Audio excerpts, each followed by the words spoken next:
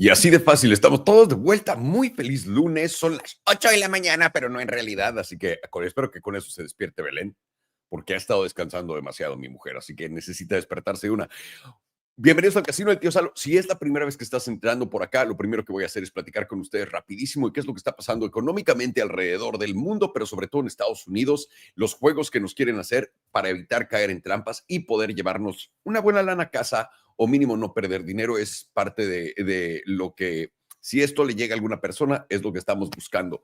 Más allá de eso, nos gusta leer las noticias como lo que son, narrativas, y analizar el mercado de una forma diferente. No te estoy diciendo que estemos correctos por acá, pero te estoy diciendo que mínimo te voy a hacer pensar de otra forma o de ver las cosas de otra forma y ya después tú puedes deducir todo lo que gustes. De ahí vamos a pasar, después de estos 20 minutitos, 10 minutitos, lo que sea, vamos a pasar a analizar precios como el precio de Bitcoin, de cualquier criptomoneda o acciones, que es lo que hacemos en el Casino del Tío Salo. Así que bienvenidos todos. Muy, muy feliz mañana, feliz lunes. Vamos a empezar esta semana con absolutamente todo. Pero antes de decirles qué es lo que está pasando, me habían preguntado muchísimos de ustedes. Vean nada más esta belleza. Mi pelo, honestamente, se me estaba cayendo cabrón. Me dio un hongo en Texas porque me fui a cortar el pelo. Y con mi gran suerte, por supuesto que las máquinas o lo que hayan usado en mi cabeza me pegó un hongo mejor de los de Mario Bros, ¿ok? Y me salió caspa y no se me quitaba la caspa. Usé Head and Shoulders, usé los shampoos esos con medicina, todo lo que te imagines, no se me quitó.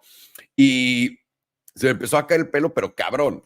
Y ya llegué al punto de, bueno, pues ya quedé, voy a hacer uno de esos viejitos sin pelo. Les voy a enseñar esto para que lo puedan ver rápidamente. Los voy a llevar a KAX, donde pueden ver exactamente lo que estoy hablando. 5 semanas de usar cebolla, damas y caballeros. Les dejo el antes. Ahora, lo blanco en esto es la cebolla tenía como unos chunks que ya no lo tenemos. Y el después.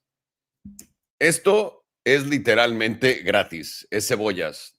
Solamente jugo de cebolla. Y está en este post en X para que lo puedan encontrar.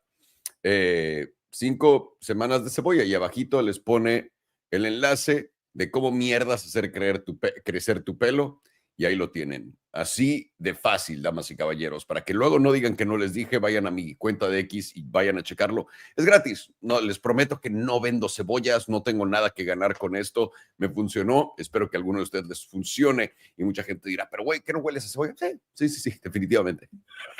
Pero ¿saben qué también? Tengo mi pelo de vuelta y no tengo caspa. Así que tienes que medirle. Ok, ¿qué es lo que está pasando? Estamos hablando de literalmente en la economía mundial. Sabemos perfectamente lo que está pasando en la bolsa. Altos históricos, altos históricos, altos históricos. Les prometí y les dije en el último Emprendeduros que hice con Ro, les dije, no pueden entender lo alcista que soy.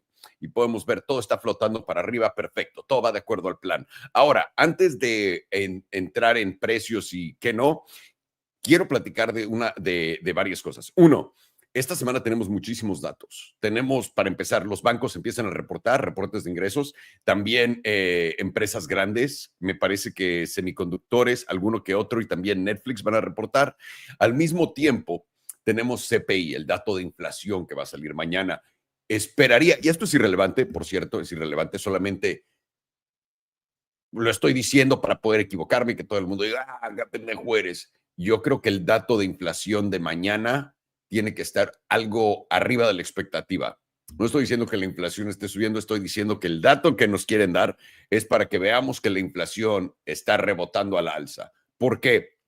Porque están creando este entorno donde todo continúa. En este momento todo el mundo está acostumbrado a que si tienes más inflación, la bolsa va a subir. Y es lo que todo el mundo espera, ¿no? Y la pregunta del millón es, ¿cuántos de ustedes no están esperando a que impriman dinero? Aunque sea destrucción total económica que nos trajo a este punto donde estamos en este momento, ¿cuántos de ustedes están esperando a que impriman dinero? Y eso va a causar más inflación, eso va a hacer que el dólar caiga aún más, eso, todas las cosas que les dicen a todos ustedes. Entonces, esperando ese dato un poco más arriba, lo que yo esperaría es un flush out por ejemplo, en Bitcoin y después vamos a continuar arriba. Les he dicho, viene el dato del Producto Interno Bruto a fin de este mes, faltan menos de 15 días, damas y caballeros, y eso nos pone en una excelente posición para lo que estamos diciendo, porque la narrativa alcista continúa, se está forjando, y para que nosotros sepamos cuándo va a ser el momento de salirnos del mercado, tenemos que entender lo siguiente. No hay un precio, no hay un nivel, no hay nada lo que esté viendo más allá de la euforia de la gente. Y esta euforia, euforia suena como nombre de pueblo, ¿no? Oye, dile a Euferia que por favor saque la basura. La última vez que estuvo aquí, metió todas las cosas que estaba comiendo y apestaba el atún horrible. O sea, Euferia, por favor. Eh, Feliz lunes, feliz lunes. Eh, Nos están construyendo esta narrativa súper alcista en este momento y lo que necesitamos entender es, no hay un nivel, no hay un precio, no hay nada para predecir el futuro que nos diga cuándo va a pasar esto, pero lo que les digo es, las narrativas que continúan empujándonos hacia esta dirección continúan. Lo que sí tenemos que ver es cuando la euforia llegue al grado que todo el mundo te diga que no hay forma de que la bolsa, de que Bitcoin, de que las criptos bajen, eso es donde estamos midiendo el riesgo. Eso es lo que estamos usando. Mejor que cualquier gráfico, funciona mejor que cualquier cosa. Hemos podido navegar este año el mercado de una forma completamente diferente, solamente entendiendo la narrativa que le están vendiendo a todo el mundo. Y ahora, ¿por qué es importante entender esto? Porque lo que están jugando en este momento es algo que yo nunca había visto. Tal vez porque nunca había analizado el mercado de esta forma, pero esto es algo que yo nunca había visto. Y hay muchísima gente, y lo hemos platicado por cuánto tiempo, esperando a comprar casa. Hay mucha gente esperando a comprar coche, ¿no? Ahora todo va a bajar de precio, me estoy esperando. ¿Y qué es lo que está haciendo o qué es la narrativa que están empujando en este momento en Estados Unidos? La narrativa que están empujando en este momento en Estados Unidos es, no vamos a bajar los tipos, ya todo el mundo está ahí, ¿no? Ya están empezando a ponerse ahí. No tenemos por qué bajar tipos, probablemente un dato de inflación un poco más arriba de la expectativa ayude a esto. No vamos a bajar tipos, van a durar los tipos más arriba más tiempo que antes. Eso todo el mundo lo ve negativo para la bolsa, pero da igual. La razón por la que es importante es porque hay mucha gente que tiene cash, que está esperándose, y esto lo puse también ayer en X, que está esperando para comprar casa, que está esperando para comprar coche. Y lo que están haciendo estos cabrones es, güey, esto va a continuar tal cual. Los precios, acuérdate, porque te están también vendiendo la idea de que la inflación va a llegar. A cierto punto, estoy seguro que esta inflación va a llegar de la que nos prometieron hace casi un año. Estoy muy seguro que llegará. Pero en lo que estás esperando a que esta inflación llegue y que veas que los tipos van para arriba y te están diciendo, Ray Dalio va a salir a darte una de esas advertencias fundamentales. La deuda va a explotar a la alza. Los intereses también. ¿Quién va a comprar la deuda americana? Todas estas cosas tontas que te están vendiendo que ya han sido solucionadas. Contribuyen a este tipo de pensamientos, porque si la gente está esperando inflación, si la gente está esperando que no bajen tipos, si la gente está viendo que el mercado continúa para arriba, si la gente está a punto de ver los resultados del PIB y probablemente resultados empresariales bastante chonchos, todo el mundo que está en la esquina esperando entrar al juego ve que Ford les ha cambiado el juego, ¿no? Fue de, güey, te damos descuento de empleado, porque antes de que venga la inflación y tengamos que subir precios. Descuento de empleado duró como 3 meses y ahora se acaba el descuento de empleado. Entonces dirán, ¡ja! Ahora ya están subiendo. Pero ahora lo que están haciendo es el programa del triple cero. 0.0 de enganche, 0% de interés, que es descuento en el coche, porque Ford no puede sacar dinero mágicamente que cueste menos que los demás. Y no tienes que pagar nada, o sea, 0 pagos por 3 meses, ¿no? Entonces, lo que la gente está viendo en eso es, puta, ya no van a bajar y esta promoción está buena. Dios, los manufactureros de coches, las agencias, están hasta el tope de inventario, ¿ok? Y no lo digo solamente para la gente que quiera comprar un coche, también se los digo para la gente que quiera comprar casa. Hay una narrativa muy errónea flotando en el. Ahora, esto es, nos acostumbraron, todos ustedes, una gran cantidad de ustedes, estoy seguro, se metió y se interesó en políticas, en el mercado, en la bolsa, apenas hace 2, 3 años máximo. Y la razón por qué es porque esto se ha vuelto como uno de sus temas más de moda, ¿no? Es como este nicho, entre comillas, se volvió un nicho más de moda porque cualquier persona puede leer noticias y repetirlas. Entonces, el punto de entrada es muy bajo. Por eso estoy aquí. Por eso, donde hay un punto de entrada bajo, sabes que el tío Salo va a estar en ese lugar, en lo más bajo de toda la existencia del planeta. Y la razón por la que lo digo es porque todo el mundo que apenas está poniendo atención aprendió cómo funciona, entre comillas, también el sistema el día de hoy. Y déjenme les digo algo, no funciona así. Todo el mundo cree que porque bajen los tipos va a ocurrir lo mismo que va a ocurrir o que ocurrió en el 2020, 2021 y 2022. Todo el mundo cree que, que, que que la expansión del déficit, por ejemplo, ahorita, la expansión del déficit es que Estados Unidos se endeude más, al grado que lo pusieron en el Big Beautiful Bill. Qué hermosa cuenta. Todo el mundo cree que eso genera inflación. Genera inflación dentro de ciertas cosas cuando el dinero es barato. En este momento no lo está haciendo. ¿Ok? Y la razón por qué es el problema grande de Estados Unidos, y esto es, no sé por qué, digo, ya lo empezaron, ya hay cuentas que lo están poniendo y poco a poco, porque recuerden, si yo lo digo es teoría de conspiración, pero una vez que pasan 7 meses y que toda la gente que ha repetido las noticias una y otra vez te lo empieza a decir, ya es realidad. Entonces todavía estamos en la parte conspiranoica, pero yo empiezo a ver otras cuentas compartiendo esto. El problema grande de la deuda de Estados Unidos no, no es que va a generar más inflación, como ahora todo el mundo ya lo tienen preocupado de eso. Pónganse a pensar, ¿por qué te preocuparían por algo que están haciendo mal? ¿No? Eso es lo primero que tienes que entender de cómo funciona esto. Y lo segundo es, no, no, no funciona así porque lo que pasó en el 2020 fue que imprimieron 40% de todo el dinero. Para ponerlo sencillo, cuando bajen los tipos va a ocurrir lo que ocurrió en el 2008. En el 2008 bajaron los tipos igual que en el 2020 y los precios no subieron por años. Y la razón por qué es, en este periodo donde estamos parados ahorita, donde literalmente ya no hay demanda, destruyeron ya toda la demanda y no hay expansión de crédito tampoco, no le están dando dinero a la gente en forma de crédito, no le están dando préstamos al mismo ritmo que les estaban dando antes. Esto te pone ya en donde estamos, donde no hay nadie comprando nada, la gente está, Belén estaba platicando con una de sus amigas ayer que tiene que vender su casa, ya no le alcanza a vivir en su casa, tiene un negocio súper exitoso, tiene que despedir a no sé cuánta gente y quiere venir a platicar conmigo de no sé cuántas cosas para poder reestructurar su vida, ya no quiere hacer lo mismo que antes. Vientos, todos estamos llegando por ahí. Le digo a mi mujer, quiero que lo notes, quiero que pongas esta nota en tu cabeza. Cuando tus amigos, amigas, te empiezan a hablar y te dicen que están tronando sus negocios y que tienen que despedir a toda la gente, eso es una recesión. Esto que estás viviendo es lo que pasa. Todo el mundo cree que los bebés en la calle se prenden en llamas de la nada y que hay bombas atómicas cayendo en todos lados cuando hay una recesión. No. Y todo el mundo cree que estas recesiones son rápidas como la del 2020. No, no, no, no. Todo eso que te malacostumbraron no lo tomes tal cual. A lo que quiero llegar con esto es lo siguiente. Cuando bajen los intereses, a todo el mundo, a todos ustedes les están prometiendo que va a haber inflación y que los precios de todo van a subir. ¿Ok?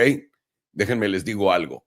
A menos de que la bajada de intereses venga acompañada de una vez más imprimir 50% de todo el dinero que existía, que no lo, a menos de que ocurra algo donde lo hagan, solamente bajando tipos, los precios de las casas van a caer en Estados Unidos. Ahora, yo sé que tu Paco favorito te dice que es imposible. Yo qué sé, de nuevo, yo solamente soy un imbécil que habla aquí en YouTube, que hizo una fortuna en bienes raíces. Pero, yo qué sé, les voy a decir esto. En el momento en que bajen tipos, todo el mundo que está atrapado en su coche y en su casa, porque hay gente atrapado en uno, en el otro o en los dos, ¿no? ¿Por qué están atrapados? Porque hay gente que compró casa como yo con un interés súper bajo, ¿no? La casa subió un chingo de precio, todas las casas también, y ahora quieren vender. El problema es que no hay compradores, porque el mismo pago de la misma casa, por más que haya subido de precio antes, era una tercera parte de lo que es ahorita. Entonces la gente no le alcanza para ir a endeudarse una vez más y pedir una hipoteca, por más que sea imagínate que compré mi casa por $1,000,000, ¿no? Y la vendí por 2. Ponte ese ejemplo. Y ahorita quiero comprar casas de 2 millones. El pago de las casas de 2 millones va a ser mucho más, pero mucho más alto del pago que tenía que hacer antes. No me alcanza. Por más que mi casa valga eso, no me alcanza. Entonces, ¿qué va a pasar? En cuanto bajen los intereses, todo el mundo va a salir, va a tener esta genia idea. Voy a vender ahora que los precios están bien. Y el inventario, porque ya el inventario está creciendo. Cuando caiga por completo, tíos, va a haber tantas casas a la venta que no hay manera de explicarles cómo esto no va a subir, esto va a caer. Y lo mismo va a pasar con los coches.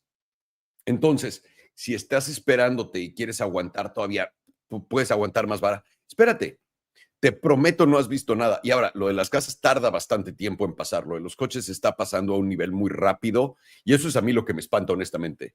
Donde yo nunca en mi vida había visto lo que estamos viendo ahorita, de que todo bien, todo bien, todo bien, pito. Nunca había visto eso. Entonces, solamente quiero que no se distraigan, que no les quiten los ojos del premio, estén enfocados y también sepan que ahí vamos con nuestros máximos históricos para un final de blow up top. Y recuerden, Bitcoin está liderando el mercado. Si Bitcoin está haciendo aún más altos históricos, el mercado tiene que regresar a ser aún más altos históricos. Entonces, ahí es donde tenemos que poner atención todos nosotros. Se viene el resultado del PIB. Todo viene perfectamente de acuerdo al plan y vamos a continuar. Con eso dicho, quiero invitarlos a todos ustedes a que se den una vuelta a nuestro Discord de Elite Trading Academy. Ya somos más de 10,000 cabrones en esto. ¿Ok? Dense una mega vuelta para toda la gente que quiere aprender trading. Vale la pena muchísimo entrar a nuestro Discord. Es completamente gratis. La razón por qué es por este chat general. El chat general es la leche, es las tetas de la vaca. Y la razón por qué es porque aquí hay mucha gente que, como tú, también están intentando hacer dinero y sacándole lana al mercado. Qué mejor que poder rodearte de gente que está intentando hacer lo mismo que tú y ver diferentes perspectivas para poder entender todo y también para poder darle más profundidad a tu análisis. También caigan por acá, tienen los análisis de Alex, acá les está diciendo todo. Ahora, para mucha gente esto es difícil de seguir. La razón por qué es porque no hablan el lenguaje de Alex. A mí me tomó bastante trabajo y también el de Farhan, de cuando están hablando de esto. La razón por la que no hablamos su lenguaje es porque tal vez no entendemos todos los conceptos en trading que ellos entienden y ellos hablan como si tú lo entendieras. Así que si no has tenido chance y estás entrando a nuestro Discord, etcétera, asegúrate de también checar Criptolingo por acá, donde también tenemos explicaciones fáciles de abreviaciones y de cosas así, pero si en sí no entiendes los conceptos, de corazón recomiendo el curso. Eso te va a enseñar a hablar el lenguaje de estos güeyes. No tienes que hacer nada más. Con eso te va a quedar del otro lado. Tienes nuestro chat general, tienes también, vengan a compartir cuánta lana están haciendo, brother. 303%, qué mamada. Gato Milón, 184% en un buen long. Es que sí nos aventamos buenos longs este fin de semana. Ayer la profecía del tío Salo. Le digo en la mañana a estos güeyes, a Alex y a Pagan, güey, creo que hoy Bitcoin va a llegar a 100, va a romper los 120,000. Estábamos ya como en 119,500. Me dicen, sí, güey, estamos ya como a $500, tiene sentido. Y hoy, ¿qué pasó? Les digo, la profecía del gran tío Salo se cumplió y creo que no entendieron que era una broma. En fin, 184%, un 84%, nada mal, un 13%, tío, bastante bien, 188%, tíos. Bien, 264%. Esto, no seas mamón, no seas mentiroso.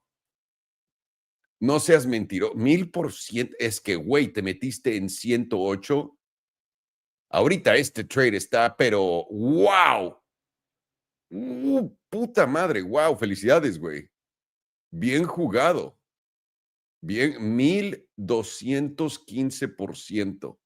Yo necesito uno de estos trades. Por favor. Se lo suplico. 1,200, 300, 500%. Bien hecho. Oigan, invítenme a este pedo, no sean así, ¿no? Qué cabrón. También, por cierto, Si quieren aprender a tradear con nosotros, y antes de eso, deberían en realidad de enseñarles por acá el torneo. Ya acabó el torneo de BTCC, espérame. Checamos esto, a ver cuánto tiempo nos queda. Falta 1 minuto y 39 segundos. No, ya se cerró. Ok, ya se cerró. El torneo de BTCC, ahí lo tenían. También, si quieren aprender a tradear futuros y quieren usar uno de nuestros exchanges, que es súper fácil, obviamente también es gratis usarlo, ahí vas a tradear y vas a usar tu dinero. Vengan a Tutos en nuestro sitio web, que también está aquí en la descripción de abajo. Dense una vuelta en cómo tradear en Bluffing. Bluffing es nuestro exchange de solamente criptomonedas, donde tradeamos futuros. Te enseñamos cómo funciona absolutamente todo de principio a fin. Vengan, registrate. Aquí está la página también, el enlace. En 5 minutos ves cómo fondear la cuenta, cómo se usa el exchange, cómo abrir un loan, cómo abrir un short, todo eso. Y acá es la página, el enlace directo. Y también tenemos BTCC, donde también puedes usar acciones tokenizadas encima de todas las criptomonedas, por si gustan. Pero sin más ni más, damas y caballeros, les doy la bienvenida a Alex y a Farhan. Vamos a darle con todo el día de hoy. Good morning, boys. Buenos dias, muchachos. Finally hit you with a buenos dias. It's been a minute. It's been a motherfucker. It's fine getting in. Getting Yeah. back to myself. Getting back to myself. Good, good. I saw 2 things that would make me also get back to myself yesterday on a picture that you sent. But I saw those two 2 massive things will not be talked about. Yeah, those are massive reasons for me to feel fine too. But Big reasons. what's going on with the corn boys? Wait, by the way, the super mythical prediction that Bitcoin was going to break $120,000 this weekend, because I said it I think yesterday or the day before on the chat, I was like, it feels like Bitcoin's going to break $120,000. And one of you guys replies, yeah, it's like $500 away. I was like, yeah, whatever. So this morning I was like, the mythical prediction, I don't know if it was clear that it was a joke, because it was so stupidly close. But it happened. My second favorite one that 99% of people don't seem to recognize as a joke. When you say like, oh, Bitcoin is trading at $99,499. Next is $99,500. And no one gets it. Of course, you fucking idiot. Of course, people have to fight you for everything. Let's see what's going on with the Bitcoin. Alex, you shared your chart. Let's put it up here. Yeah. I think your internet is shit, though. Let's check it out. Yeah. You're having some internet problems, sir. Is it? Farhan's is working. Yeah, are you guys on different networks? No, same one. Maybe his VPN's on?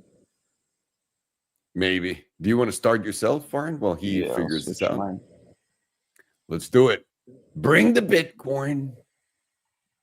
Where's the Bitcoin? Hey, finding your Bitcoin. Hold on. There it is. Nice. Hang on. All right, cool. Hang on. I'm going to use, we're going to do Farhan's first, just to make sure that you have stability on your connection, sir. Because otherwise it's going to be, yeah, I'll just keep checking on your side. Yeah, you please start. I'll start with the 5-day on Bitcoin. This is where the majority of my analysis is going to be coming from. So right now, if you look at the 5-day, we do see BBWP finally giving us that volatility expansion that we've been looking for the past, I don't know how many weeks now, where we've been chilling with this extreme lows in volatility. We even went lower than extreme lows. We went all the way down to 2 periods of 0% volatility.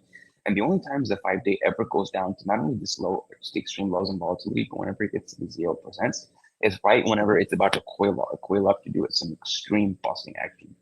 Sure, volatility doesn't tell you which direction it's going to go. It usually tells you that you're about to get a very powerful move. But if you look at the history of over these last 5-day setups, basically every single one of them that's been happening within a bull market has been going off to the upside. The last one that we've had that's fired off to the downside was all the way back in January of somewhere around the beginning of this year, whenever we went all the way down from about $108,000 towards about $74,000.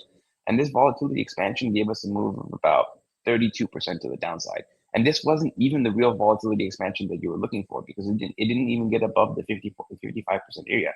The real volatility expansion are these moves that we've only seen to the upside so far. And right now, momentum is freshly flipped to the upside.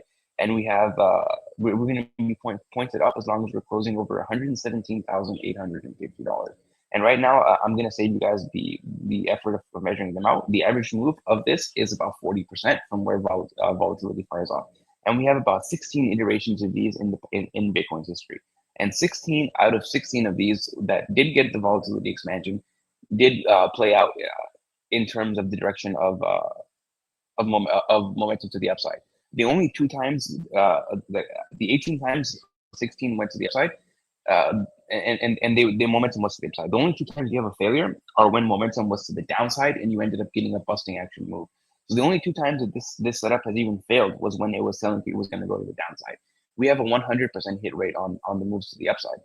And if we were to take volatility expansion from this point here, take it from this candle and just do a roughly 40% from here. It says this is assuming closes here.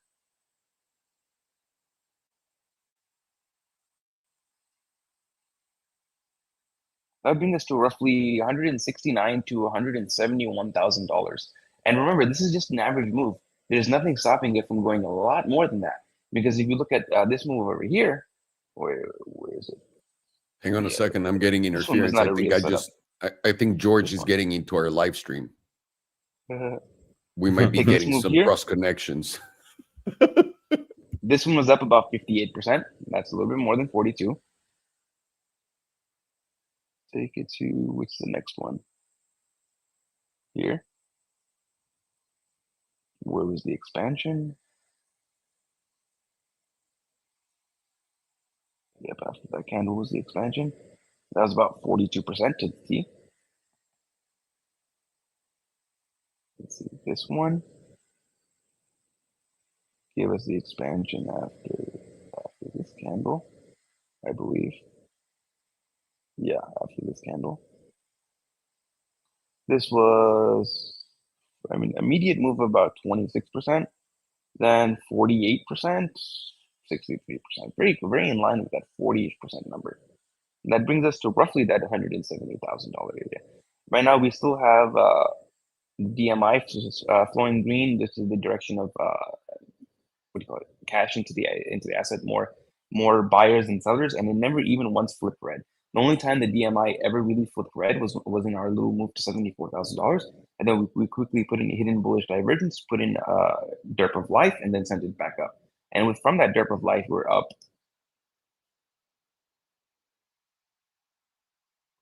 about 44%. Pretty good. Now we'll go up a little bit. Weekly. Weekly is also positioned freshly to the upside.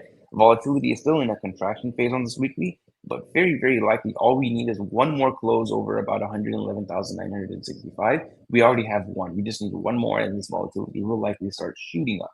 And right now we've seen a move up so far of about, on the short term, we've seen a move up of almost 13%, and volatility still has not even started to expand yet.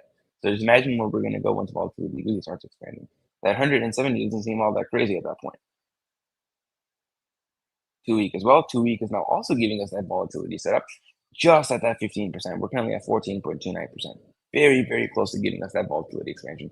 And right now, if the volatility does give us expansion, momentum is pointed to the upside. And it's pointed up as long as we're closing over 113,450. We're like $8,000 above this level right now. This is extremely bullish. And if we were to see just what kind of other targets we can get based on a fib, draw that from the high to the low, and see if it lines up with any of our other significant numbers. Takes us right around that $130,000 area. Keep that number in mind. If we look at the last volatility expansion on the 2 week, was right around here. We had volatility expansion confirmed after, which one was it? I believe it was that candle. Take it up. We got to move up about 57% to the upside. We haven't quite gotten the volatility expansion just yet, so we have to assume that it's going to happen somewhere around here. Probably could happen even higher. Take it 57% to 60%. That's a high number. I got to zoom out. These are where the George numbers are really coming in. Brings us to a range of about $188,000 to about $195,000. $200,000 anyone? At that point, we're almost certainly going to hit 200K. But as of right now, I'm not calling any of these numbers. The only number I'm even looking at right now is 124, and we will get to that in a setup after this. Monthly is also now confirmed on that volatility expansion on this last monthly close. It dipped slightly below the 15%, but then quickly recovered back above it, never giving us the closure, invalidating the monthly setup. Monthly setup is now strongly firing off. And the monthly setup, unlike the 5-day setup, does have a 100% hit rate of both directions. The 5-day setup does have 2 failures to the downside. The monthly setup has 0 failures. 100% hit rate of firing off in the direction of momentum. Of course, it's not always going to be 100%. It's impossible for something to be 100% forever. But as of right now, it is 100%, and we have another tick in favor of the 100% because we are currently going in favor of momentum. Momentum is currently pointed up. As long as we're closing over $103,450, we are about $18,000 above this number right now. And if we see how much we've gone up from the point of volatility expansion, let's see, expanded after this candle. So we've gone up so far about 30% to the upside. This monthly setup gives us usually somewhere between a 60% to a 100% move. Take a 60% move, that brings us to roughly $152,000. A 100% move, I don't think we need to 94 to 100%, you just double it. That's $188,000. Same number we got before. The quarterly is now also still strongly positioned to the upside, with volatility still expanding from the lowest level we've ever had, and we're going to be pointed up as long as we're over $108,250. Now we will get to a different setup. We go to the HPDR.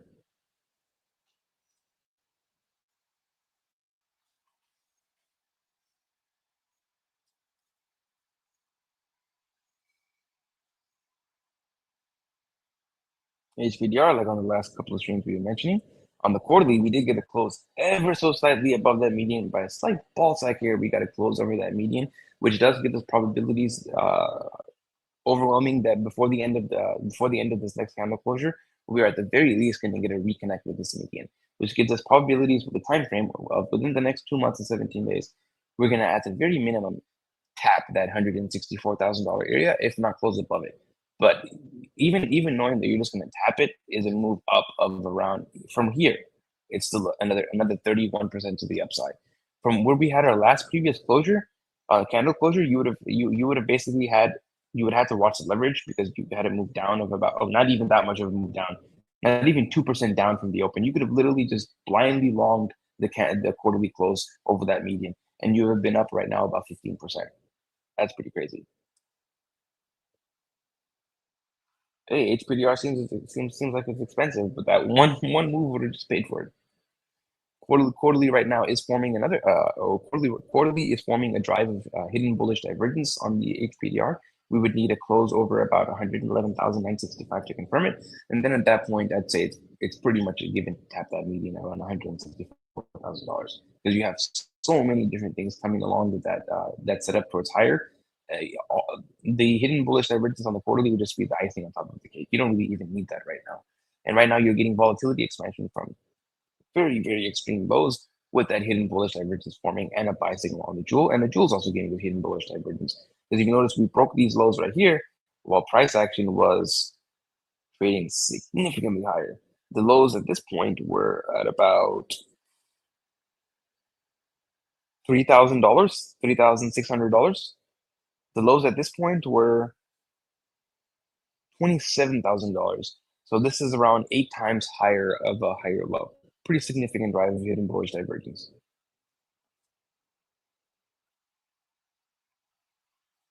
Some data on there. Well, it's somewhat some data on here. 6 months also now starting to flip up on momentum, getting out of the bearish control zone. This is the first time momentum has gotten out of the bearish control zone on the 6 month since it's ever so slightly tried to in 2020. The entire 2021 bull market, we did not get out of the bearish control zone. Is that not crazy to rationalize? While Bitcoin was going up from $3,000 to $60,000, we did not leave the bearish control zone. This is the only time that we've left the bearish control zone since about the 2017 cycle, where we did multiple X's in about a couple of weeks. We did, I think, around $3,000 or $4,000 to $20,000 in about a month and a half or 2 months. So kind of crazy to see that alongside some targets of around $188,000 to $200,000. And right now, we are getting back over that 38.2% on that 6 month, which is right now about $107,800. And that would give us a natural target of hitting the median, which is going to move, but we have about 5 months before that median moves. Long time. And the median right now is over $200,000. It's at $213,000. The only thing this really tells you, it doesn't tell you that you're going to tap this area. It just tells you that if you're going to move to the median within this next candle closure, that would take you to $212,000.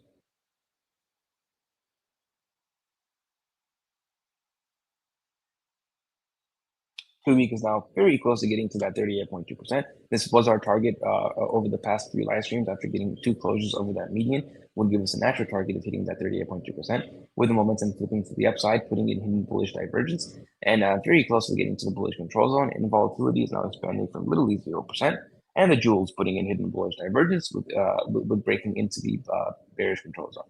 I mean the bullish control zone. And that was basically invalidating the bearish cross with the pink crossing below the yellow. It's basically a formality now, waiting for that to be invalidated because we've gotten solid closures of the median. Right now, our next level of resistance is right around that $130,000 area that we saw before, lying right up with that 38.2%. And around that 38.2%, even if we're going to be the most bullish, we should at the very least see a slight rejection from it. Something like we saw over here. Even when we were bullish, we saw some slight rejections, and then we busted on through it. And my next target above that 130s is somewhere around that mid 140s area, which taps the 50%. This is where we found our previous local top, right around that $105,000 area, was right around that 50%. And that 50% right now sits at about $145,000. Our next level is the 61.8%, which is closer to that $180,000 target.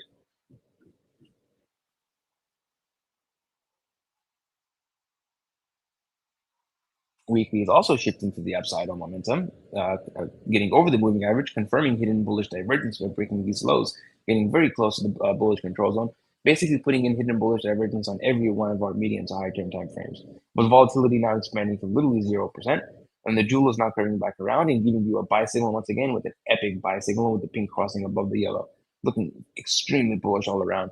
On this last weekly close, we did get a close over the median, and we got a close solidly over the median. I was hoping for a little retest of the median, but we didn't get that. Basically, during these up only, these busting action moves, we just really go up only. We don't get any retest of these major support levels, and we don't give any bulls an opportunity to get in on the longs. We just send it straight up. And right now, the next support resistance level is at that same $130,000 area.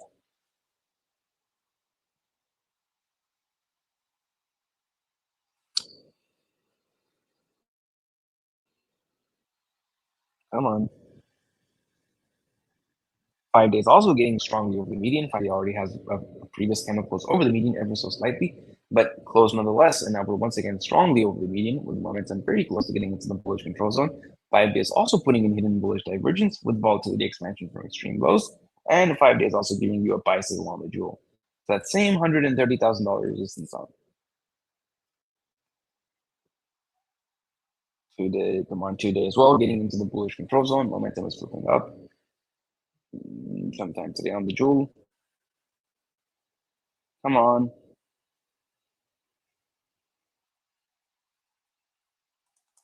Well then.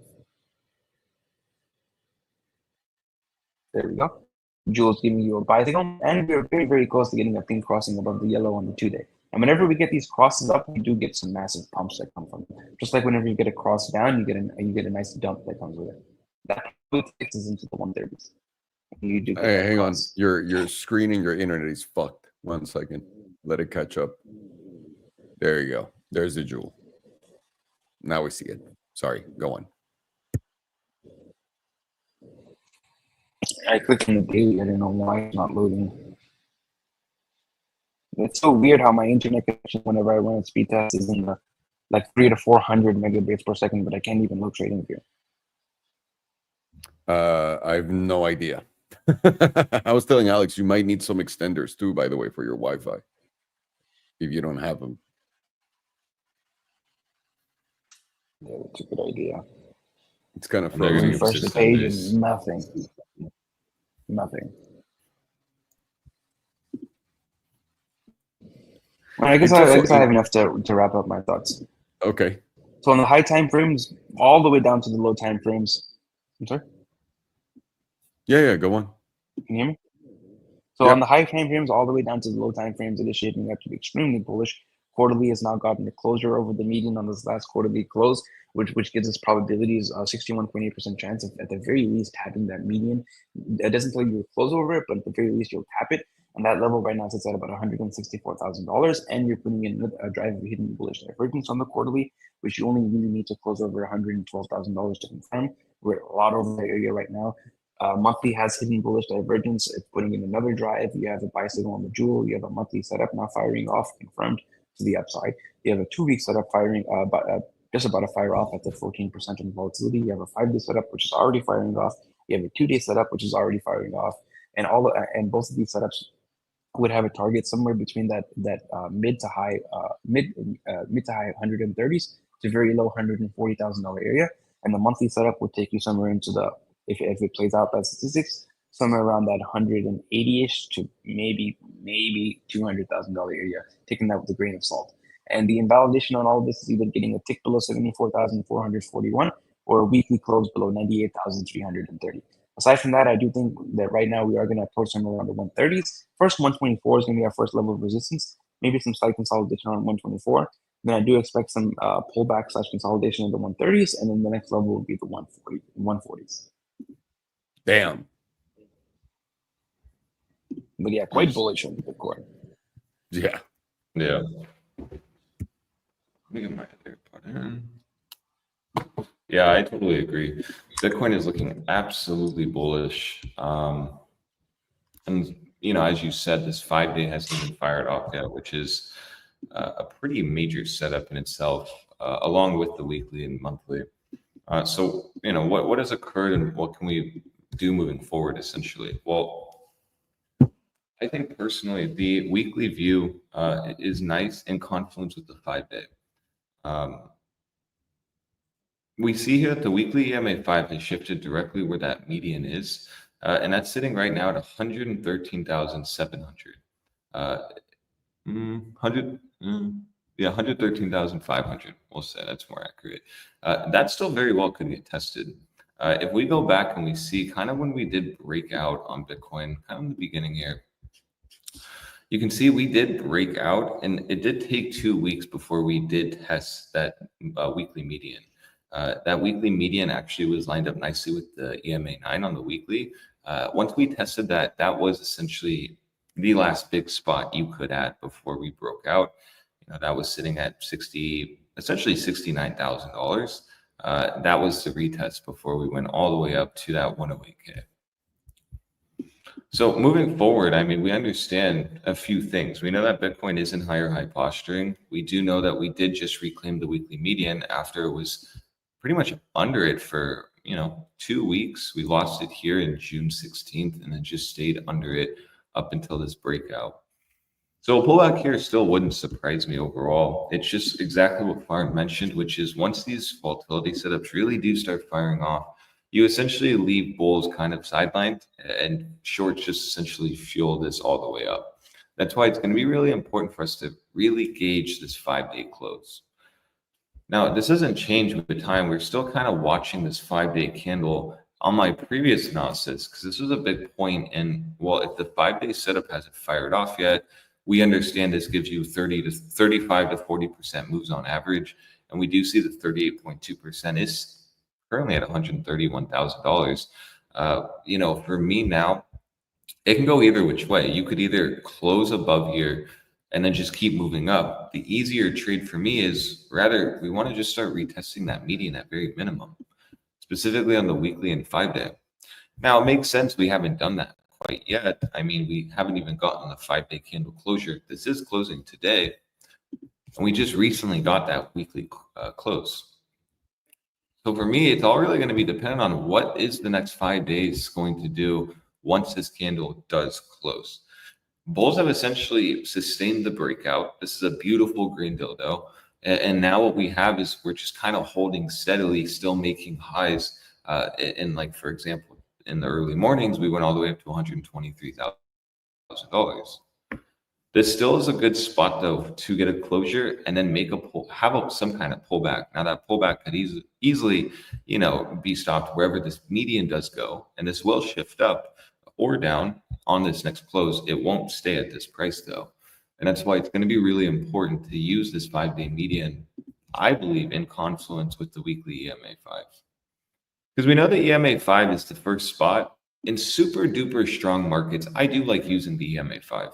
Because often, more than not, that is what's going to hold us before even testing the 9.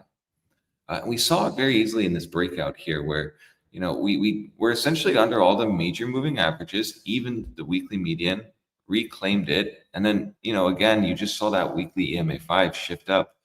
This is what caught price before even the 9 did. And then this is essentially, this low is what led to a very nice 10% candle. And then so forth, the all-time high. So, the EMA 5 on the weekly in confluence with the median is an interesting point of view. It's going to get more interesting though once we actually get that 5-day close, because, the 5-day setup is still very valid as Farn talked about, and that's a big one. The 5-day not firing off tells me that even what we've seen now hasn't even been the real true volatility that's brewing as seen here on this 5-day. Now, we are now above the major moving average. We are about to get the closure above it, but we're still not breaking out above 15%. So it's going to be really important to watch this. We've seen, chop before in this 5-day, and I hope this doesn't occur, but, when we were over here, we did see lots of chop with this 5-day. It started to look like it was about to expand. It started to reset on this dump. And then here it started to look like it was going to expand, and then again started to reset. And it wasn't until we reset it ever so slightly here, where we went under 15%, went to about that 12.94%, where we actually got the breakout. This 5-day expansion actually did play out, leading to a very nice move. This was, as Farn mentioned, that, really this overshot and went 62% from expansion. So if you feel like you have FOMO or like you've missed the move or like this is already just, Bitcoin's already just doing its thing, the 5-day definitely tells you that you haven't missed the move. We're very close to whatever major move is coming, i.e. a breakout or breakdown. And statistically, this should be a breakout. So for me, we just should play what we know, which is, okay, well, we have an all-time high. We see that. That's represented here. I'll make this a red line. We also know that the 5-day median was solidly under. I mean, we were under the 5-day median for a while. Once it got lost here in June, we just stayed under it, rejected it here. It really wasn't until we reclaimed it on the last 5-day candle. Yeah, we reclaimed it here, shifted up, we moved up. We understood that 5-day median does like to get hit. Now we're actually breaking above it. I just think it's going to be really crucial to watch kind of the reaction around there, because even so, when we were in the low 80s, we did still get a pullback. We saw that median shift up and moved up closer to the mean line here. We didn't directly hit it, but we still formed a mini range, 10 days of just chop. We couldn't fully hit the median. So again, you're not always going to get the easy trades, but you still shouldn't be betting on a front runnable event and front running your triggers, because that makes it often very hard. And often if you are going to front run something, just similar to when we bigly broke out here, you still form somewhat of a range that kind of on the lower time frame showed you that. So that's kind of what I'm watching. I mean, we have higher high. So like, I don't like to aggressively long higher highs. Does that mean that you just shouldn't trade this volatility? No. And I like that the 4-hour has been holding the 9, because this honestly gives a pretty nice example. So we represented the shooting star last stream. This just told me most likely a little pullback. This doesn't mean anything that we've macro topped. It doesn't mean anything more than this could lead to a pullback. And it did. We went all the way down. We went to the 5 and we bounced. We were unable though to take this out, leading to that EMA 9 zone that we wanted to get hit. We talked about here. The last reaction was here where, we broke out. We didn't really test the EMA 9. Once we actually hit it, this is what expanded us up. So going on around this region, we identified this 4-hour shooting star leading to the pullback, watching the 4-hour EMA 9. We understood that if this 4-hour EMA9 gets lost, this could end up leading us to a bigger pullback, which all that would just be another retest and possibly another higher low on the weekly. What we see is the EMA9 held beautifully here. And once you actually hit that, that is what sparked the nice move up to a new all-time high within this range. So this lower time frame, when people say markets are in easy mode, what do they mean by that? Well, markets are in easy mode. When you're holding a 4-hour EMA9 like this, consistently making higher lows, it just means that you can literally adhere to the trend, long here, stop here. That simple trade led to, a very nice 5% gain almost. That's what people mean when markets are in easy mode. And they are currently. They are currently in easy mode. But we also know that like the 12-hour EMA9 will eventually get tested. And that is currently lined up nicely with the median. We are pressing against 38.2%. So now you can gauge this, which is once you actually take out this high, the previous 12-hour high at $123,000, this will be in breakout mode. Next target will be around $125,000. But still here, you very well could get that pullback. Very, very healthy pullback, would not be bearish at all. And even coming in and testing the median could be the fuel that actually breaks you to new highs. The point I'm trying to bring on in lower time frames is that even if you're a bear, there's nothing to be bearish on even the lower time frames. And even if you're gauging pullbacks now, you should be looking at that as potentially grinding out a higher low, retesting potentially the weekly EMA5, and and if not lower, maybe even SR flipping like we originally wanted here when we tested. I'll go to the daily. When we retested here, July 9th high, this July 3rd high right here essentially flipped into support, unable to actually retest 109.3. So that very well could get tested as well, as long as, right, you're not taking out, we go to the weekly, you're just not taking out essentially this last major low, which was formed on June 30th. This still could put in a higher low anywhere around that. It could go all the way down to here, it could go all the way down to here, and then bounce, still would be a higher low. And so that, puts it in a perspective of you very easily can play lower time frame. Moving averages, they've been playing out nicely. As soon as you start getting some weakness, which will be, once this 4-hour EMA9 gets lost, either that or once the 12-hour EMA9 gets lost, which again, we haven't even retested it since we've broken out. If you see here, haven't tested it since $110,000. Then that could be a bigger, sign that, yeah, we're going to then put in that weekly higher low, 5-day higher low, potentially, maybe even SR flipping that 109.3 that we were watching within this range for a very, very long time. Or we just keep breaking out. I mean, if this 5-day, let's say, shifts this median more up and we go on for a shallow pullback and that just kind of catches price, similar to what we saw when the daily broke out, which was the daily broke out. We didn't go to the meme line. Why? Because we see the median is what caught us here before breaking out. Very well could happen on the 5-day. And that is why I'm really paying attention to this 5-day, because this 5-day is going to, in my opinion, kind of guide us into the new week, into this month. And we can very well get positioned. While most are getting positioned here, here, and here, we at very minimum know that the median right now is at $116,000. That does line up nicely with the weekly EMA5. So if you did end up getting that pullback to around that 115, 116, this would take out late longs. This could just be a higher low. We still get our entry, and then we can have a more logical risk, because if you're longing here, where's your risk?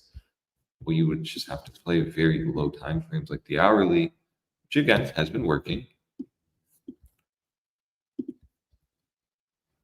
We not turn that off. Yeah, here. This is just the hourly to put in perspective. Definitely has been working. I don't know. Okay. It's as simple as, okay, you lost a 9, you go to the 21, you've lost a 21, you go to the hourly 34 holds. If that doesn't hold, you're going to go to the 100. And that's what literally you reclaim the 9. This gave you a long trigger. You held it, you threw it back, and you broke out. Very, very simple on the lower time frames. But it won't always be that way, you know, and that's why we just want to always stick to what we know and play more of the higher time frame trend. And even looking at the daily now, epic breakout. Let me clean this up.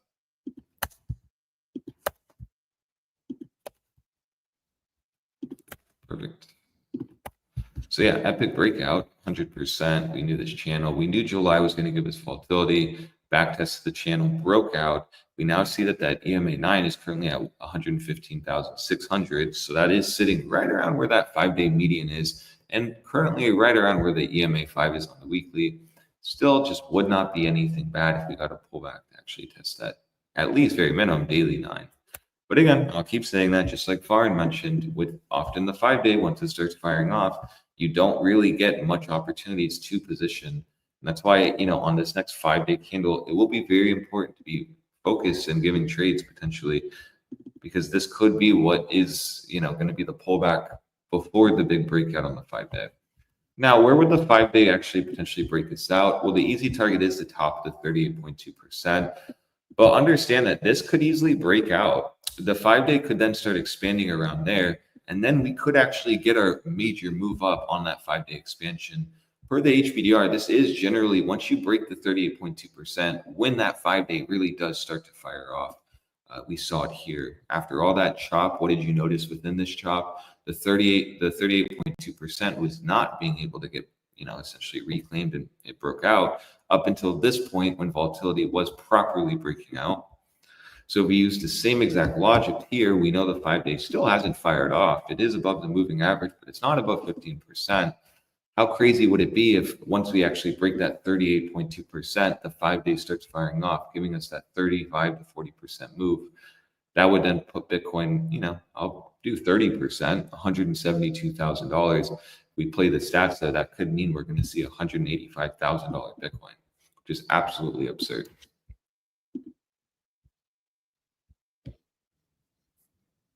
Closer to the weekly 78.6%.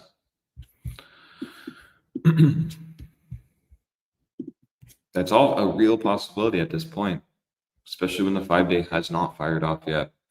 You are getting a nice confluence of $130,000 to $131,000 as a target. You have the 5-day top of the 38.2%. But you also have the 2-week. And the 2-week is quite interesting because this is actually very close to giving us a setup. Along with the 5-day, they both could play in confluence with each other, which would be pretty epic. The 2-week is a very big setup as well. And I mean, simply speaking, the last 2-week setup we had was right around here, where we essentially went from $69,000 to the all-time high. Excuse me. And the craziest part about this move was that volatility only did go to, 64%, didn't even reach the full, at least 80% region. We have seen this at extremes before.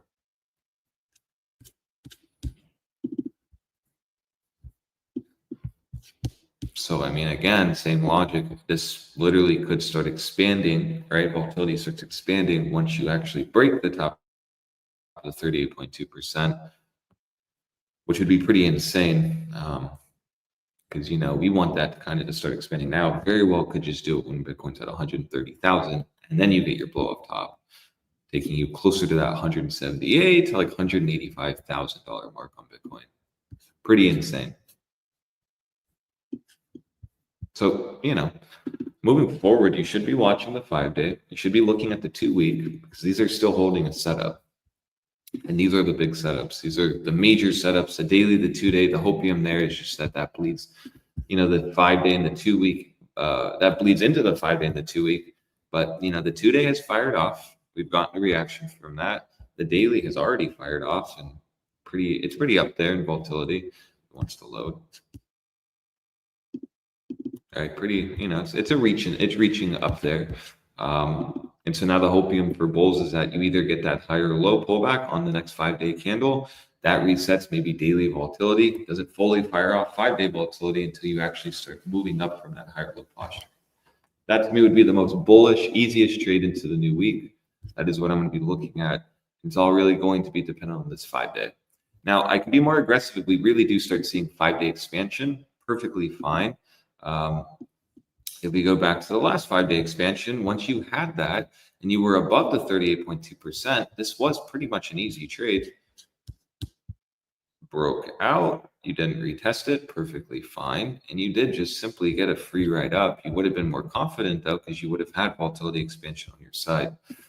Above all major moving averages, above the median, breaking out of the 38.2%. It was like a blind long here, and that still would have blindly longing given you a 30% move. So no FOMO here, none. And if you do get that pullback, and it's a multi-$1,000 pullback at this point, I'm not going to be looking at that as anything more than potentially a higher low and a major opportunity before testing 130,000, if not higher. Let's go to the yearly.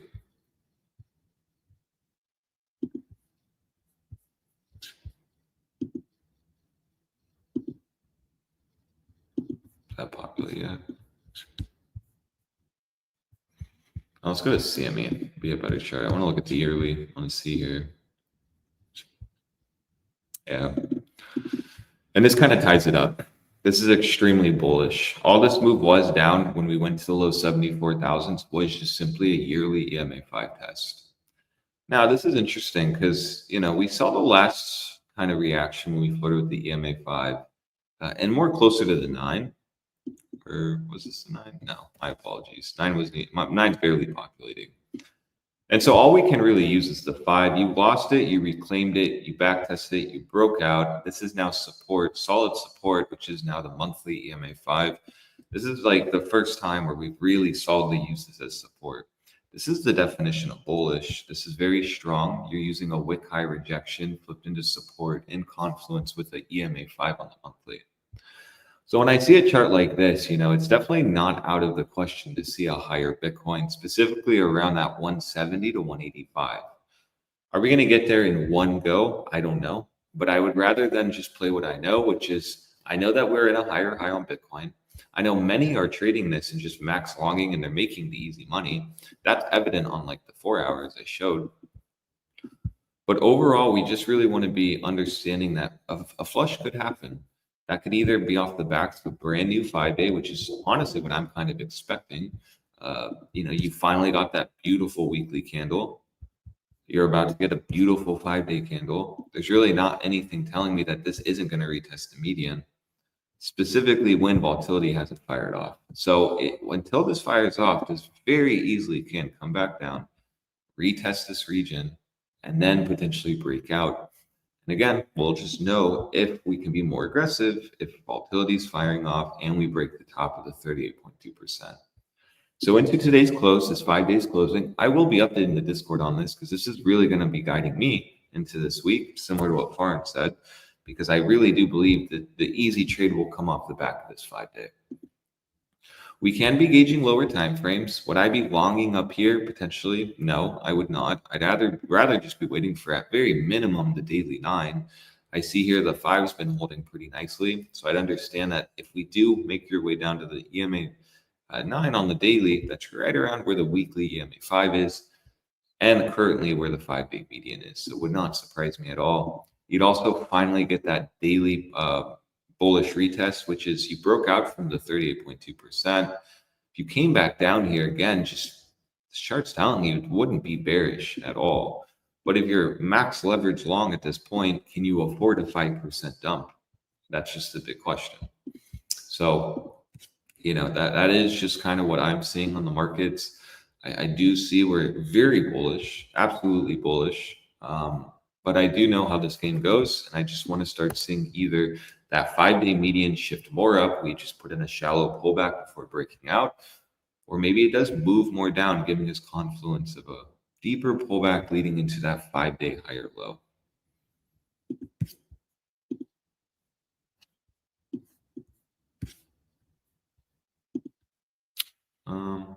I'd say if you start losing the 34 on 2 to 3 candle closures, that'll give you confluence of going up to the 100. Until then, what you don't want to do is just be fueling this move up by aggressively shorting, taking the counter trade, which is hard. I haven't opened any new shorts up until I got invalidated on that 5-day breakout here. Once we took out that high, I was out of shorts and I haven't been positioned long because I didn't get long at the 1098. Perfectly fine. Rather, I'm just going to be waiting into this new 5-day and trading with the Academy. Because, it's really nice when you get volatility. It doesn't really, like, the thing with like FOMO and positioning is, as long as you have volatility, you don't really like, and your risk is set, and you don't need to be worrying too much about positioning, but rather just having logical risk measurements. So for me, my whole trading idea into this week is playing the trend and playing what I know. And I'm not going to be comfortably longing $120,000 Bitcoin when at very minimum I see the 5-day median is sitting at 115,000, along with the weekly EMA5 and so forth. That just tells me that, well, even if we did put in a bullish retest, it still would be a 4% move down. So rather than Mike aggressively trying to catch a short, no, I'm just waiting to see if we start breaking down on the lower time frames to really guide my bias on maybe a deeper pullback, filling my longs. But even on this 2-hour view, when we talked about the 2-hour last stream, we've simply just been holding above the 9 and the 21. So until you actually like start breaking down, even on like an hourly 2-hour, and specifically the 4-hour, I just don't see any reason to be aggressively shorting, but rather just prepping for either a major long or playing very low time frame, trend, which is simply based on like the 4-hour. Okay, trend shift, higher low, exactly at the 9. Simply could have caught a nice breakout move here, could have sold here, and now you're just gauging another higher low right at the 4-hour 9. It can be just that simple, because it's literally been that simple. You're just making higher lows at the 4-hour 9, higher low at the 4-hour 9, higher low at the 4-hour 9. So are we about to do that again? Possibly. And that is why we are in easy money mode, because we are finally getting volatility after being in a multi-week range, which was not fun. But if you did make money in that range, congratulations, that was the hard trading. We are now approaching a new environment where, easy trading is about to occur. And similar to what we saw here back in January, February, March of 2024, where you essentially just made green dildos. But even in the beginning of this rally, you still had some chop. You still made a little bit of a range, and you still were able to position well. So there is, again, just no reason why you think at this point that we're going to go up to $200,000 on Bitcoin when the 5-day hasn't even fired off yet, and the 15-day hasn't even fired off yet. Very close to, though, but this is also closing today. Let's check the median on this one. And that median is sitting right now at $106,000. So this very well could move up or keep moving down. But what I do notice here again is we still see the top of the 38.2% at $132,000. 3 different time frames showing you that $130,000 to $132,000 region. It's just more, are we going to get that pullback higher low first, or are we just going to literally give longs an easy trade and go up for there and potentially even break out at that point? So that's kind of nice. The 15-day is also closing today with the 5-day. And yeah, that's all I have on Bitcoin. We'll look at tether dominance now. Very fun market overall, very cool. And it's always nice when you're getting volatility, because it really can be just that simple. We do see the median here on the monthlies at 145, basically $146,000. So no matter how you look at it, Bitcoin is looking very strong. It's just more, the pullback is to get positioned. And that's kind of what I'm gauging. I don't think this is the environment to be shorting. Rather so, I do think that's what's going to fuel this move up, is the constant baiting of shorts, similar to exactly what we saw in the 4-hour. It was a very easy shooting star, gave you a very easy invalidation. You did end up going down. I mean, almost 1%. But again, just no breakdown. Nothing actually occurred. You didn't even take this trend out on the 4-hour. All this was a higher low before another higher high. So just understand that this market is in favor of longs currently. Bulls are in control, but it does not mean that you can't get nice sizable pullbacks leading to higher lows and bullish retests. So for me, a 5% pullback from here would not surprise me. But again, there's really nothing telling me quite yet that is going to occur. We need more closures, which gives us more data, and then that can give us more confidence. Beautiful. So we do see, let's go to the daily here, that SMA 200 was our trigger. We then rejected it. And so, that was a big spot. Anytime we go under the SMA 200, generally does lead to downside moves, which is the inverse correlation on Bitcoin, which leads to the green dildos up. We do see that we've broken down. We've made a new low today. We're at the 88.3%. For me, my next technical target is around the 3.99%. So that could correlate to maybe $131,000 on Bitcoin if we end up going for that first. We do know the 5-day is closing today, and this is right at the bottom of the 38.2%. Now, this is important because we still have a 5-day setup. And what are you noticing on this 5-day? It is not as close it's not as close like Bitcoin is to firing off. But we are here at the bottom of the range now. If you lose this 38.2%, there's your breakdown, but we are still at the bottom of it. Now, let's see the last time we lost it. Here we had a nice dump down. We actually hit it exactly to the T, and then from there we had a nice mean reversion bounce. This bounce created a lower high on the 5-day before we ended up breaking down, giving you that lower low. This is when it started to chop, and we started to just play between that 5-day EMA 9. Some reclaims would take you to the 34, but the 34 and the 5-day would always reject you down. This evening star was essentially made after you wicked up and hit the 5-day EMA 100, leading to the breakdown. So if this scenario plays out again, that could easily mean that you are going to get your lower high within this week. This is going to bounce, and you are potentially going to come up to that 4.69% before rejecting. All that would seriously be is just a lower high, and all that would be Bitcoin, which is simply be a higher low. Exactly what we want to position. If this does occur, I at least can have some risk managed right around here, if not this actual wick low, which is holding our last higher low, specifically on the weekly here. Let me clean that up right here, this last major low. So, because if we end up breaking down, going under that EMA 9 on the weekly, losing 109.3, yeah, you're going to come and test this channel again. But in my experience, once you break away, you don't really want to start coming back down to here. That'll be a cause of concern. You'll already be concerned though if you start losing 109.3. That's still my criteria. If you start getting dailies that bleed into the 5-day and weekly back under 109.3, you just officially lost the weekly 9. You're now back within this range, which we did see the range would take you right back to about 103.1. And that would be a big cause of concern for me if that 5-day volatility doesn't fire up. Until then, very easily could give you a pullback into this week. I'm not aggressively longing Bitcoin. I'm waiting for my trigger. I'm really to be allowed to trade this range. I need my risk to be set. And that's really it. I mean, all move up to the 4.69% could easily just mean that you're going to bounce off the 5%, the 5-day, like I showed, move up, test the EMA 9 on the weekly, or even the 5. And this very well could just leave a nasty wick rejection, falling back under the 38.2% before breaking down to the 4, if not lower around the 3.79%. Very easily can do that though. I really just want to stress that. Very easily can eventually get some kind of structure here, which all that would just be is a higher low. And I really do think it's going to come off the back of this new 5-day. So again, if we start losing this 38.2% today, okay, then this could then start giving me confidence that, yeah, maybe we are going to test $131,000 first, and we can just keep playing the 4-hour trend.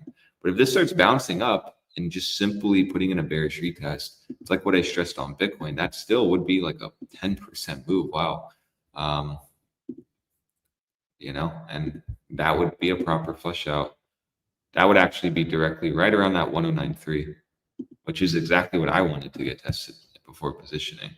Because I know how important 109.3 was for Bitcoin, just was consistently holding us down. And we haven't even tested that yet. So this weekly tells you if you even came all the way down to there, it just would be a weekly EMA 9 test. This would be a proper flush out. And I bet you not many would long, and also a lot of longs would get taken out. I'm sure a lot of stop losses are break even around this point. So let's just keep watching carefully. Volatility up and down is always nice though. Just simply means you're going to get opportunity. So Yeah, monthly is closing in 17 days. We'll just have to keep watching that. We are breaking down. Very easily can get a retest into the new month before breaking down further. You are close to the 50% now. It is sitting at 4.12. So, just watch that carefully, but this still has 17 days to go. Let's see here. We lost the 38.2%, rejected down, and we just stayed under it. You rallied back up to it, you rejected it, and then you've just simply been going down. You reclaimed it here, and now you're about to lose it again. Here, you lost the 38.2%. You rallied up, you retested it. On this retest here was the big move down on tether dominance. It's very simple, too. It was just like a shooting star, bearish retest, and then that simply led tether dominance down for 52%. We've talked about that. Even here, once you've lost it, you did get some kind of mean reversion bounce. Didn't fully hit the 38.2%, but still got some kind of mean reversion bounce.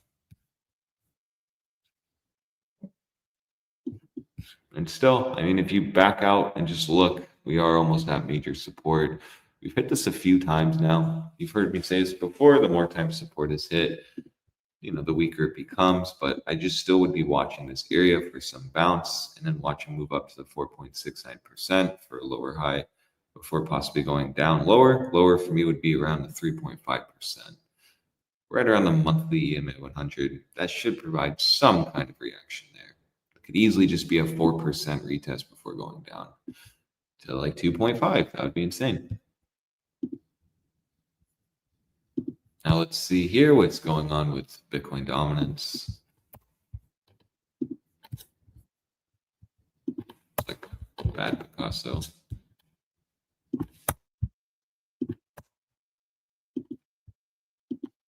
All right. So we understood here this falling back under this wick high needed to be held as support. This is what led us down to the weekly EMA 9. We talked about this needing to hold, but also this being in a downtrend now. We saw that once it took out the last higher low. And so now for me, we're now finding resistance exactly where you'd expect, right around the 64.65%. Now the hopium is that the median is maybe possibly going to hold us, taking us to new highs. But if you start losing this median in confluence to another closure under that 64.65%, it's really going to be brewing a move down to the 63.56% to like 63.47%. And that is already my next target. Whenever you would end up rejecting the 64.69%, this did always take you down to the 63.87%. So that was a lot of numbers, but no matter how you look at it, it does look like this wants to go lower. You do see on the 2-day, you're possibly going to lose the EMA 34, giving you the next target to the 100. Now we can look at the daily now, and we already see that you're under the EMA 34, and you're even rejecting the EMA 5. Next target should be around the daily EMA 100. You know how important that is for crypto. If you start losing that daily EMA 100, it's going to give you good confluence and possibly even testing that weekly EMA 21. Sitting right around that 63.5%. So I'd be watching the daily very, very carefully. If you start losing that EMA 100, it's going to, and taking out specifically July 11th low, this will start looking like it is in a breakdown. And next target will be around this line here, which will make red. Right there, 63.5%.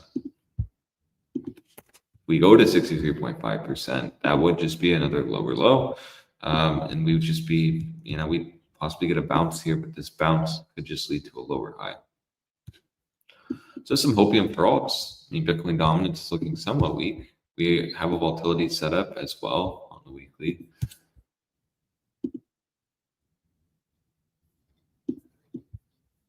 And we see good confluence that if we end up breaking down, losing that 63.5%, maybe then we're going to go and test back around that EMA 100. That's a big zone for me. If you start losing the monthly 9, monthly EMA 100, this is where I can start possibly entertaining a top scenario on Bitcoin dominance. Until then, You've just simply seen that be support for a new high. As long as you don't take out specifically May's low, it's very well could come down, test this higher low, then break out. Very easily could do that. So you have some areas to gauge on Bitcoin dominance, i.e. the daily EMA 100, leading then to a weekly EMA 21 retest.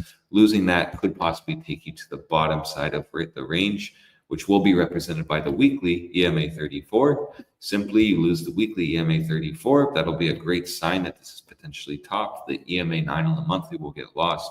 And then we'll have to really start looking at maybe even all the way down to 57.6%, which at this point could be, pretty meaty pullback, 10%, almost 11%.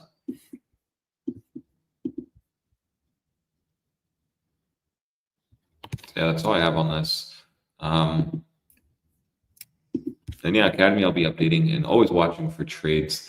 I just want to start seeing these more higher time frame closures, 3-day, 5-day, to then start really gathering the more data to then make more executed trades. Because long up here has been easy money.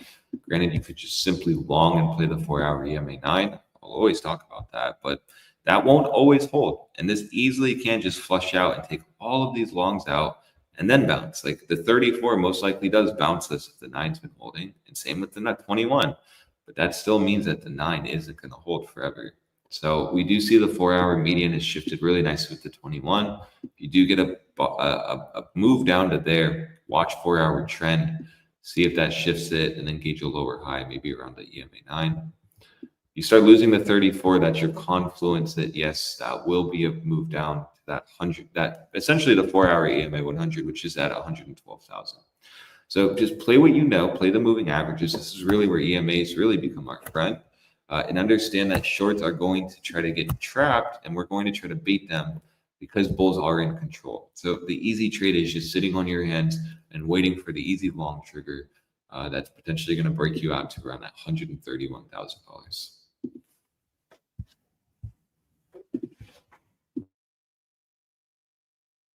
Un segundito, por favor. I'm trying to get the Bitcoin index. BTC. All right, Mr. Garlic Bread, we're going to need some of your expertise here. Calling for Mr. Garlic Bread. Mr. Garlic Bread, you're on for aisle 5. Mr. Garlic Bread, aisle 5. Thank you. That was a very, very clear. All righty. Oh, shit. I haven't shared my screen. That's brilliant. Brilliant. Sorry, I'm having fun arguing with people. Someone commented, someone made a post about immigrants getting out of the US, whatever. I don't fucking really care for it, but it was a great opportunity to say, because they made it about American culture. They were like, if you want immigrants to stay in the country, you're going to learn American culture. I was like, there's no American culture other than going to water parks and eating hot dogs. But okay. And the comments literally are no American culture. There's none. Zero. There's none. None. And it's fine to say it. They get so mad. I'm American. I'm saying it too. I was talking to my friend about this just the other day. America has no culture. We just kind of, we're just meshed. We have a lot of other people's culture in America. Yeah. And Which is fine. nothing wrong. Okay.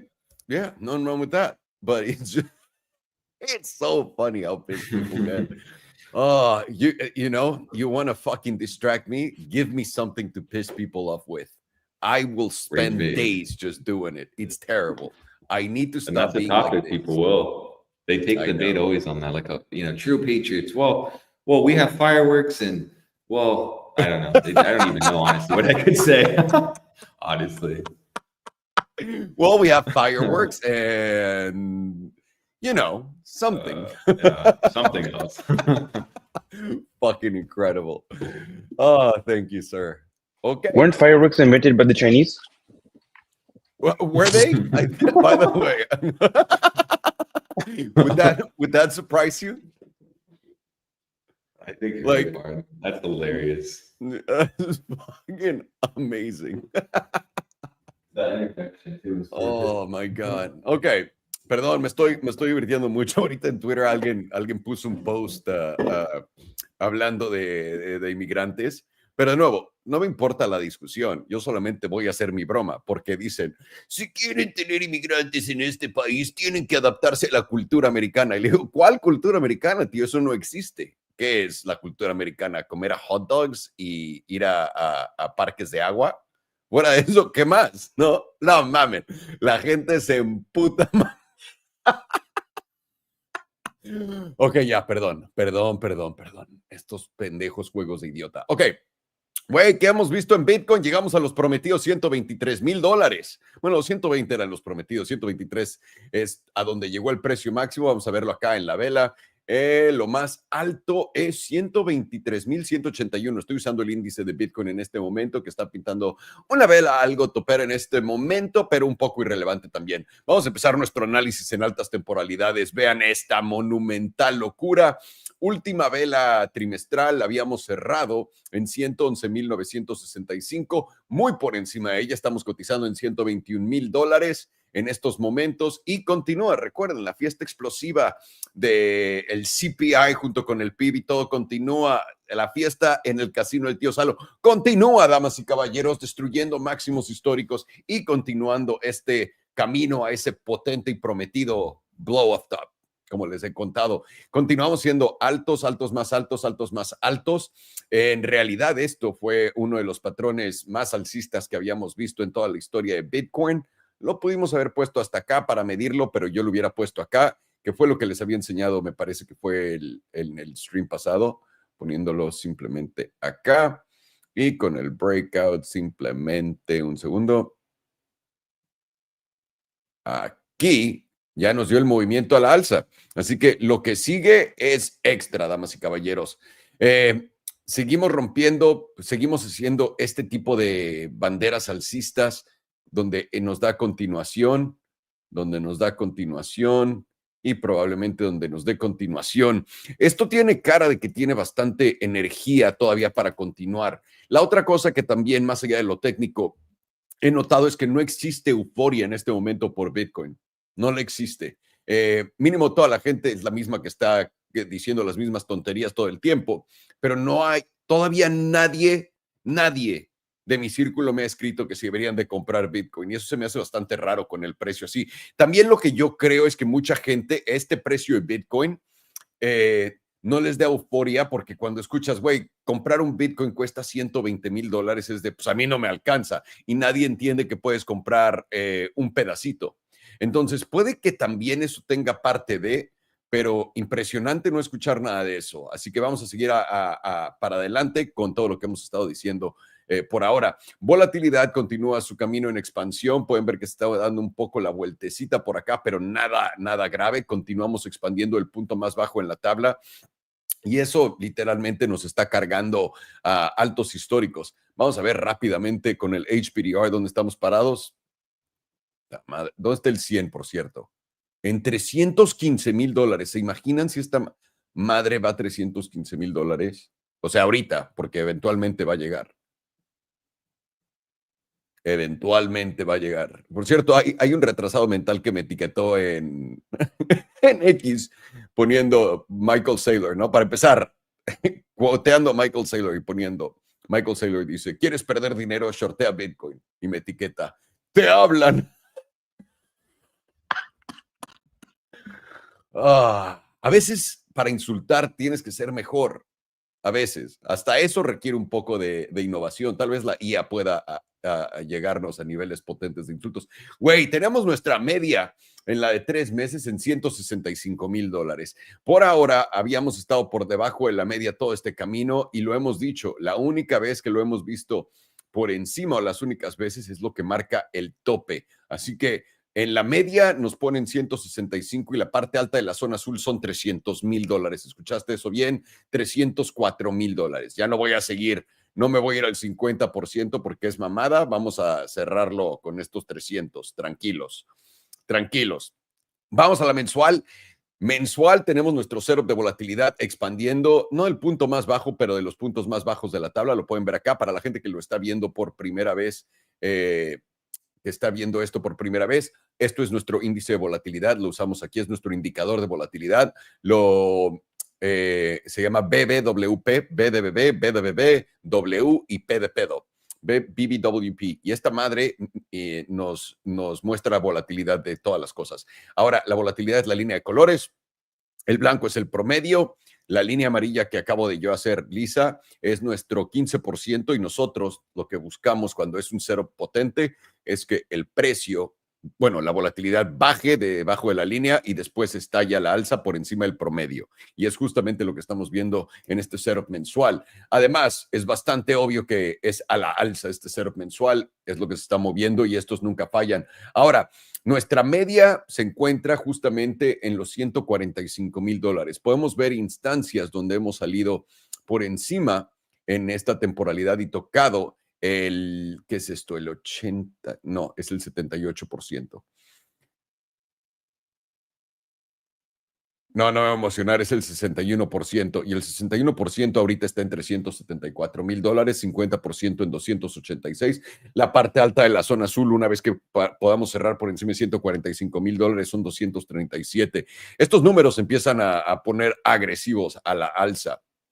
Ahora, 2 semanas, continuamos buscando esta expansión de volatilidad. Pueden ver que esto nos da movimientos bastante agresivos. Este estilo de setup nos da movimientos de 50% y todavía no nos lo da. Así que si fuéramos a medir esto a la alza, si es que se llega a dar a la alza, que es lo que tiene toda cara de, un 50% nos pone justamente en el 61.8%, por ahí de los $180,000. Ese sería el movimiento promedio, aunque normalmente resultan en movimientos más agresivos, pero no me voy a meter en esas cosas. Vamos a medir justamente este movimiento de acá, que fue donde empieza nuestra volatilidad en esta vela. Al tope estamos hablando de un 60%, 66%. A este tope, olvídate de lo que continúa. Así que pueden ver que este cero va a ser bastante, bastante potente una vez que se dé. Estamos haciendo nuevos altos. La estructura es definitivamente alcista. Continuamos con ello. Tenemos estos mínimos, estos máximos. Tenemos máximos más altos. Tenemos máximos más altos en posición para hacer el breakout. La parte alta de la zona azul, $130,000. Para mí ese es mi siguiente objetivo. Para mí los $130,000 son incuestionables. Así es como veo y lo hemos estado viendo por todos los objetivos que nos han salido acá y que han estado viendo a través de nosotros, bueno, con nosotros en estos streams. Para mí el objetivo mínimo tiene que ser los 130, sin lugar a dudas. Ya que arriba el 170 y todo eso, también creo que se van a poder tocar, pero no sé qué qué tan seguro es. De los 130 yo sí me siento bastante seguro de. Semanal un poco lo mismo que vimos en la de 2 semanas, pero nuestra volatilidad está preparando el cero, tiene que regresar por debajo del 15% junto con el promedio y después expandir a la alza. Por ahora no lo tenemos, pero lo que sí estamos viendo en esta tabla semanal es que estamos por encima de la media, nos habíamos recargado perfectamente en el promedio del 9, que es una excelente zona para agregar, y ahora estamos muy por encima de la media que se encuentra en los 113,538. Y atención, de acá a los 315 va a ser una zona para agregar o meterte en long. Tienes que esperarte ahorita. No quieres comprar en 121 y meterte en long, aunque puede que vaya a subir ya y te lleve a los 135. También normalmente antes de subir te da el movimiento más bajista y lo pueden ver acá. Es por eso que siempre les digo que para mí las consolidaciones más alcistas son las que apuntan para abajo. Y justamente lo vimos acá. Justamente lo vimos acá. Y ese tipo de consolidación nos da las banderas alcistas más duras y por ahora, antes del movimiento fuerte a la alza, o puede ser que haya sido por ejemplo, yo esperaría un poco más de consolidación. Ya estamos rompe y rompe récord todo el tiempo en esta madre. Vámonos a la de 5 días. 5 días, 8 de la mañana, Vladimir Putin y Trump. Qué pesados se ponen. Ok, 5 días nos está preparando este delicioso y potente setup. Todavía no estamos por encima de la media, bien, pero todavía no estamos por encima del 15%. Tenemos 2 periodos de volatilidad nula, esos son 10 días. Y la parte alta de la zona azul se encuentra en el $131,000. El 61.8%, que normalmente lo toca sin problema y hasta más arriba, está en 148. Y el 78.6% en 170,000. ¿Qué tan rápido podemos llegar y qué tanto va a durar ahí arriba? Va a ser la pregunta del millón, porque esto tiene que ser un blow off top para cerrar como debemos. Vamos 2 días. 2 días, estamos ya en el 61.8%, no hay problema, puede continuar. Recuerda, estás viendo este setup de volatilidad potente. Esto quiere decir que podemos tranquilamente continuar empujando a la parte. O sea, hemos visto al precio en este setup, en esta tabla, en el 88%, y eso está en $146,000. Así que no tenemos que irnos tan atrás para ver eso, y con la expansión de volatilidad después de todos estos periodos nulos, tiene más y más cara de poder hacerlo. Vamos a la diaria. De harina, también expandiendo esta volatilidad, empezando a llegar a extremos. Recuerden, puede pintar un extremo este tamaño en lo que continúa en la diaria y después descansar para consolidación. Todavía no sabemos, pero por ahora la parte alta del 78.6%. Esta es una tabla diaria, cierra en 8 horas y 55 minutos y esto se va a mover todo. Vamos a ver para qué sentido, pero lo ideal es que todos los rangos se muevan para arriba para poder dar continuación y no cansar el movimiento. Pero por ahora, una vez que rompamos los 125, nos vamos a 133, de 133 nos vamos a 140, de 140 nos vamos a 150, 150, 170, y de 170 ya estás hablando de 200 en 200. Eso es como se ve esto. 4 horas también estaba expandiendo junto con el subidongo y ahora estamos en punto de pintar extremos como lo hicimos acá en este otro subidongo y vamos a continuar, pero por ahora tiene bastante camino ahora en esta tabla después de hacer un máximo. Recuerda, normalmente, y esto es algo que aprendes con la experiencia de copiar a Alex y a Farhan todo el tiempo. Después de hacer un alto, tienes que hacer un bajo más alto. ¿No? Un alto más alto, tienes un bajo más alto. ¿Dónde va a ser este bajo más alto? Ve el promedio del 9 en los 119,800, la parte alta de la zona azul en los 19,600 y la parte baja de la zona azul 117 y nuestro 61.8% en 115. Estas van a ser oportunidades de entrar. Si esto llega a caer por acá, irá a rebotar. La primera está en los 119,800. La segunda oportunidad está en la media en los 118. Y la tercera oportunidad, en mi opinión, sería los 115. Depende de tu apetito por riesgo y cómo lo estés viendo. Lo puedes hacer en horas más pequeñas, en temporalidades más pequeñas. Puedes ver que por fin perdimos el promedio del 9 por acá. El 34 debería aguantar por ahí de los 120. Si no, tienes el 100 en los 117. Lo que me da más confluencia que probablemente no veamos los 115, pero sí los 117 para poder abrir nuevos longs o agregar a tu posición en long donde estés. Es lo que yo usaría. Eso con la confluencia en la parte baja de la zona azul. ¿Cómo se llama? En temporalidad de 4 horas. Déjame ver la de 12. El promedio del 9 y la media están en 118, tal vez ni los 117, tal vez los 118 aguanten. Sería una buena zona para agregar a tus longs. Vamos a estar monitoreando esto también para poder mandarles absolutamente toda la sopa. Ya lo saben, nuestro promedio del 9 está en el 114, 115, casi en la parte baja de las zonas, en la parte alta de la zona azul, pero puede que esto no lo veamos. Vamos a estar poniendo atención y además sería muy fácil porque si te llevas los 115, todo el mundo diría, ya valió madres esto porque se llevó este bajo. Yo tal vez me iría un poco más conservador y diría 117, 116, 500 es lo que va a aguantar. Ok, eso es lo que estamos viendo con Bitcoin. Todas las temporalidades son alcistas con setups de volatilidad en casi todas o dándose o preparando un movimiento mucho más agresivo. Además de eso, estoy viendo, vamos a ver la dominancia de Bitcoin, porque la dominancia de Bitcoin debería de estar exactamente aguantando nuestro promedio del 100 en la diaria y dando esta continuación. Déjenme quito el HPDR, no creo que sea necesario verlo. Simplemente estás viendo cómo vino a apoyarse acá. Y en la de 2 semanas pueden ver que no hemos ni siquiera perdido el promedio del 9. Continuamos en postura alcista, hacemos máximos, tenemos que hacer mínimos más altos y esto casi ya te lo dio por acá. Vamos a ver si ya tocamos fondo por acá en justamente el 64%. Déjame, voy a la semanal. Perdiendo esto, siguiente objetivo sería el 63, que es la media de acá.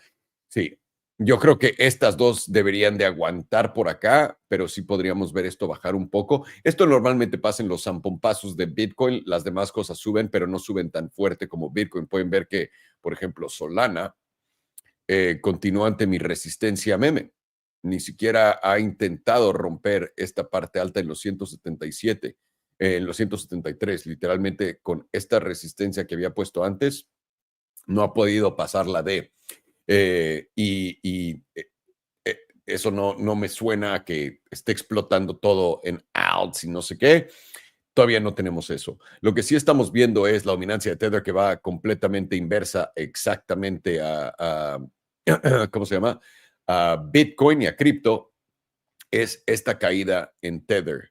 Y esta caída en Tether está creando nuevos mínimos que no habíamos visto desde básicamente febrero. En febrero hicimos este doble fondo por acá en diciembre y luego en enero, que fueron los altos históricos. Y ahora tenemos nuevos altos históricos y Tether solamente está acá. Yo creo y me rifaría a aventarme un pedo así por acá. No sé si haría algo así. Me atreveré. ¿Qué pasa si la pongo acá? Ya cayó de eso. Muy subjetivo esto. Estamos creando nuevos mínimos de por acá. Este último, recuerde, cada que Tether cae, son pompazos a la alza en Bitcoin y en cripto, así que queremos ver esto caer hasta el 3.78%. Nuestro siguiente objetivo son los 3.99. 3.99, siguiente objetivo, en este momento está en 4.29 ante esta corrección y es por eso que estás viendo este wick de liquidez a la baja, cuando en Bitcoin lo estás viendo a la alza, porque es literalmente lo contrario. Aquí lo puedes ver perfectamente cómo está jugando. Como lo quieras ver, Bitcoin se ve alcista en todas las temporalidades. Simplemente estamos esperando a crear un mínimo más alto y vamos a ver dónde se para eso para poder continuar. Vámonos con XRPP, damas y caballeros.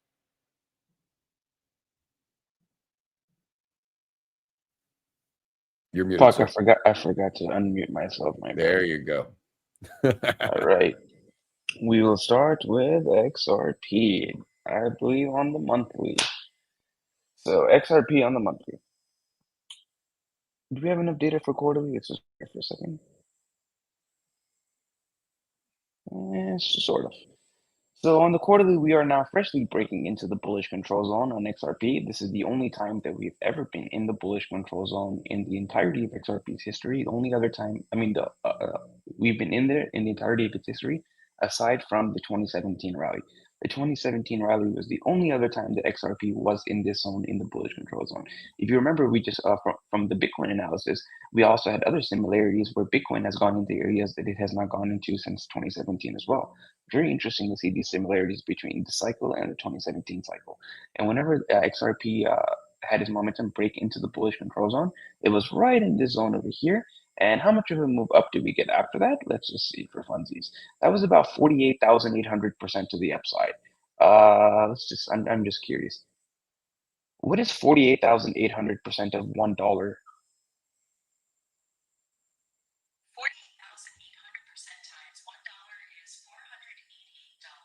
So $1,000 is about $488,000. That's pretty cool. That's not bad. God damn. So I'm not saying we're gonna do a 48,000% move up this time. It's a little crazy, But is it really that crazy to say we're gonna go up to $6? It's not even the top of the 78.6%. The 78.6% we hit that economist number of $21. This is Stop it. $27. Stop it, sir. This is a He's a very serious serious channel. man. He knows what he's talking about. What if he does? I'm He knows what he's really talking gonna about. be traumatized. But I'm still gonna lean on the same thing as before. As the closer you are to this area, if you want to be aggressive, this would be the area for a short because and your stop loss would be his current wick highs. Because if you do break these current wick highs, you're gonna get some insane busting action, and you're probably gonna see a girthy green dildo well into the $4 area. And once again, for people who are new, I only use those terms because the person who taught me how to trade uses those terms. They may not seem very appropriate, but it's just ingrained into my head, so I can't stop. But if you see how much percent of a risk you were taking in this area, it's about 12%.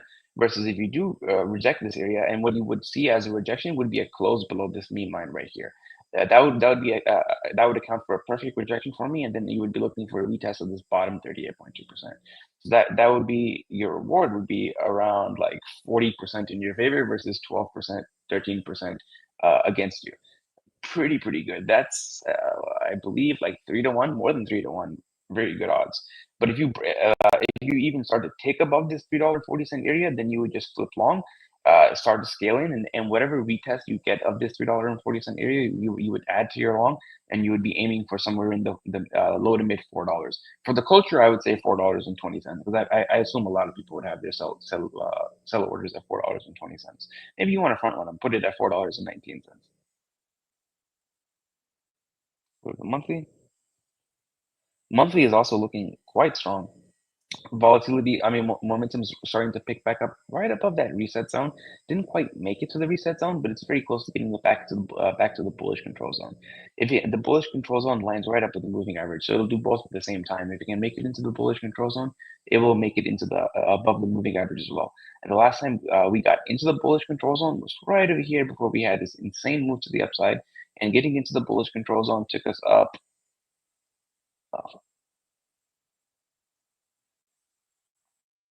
See.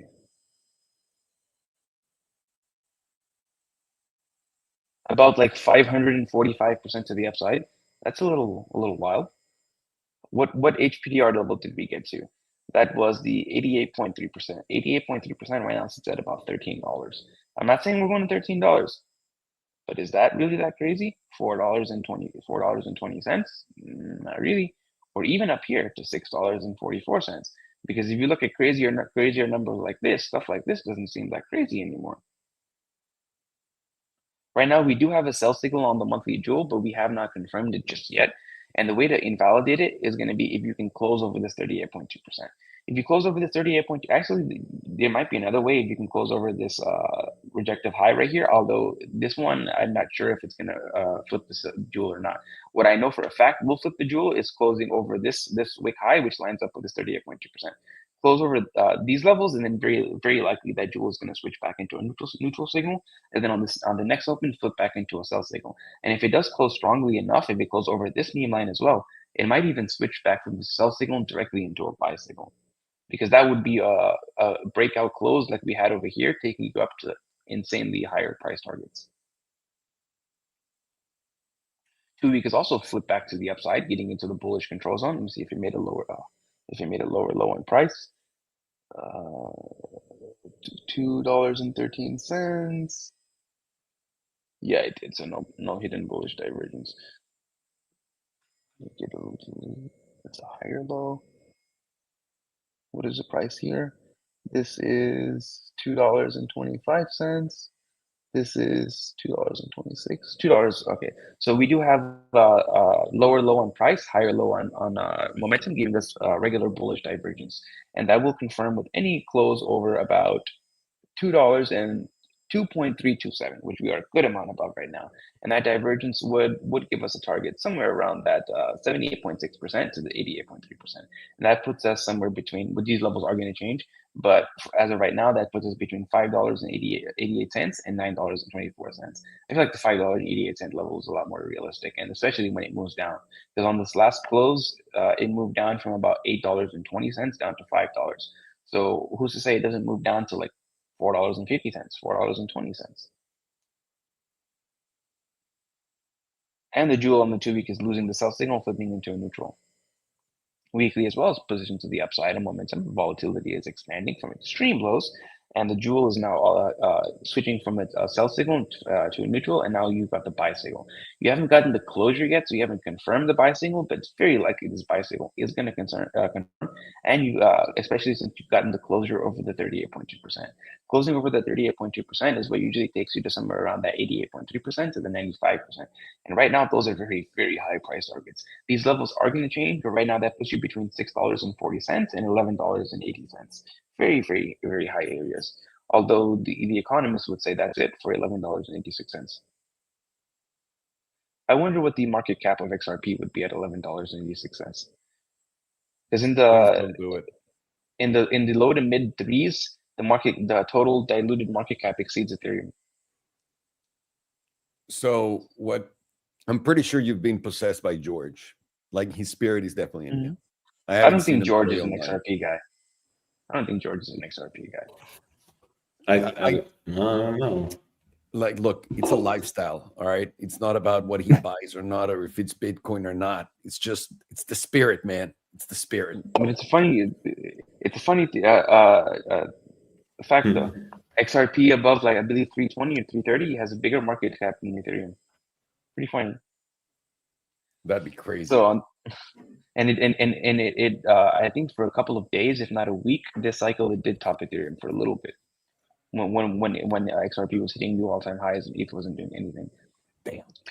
But on the 5-day momentum, it's also flipped to the upside, getting into the bullish control zone. As of right now, we had a possibility of hidden bearish divergence. Now we've taken it out by taking out these lower highs right over here, and we're getting above the 61.8% and getting above the mean line. So if we get a close like this above that 61.8%, that's what's very likely going to send us to our current all-time highs, right around that $3.40 area. And based on the HPDR, that would take us higher than the $3.40 area. It would take us to the 78.6, which is $3.68. Let's just say 369 for the culture. Let's go into 2-day. 2 days also pointed to the upside with momentum getting a little high up, not quite topped out just yet. While volatility is also going moving up, but the main focus I want to go on right now is the jewel. If you see, the pink has now crossed above the yellow. Within below the bullish control zone, it's not quite as powerful as if it were to happen in the bearish control zone, but this is a pretty powerful place to happen nonetheless. At the very least, for double-digit moves, and from that jewel cross, we've seen cross right there. We've seen about a 26% move to the upside, pretty powerful. And based on this 2-week time frame, if you go to one of these other previous jewel crosses, see how much of a move up we got. And one right there, about 27%, very in line with what we have right now. Momentum was in a very similar place as well. Let's find another one.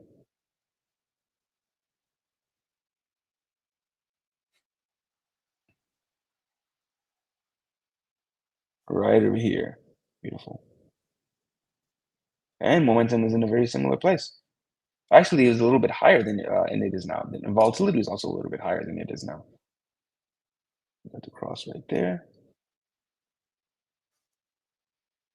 He moved up 174%. There any divergences over here?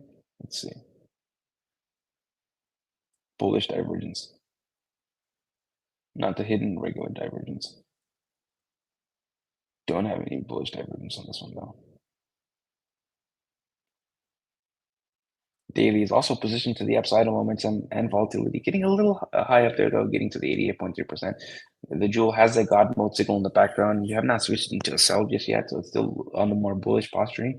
Your warning signal is going to be start to close below this 88.3%, which you are rejecting right now. If you do close below this 88.3%, it is going to be telling you you're going to get a little bit of consolidation, but it's not the most bearish thing, especially since you've filled out this wick and you've closed above this mean line. If you close anywhere in this area, what's more likely is you're going to get a back test of this mean line, maybe slightly below it, to test somewhere around this $2.75 area. I don't think you're going to go like anywhere below there. That would be a retest of this 9 EMA as it rises up, and then very likely you're going to go to your all-time highs from there. Right now, it would take quite a bit to switch this into a more bearish posturing. You would need probably a daily close below. Not even this level would do it. This would be a warning if you got a daily close below 266, but anywhere below like around this 200 SMA would be basically the nail in the coffin for me, and that could bring you all the way down to $2.37. 4 hours already gotten many closures above that mean line. We are still pointing to the upside on momentum. Tried to flip down, but flip right back up, and volatility is still expanding, and the jewel is giving you a buy signal. Zoom in. The 4 hour is currently rejecting the 88.3%. So the same idea as the daily. If we do get a rejection of this 88.3%, we probably will see somewhat of a little bit of a pullback from here.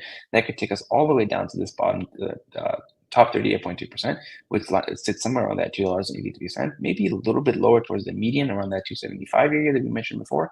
Although I don't think we're going to go much lower than this area. Very likely these HPDR levels will step up, and then we can continue to our all-time highs. Now we will check momentum.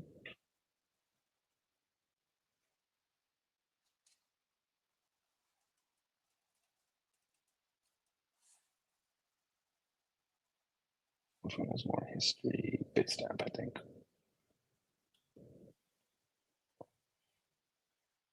And the Bitcoin pairing is looking like it's on a very significant edge right now, getting right around that quarterly 21 EMA, which the 21, since it's been populated, the only times we tested it have been resistance. Closing over this 21 EMA would be a very, very significant change in structure and would at the very least give me a move up to somewhere around this projected wick high here, around like many zeros, fours. And that is a lot higher than where we are right now. That's, oh, fuck. That's like 60 to 70% higher than where we are right now. And getting above this area and getting a quarterly close above this area is what sends XRP into those very, very insane targets that those people are talking about that are very insane, very, very insane, well into the double digits, which is what makes this very unlikely. Because getting a close above this area is what sends XRP to these levels here at around 270% up versus its Bitcoin value. That puts XRP probably over $11 or $12, probably puts it somewhere closer to $20, which I don't think is going to happen. And quarterly momentum is going to be pointed very strongly to the upside. It's not going to tell you what price, but you can see that it's pointed very strongly to the upside. Is there any divergence on here? There is some very strong regular bullish divergence on the quarterly as well, which does give you the fuel to get to that move around these projected wick highs. Very likely not going to break this area though, because the bullish divergence is getting a move up of around 500%. I'd say that's enough. And you're getting volatility expansion from the lowest level ever. Monthly is also getting monthly is getting volatility contraction, but it's also at right at that edge area, just like the quarterly. Or if you can close over this 55 EMA, that will give you a pretty nice move to the upside. Momentum currently is to the downside, but you're still within the bullish control zone. Doesn't tell you what level you need to close to flip it up, but you can see right now it's not the strongest momentum to the downside because the curvature is not the strongest. So I'm assuming if you were to take out these previous lower high, that would reverse it, but there's no way to know. Let's see how much of a move up we'd get though if we close over the 55, because that would take you to the 100, and that would be around. That's still like a 30% move to the upside versus the Bitcoin pairing. That's a very, very insane move up versus the dollar pairing. That's more than 100% move up should be on the dollar pairing, and that takes XRP to like what, $6, almost $6, 5-ish. 2-week currently flipped to the downside. Volatility is now expanding with the move up, and if we can get a close over this, what is this EMA over here? The 9 EMA, that's what will take us up to the 55. I'm in the 200, and even that's a pretty big move. That's similar 30% move up. Multiple time frames give now set up for XRP getting somewhere around a 25 to 30% move up versus the Bitcoin pairing. Weekly is now flipped up on momentum with momentum giving you a derp of life, getting out of the bearish control zone with volatility very close to getting into an expansion phase. And you're now putting in hidden bullish divergence on the weekly by breaking these lows on momentum, putting in a significantly higher low. Price from this low currently put in a higher low of around 179% higher. Very significant divergence. And we've closed over the 21 EMA. So based off of this on the Bitcoin pairing, we should get a test somewhere around this zone here, which is how much higher than where we are right now? It's around 13 to 15% up. 5 days well pointed up, getting out of the bearish control zone, derp of life. Over 5 days, getting volatility expansion with that. XRP looks pretty amazing. 2 days now about to get a fresh silver cross to the upside, very close to getting it. Volatility expansion from who knows how many periods of 0%, but that's a fuck ton. And momentum is now just about to break into the critical zone, and looks very primed for that 15% move up. Momentum and volatility is still not quite topped out just yet. Daily has now given us that silver cross to the upside. We're getting right around that 200 SMA, which has previously been our resistance. It was a major zone over here as support and flipped into resistance. Now we're about to, we're getting slightly above that. We're about to break that zone. And that's what breaking above this, I would look for a retest of that 200 SMA. And then that would be the perfect area for my IMO for longs on XRP. And right now, momentum is freshly flipped back to the upside on the daily, and it doesn't tell you the pivot because there's too many zeros. I wish there was an option on TradingView to just remove the zeros, like change the scale. It should work on that. 4 hours now is now giving us the double extreme on volatility with momentum putting in. Let's see, did it go lower? No, it didn't. It came very close to putting in hidden bullish divergence, but didn't make a lower low. But the double extreme is we can get a close over this wick high around $2, many zeros, 2.5, 2.6. That's what should give us that move into the many zeros, 2.8s, around 13 to 15% higher from where we are now. And momentum is going to be pointed up. Pointless, but we're in the critical zone. XRP, USD. The dollar pairing looks very bullish now. Filling in this previous shooting star candle. Getting that tick above is what because of all of the stop losses and the liquidation points in the zone is what's going to give us that God candle towards that $4.20 to $4.50 area. I really hope it stops at 420 though, just for the meme.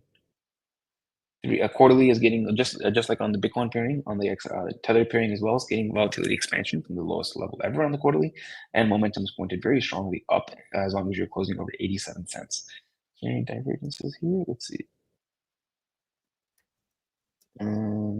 There is regular bullish divergence because we did get a closing lower low, and momentum made a higher low.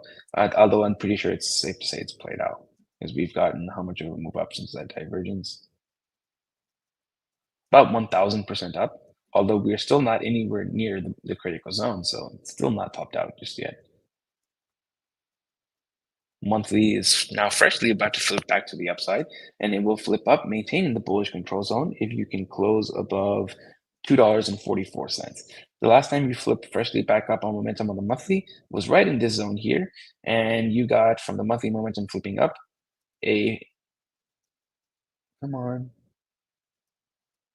591% move to the upside. That's quite wild. And volatility has been resetting all during this chop session. If you can get any close over this $3.03 area, that's where I'm assuming volatility is going to start expanding. Either a close over that area or a tick above $3.40. Either one of those two things is what's going to cause volatility to go back into that expansion phase and then give us the extreme. It doesn't seem to like to go to the 90s since 2017. So since all of the other setups are similar to 2017, maybe this time around we will get into the 90s and get a proper double extreme like we did in 2017. And the double extreme in 2017, the first extreme, how much did it move up? First extreme was 7,500% up. The second extreme was 1,700. Doesn't even, it looks like way more, but the first move was more. That's wild.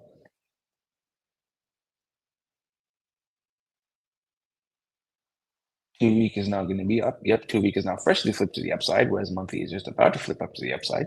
And 2 week is now giving us fresh volatility expansion from extreme lows.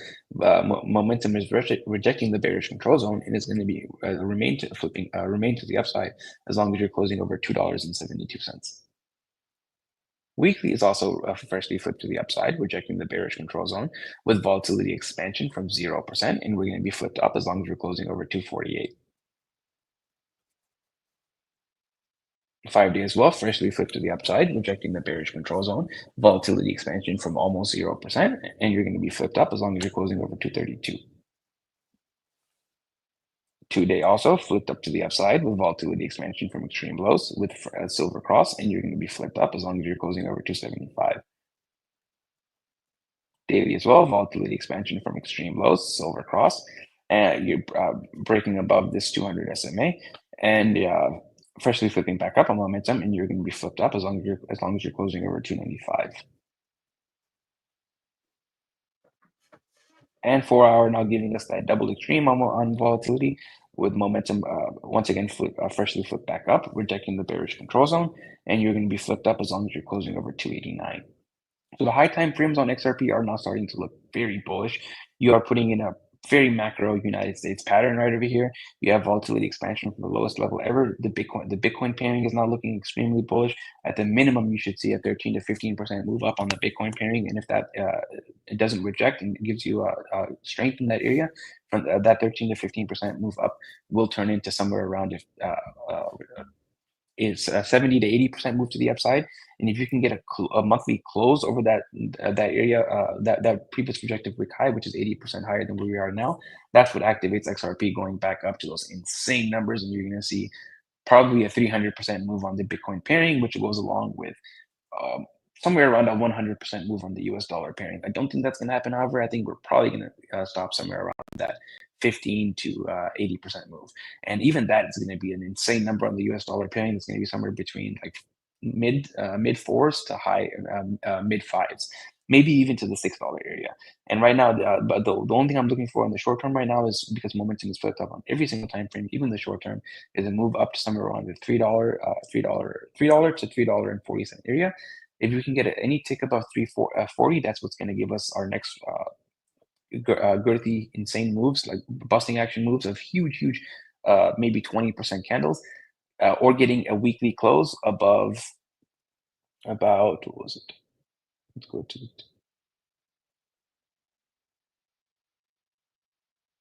$3.03. So a weekly close over $3.03, or tick above $3.41, and that's what's going to send us up into the fours. And we have hidden bullish divergences forming on basically every single time frame. We have hidden bullish divergences confirmed on many time frames, and we have regular bullish divergences forming and regular bullish divergences confirmed on basically every time frame.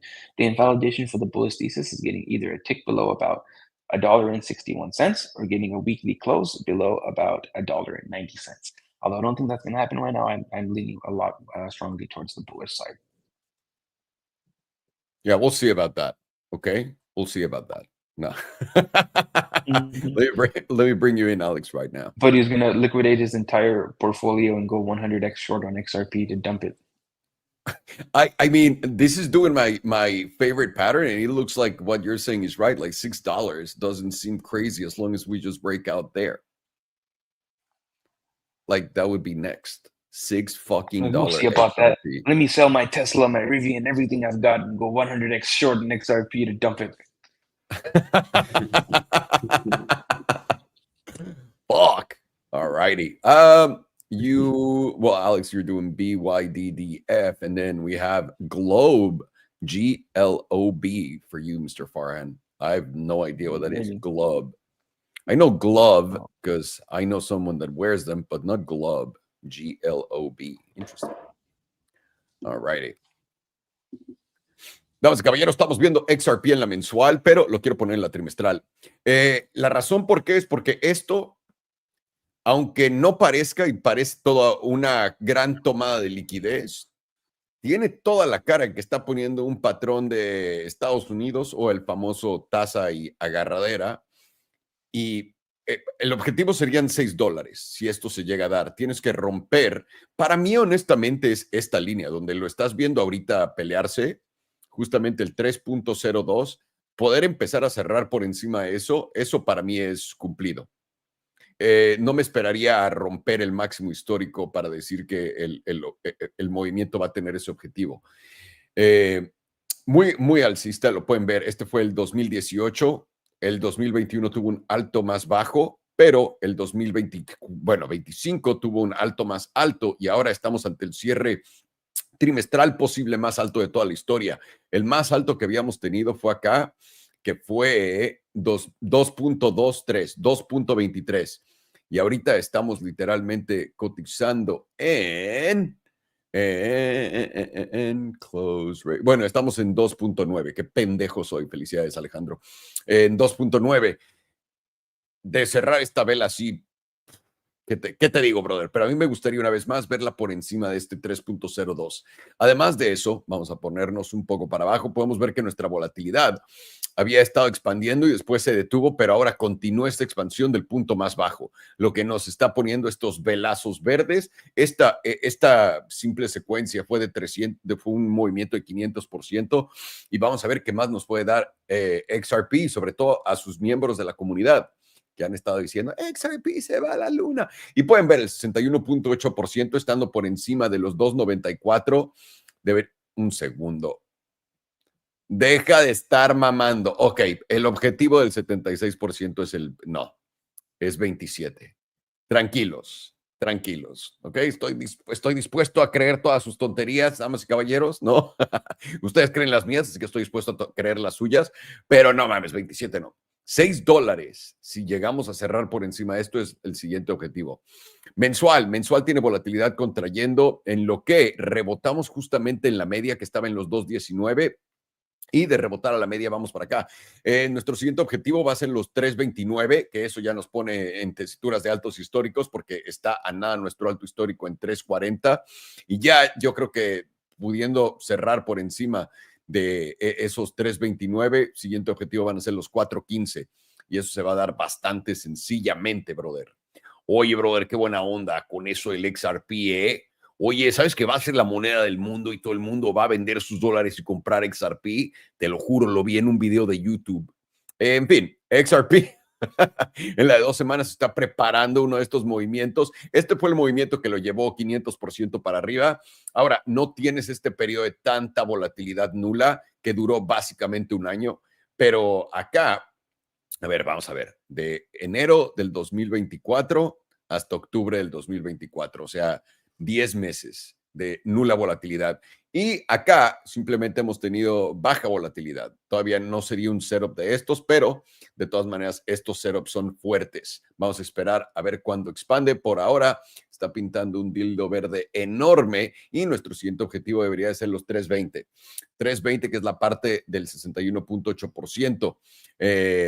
Que no queremos perder. 2.90 sería un poco tomar un retroceso y tal vez visitar la zona de los 2.60. Semanal estamos entrando en el 61.8% y el siguiente objetivo está en los 3.81, en el 78.6%. Y es el siguiente objetivo que pondría 3.81%. Podemos ver que acá nuestros promedios y todo ya están cruzando partes importantes del 2.32, que era esta zona. Y ahora, lo único que nos hace falta en esto, honestamente, es simplemente romper acá y empezar a consolidar aquí arriba. Una vez que hagamos esto y lo transformemos en soporte en vez de resistencia, que es lo que está haciendo ahorita, esto va a tener ese movimiento a los $4 sin problema alguno. Y habíamos dicho, volatilidad está expandiendo ante este movimiento después de un periodo de nula volatilidad y más volatilidad por debajo. Esto tiene bastante fuerza y eso debería llevarnos a los 3.81 y si continúa expandiendo agresivamente, no, bueno, 6.45. Te estoy diciendo 6, que me importan 47 centavos, lo tomaría.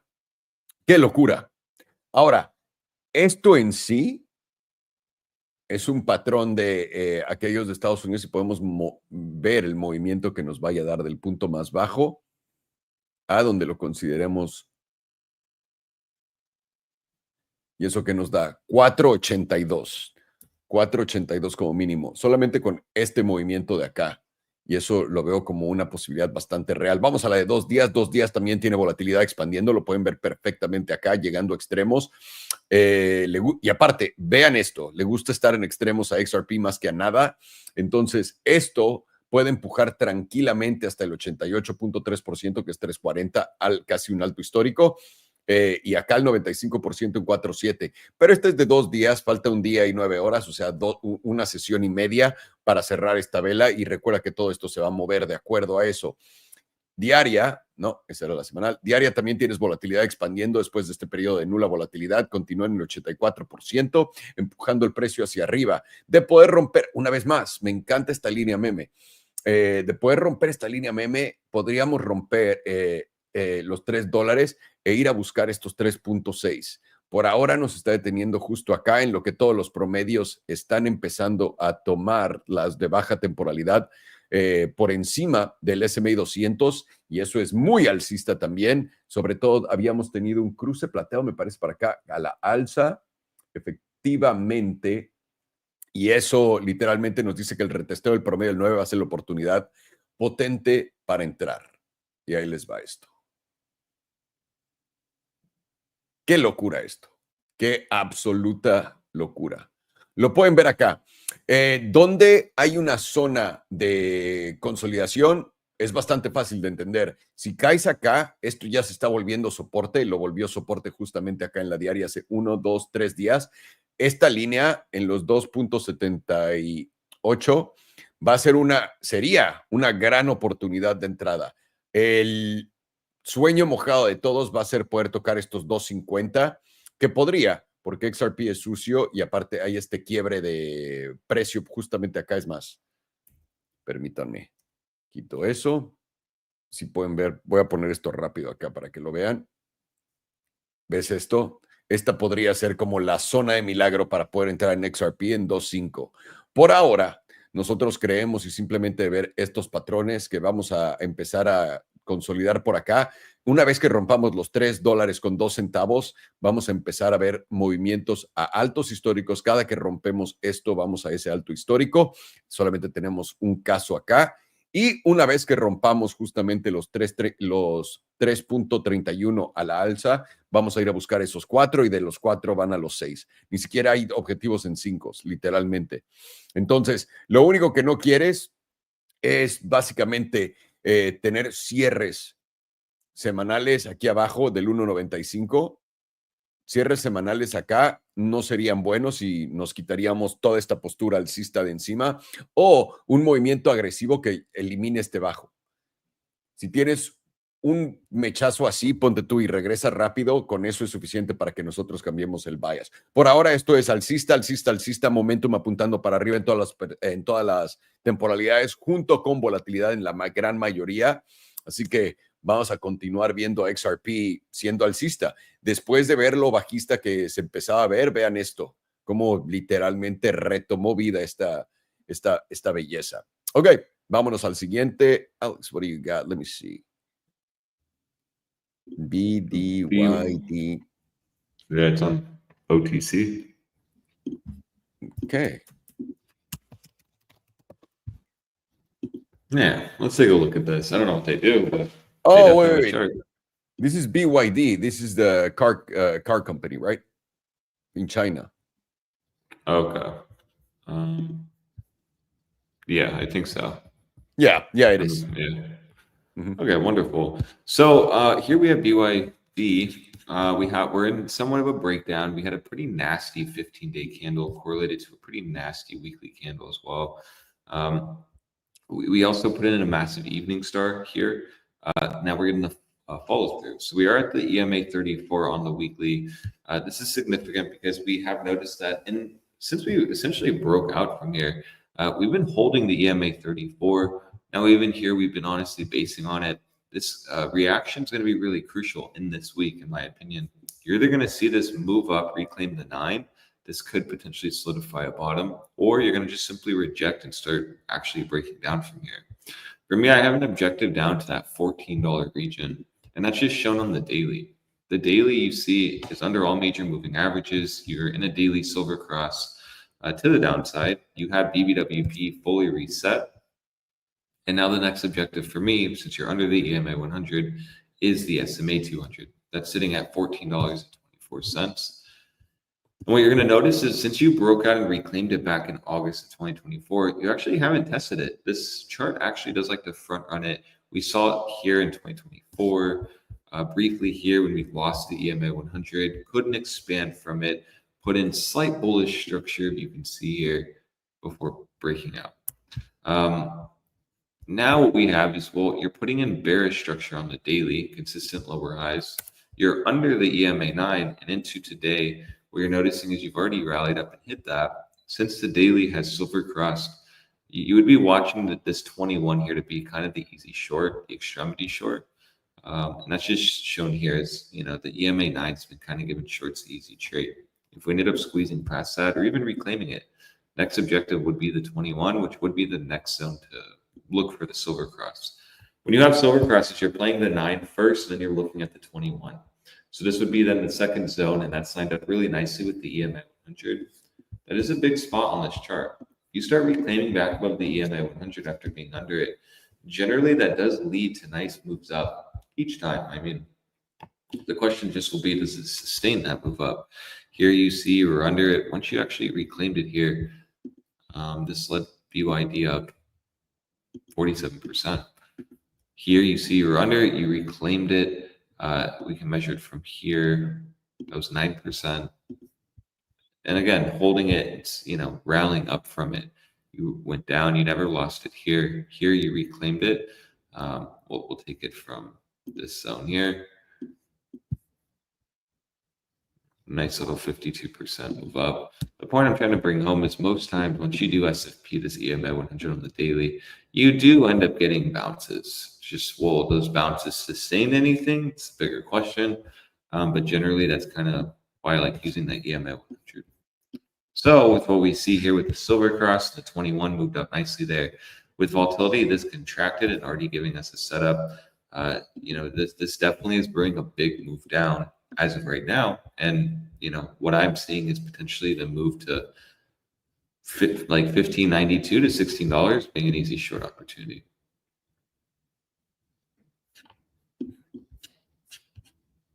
Nice. So you do see here the 2-day EMA 9s right there as well. Just more confluence and why that zone's more needing to reject for bears. It still would adhere to the 2-day downtrend as well. You're just making lower highs. I'll actually throw the trend wave catalyst on. That's what it's meant for. Consistent lower highs, lower low. So, bulls are going to try to solidify this being somewhat of a double bottom. So maybe then we do push up to, actually test the daily EMA 21. But still, you still are under the daily 9, and as long as you are, this will just have an objective down to that 1424 to like 1430. And that's just shown here even on the 2-day. I kind of missed it. Under all major moving averages, you're even so bearish, you're just simply rejecting the 5. When you got back above the 5, you did, partially reject the 9, and this has rejected the 9 twice now. See it here and here. So again, more reasons on why that $15 region will be kind of the extremity short. You do have an objective down to that EMA 100 on the 2-day even.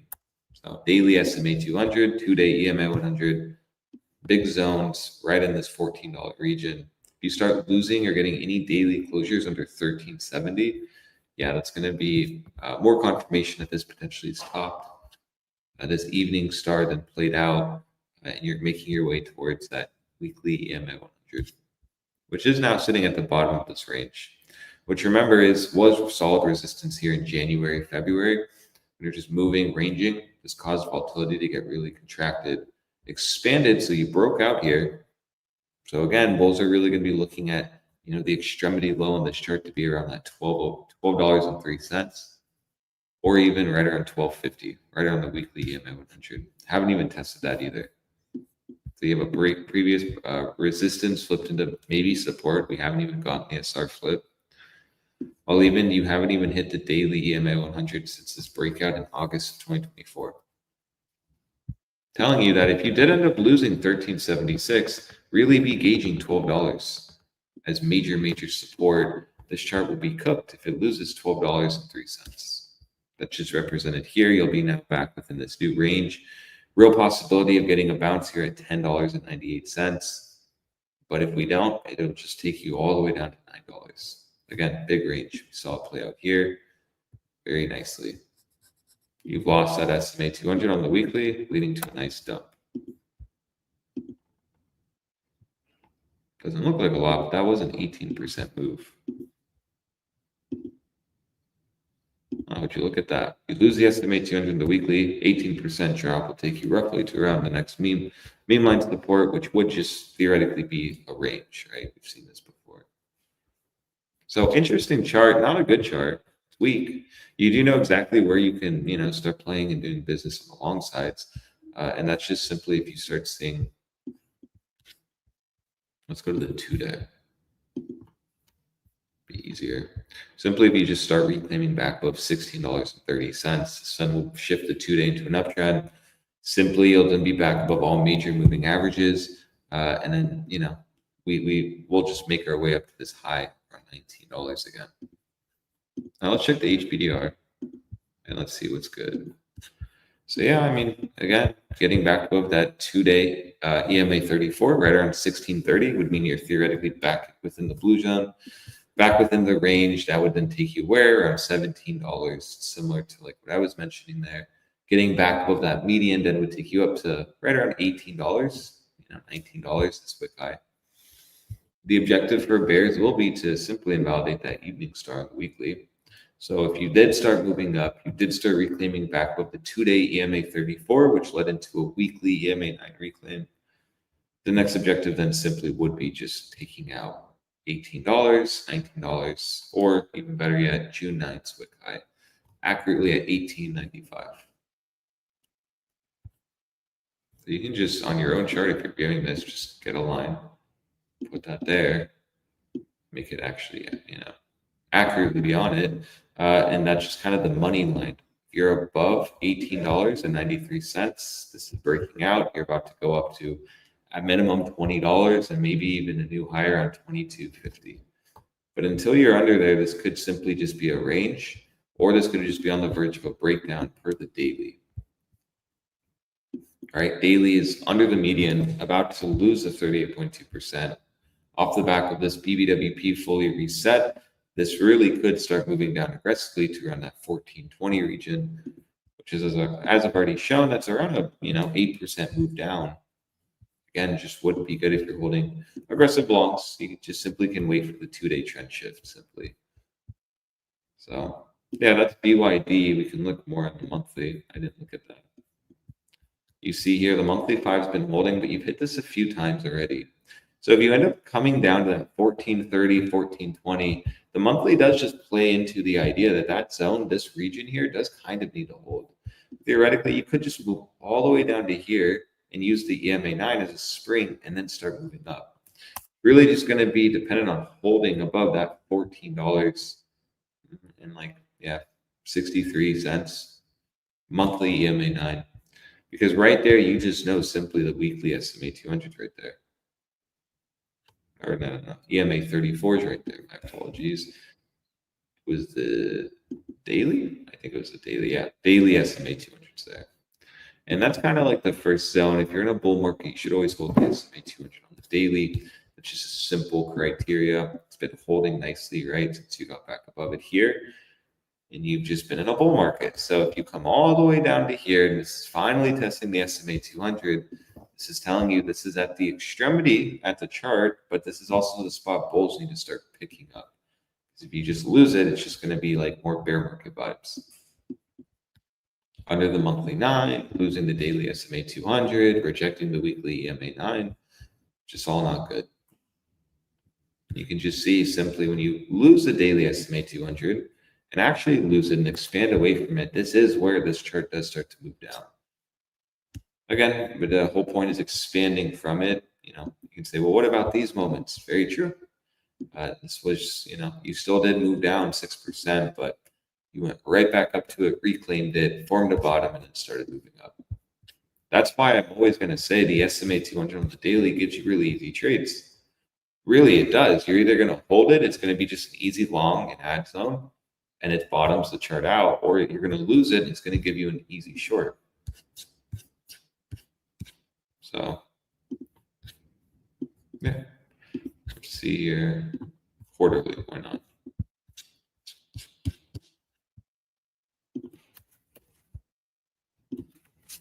So, last quarter, you already made a new high.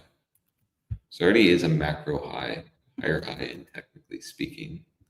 So, any pullback to that quarterly 9, which is now at 13, basically $13, could be the next higher low spot. You're also noticing though here the EMA 5 square at 1428. So again, just more confluence on preferably bulls just want this to just be an SR flip. You're just solidifying this to be support. Was once a top, major rejections being flipped into support. The definition of bullish. But you definitely just want to be gauging this range more. Like the daily, making sure the SMA 200 holds. Volatility is reset, so you very easily could come down. Trap bears, higher time frame trends up. This shifts daily trend, 2-day trend down. This is a spring, and then you just squeeze up, causing BBWP to fire off. That would be the most bullish scenario, which means that would need to bottom off the daily SMA 200 and swiftly get back above, specifically 1630.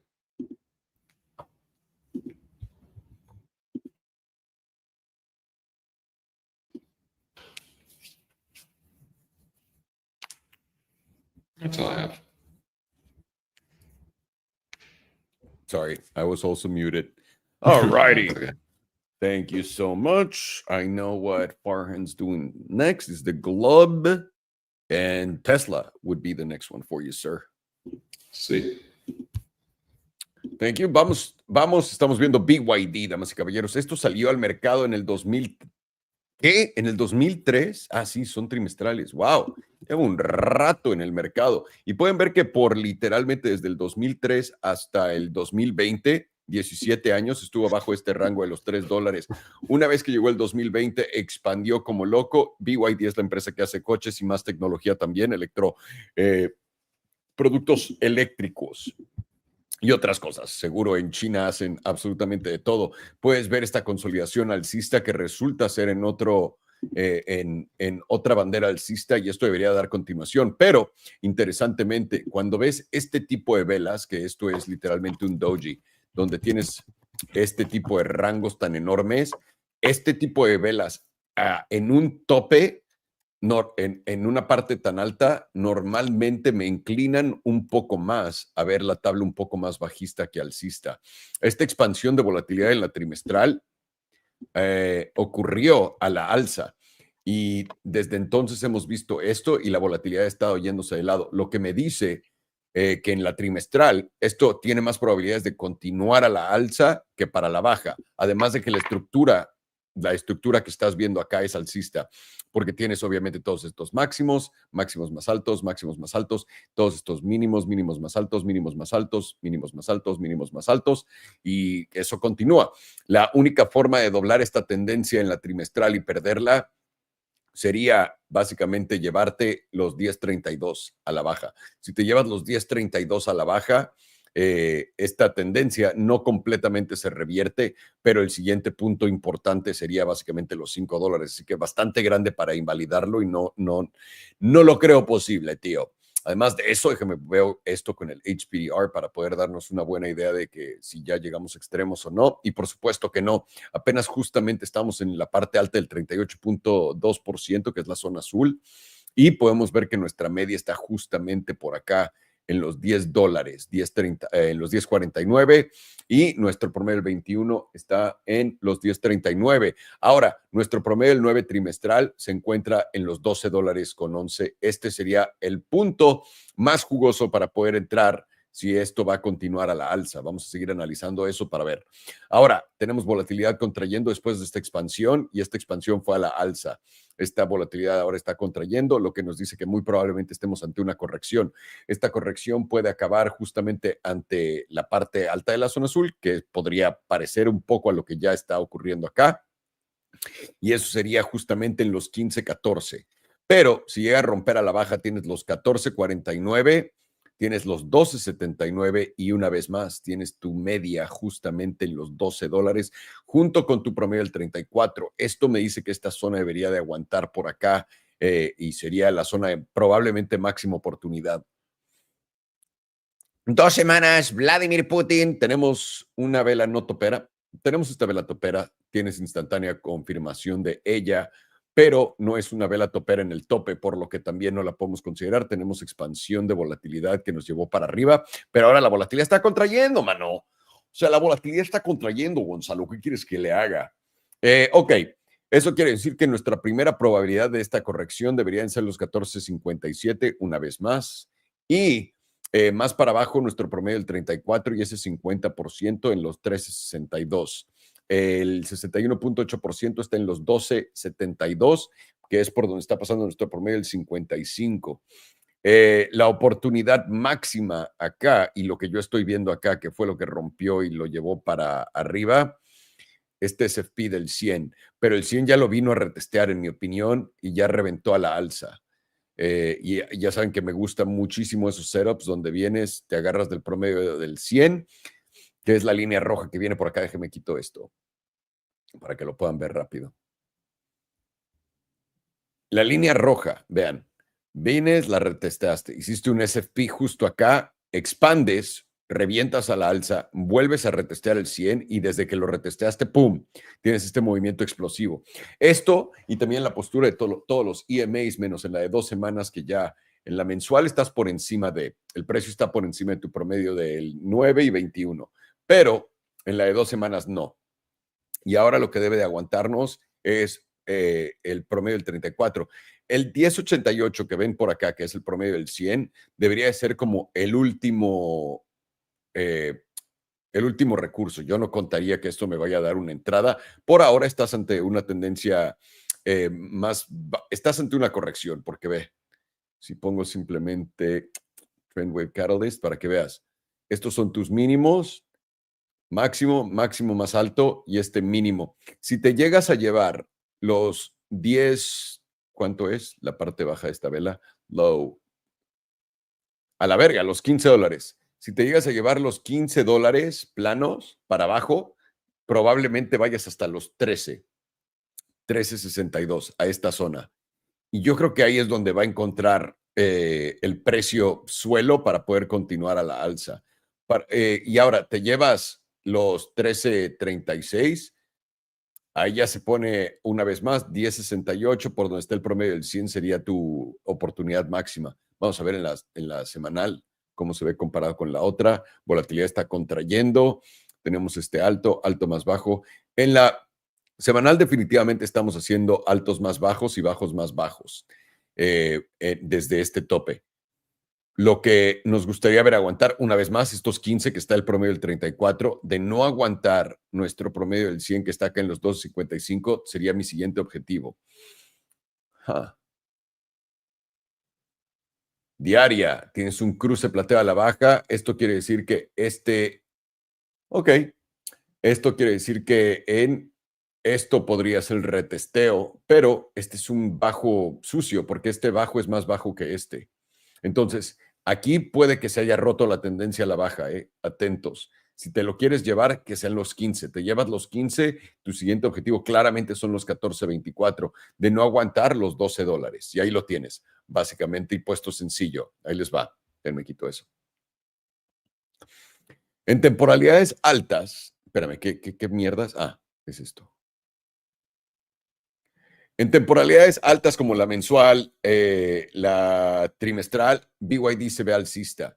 Me parece que ya entrando en la de 2 semanas, exactamente, es donde empezamos a ver un poco lo bajista y mientras más corta la temporalidad como la diaria, más bajista es. Acá lo que quieres ver aguantar son los 15. De no aguantar los 15, tu oportunidad de entrada estaría en los 14.24 y la segunda en los 12. Estamos absolutamente mal si nos llevamos los 10.35 a la baja. Y si nos llevamos los 10.35 a la baja, probablemente los 7 sean el siguiente objetivo. Así que por ahora, BYD tiene más cara de querer corregir, pero puede ser una oportunidad dentro de la misma tendencia alcista a largo plazo para agregar a tu posición o para hacer encontrar un trade acá desde abajo para arriba. Pero no tanto, no se ve como cataclísmico todavía este pedo. Aguanta, sobre todo con estos mínimos en 13.33. Primero 15, después me preocuparía 13.33 y me gustaría no llevarme los 12 para abajo. Si tienes un cierre semanal debajo de los 12 pronto, yo ahí me echaría para atrás en todo esto. Es lo que yo estaría pensando. Ahí tienen BYD, damas y caballeros. Mr. Farhan, Glub is next. Is that right? Glove. Glove. I've got a nice glove. You got what? I've got a nice glove, Mike. A nice glove. Those fucking British people, they piss me off. I can't do that. I'm sorry. I can't speak like a British person or like an American or like a Mexican. I'm just I've been wanting to watch that show, Peaky Blinders. I know they're not British before the Irish people get offended, because Irish people get very angry if you say they're British. But I Did wanted you to see watch the show, Peaky Blinders. hang on, did you see Mobland? Mobland's pretty good. That's No. Guy Ritchie's. And Pierce I have Brosnan's not in heard it. of it. The old James Bond. Oh, Mobland's excellent. I know you guys haven't watched Old School yet because you would have texted me immediately. But after Old School, Mobland. If you're feeling gangster, Mobland. If you want to watch the best comedy of all time, Old School. Noted. I forgot what that actor's name is. The guy who was in Oppenheimer. What's his name? I forgot his name. Oh my God, I know his name and I can't remember it either. The guy from The Dark Knight. Yeah, right? well, I don't even remember where I was going with this, but it wasn't important. Let's just start with the monthly on this. Very Uh, interesting. Thank you for your contribution. okay, so on the monthly on Globant Technology Services, it's getting a very strong move to the downside, and it looks like the local bottom is very close, if not in. And I'm saying local bottom, not a reversal. Local bottom just means a little bit of a bounce, which ends up failing. Right now, what's telling me that is momentum and volatility are both sitting at 100% solidly, and we're sitting at the 100% range on the HPDR. Based off of probabilities, you would have a 0% chance of continuation from this point, and it is a very high probability that you are going to bounce at the very least a little bit from this area. If you know, anytime that we were within the 100% zone, or we were tapping the 100% zone, we have gone below it. Yeah, we went a lot below it right here. But every single time we failed to close below it. This was about 15% below the what do you call it, the 100%. We bounced about 18.77% just to make sure make sure we did not close below that 100%. So the most safe trade to take, as long as you're above or below that 100%, is going to be either a long or a short back to that 100%, which right now is not really that much. Right now, the 100% is only a bounce of like 1.5 to 2%, not much, not really worth trading. And right now, you do have a silver cross to the downside as well on the monthly. So wherever this bounce does take you, what's more likely is after a very strong move like this, is you will get a little bit of consolidation on these lows, while the HPDR ranges can step down. You'll get your EMAs will move down. Maybe you'll get another bearish retest. Then you at that point you'll get a retest of your 9 EMA, and then you can dump again like this. But as of this moment, since you've already gotten the dump, this is going to be the area where if you're already in shorts, you should probably start taking your profit.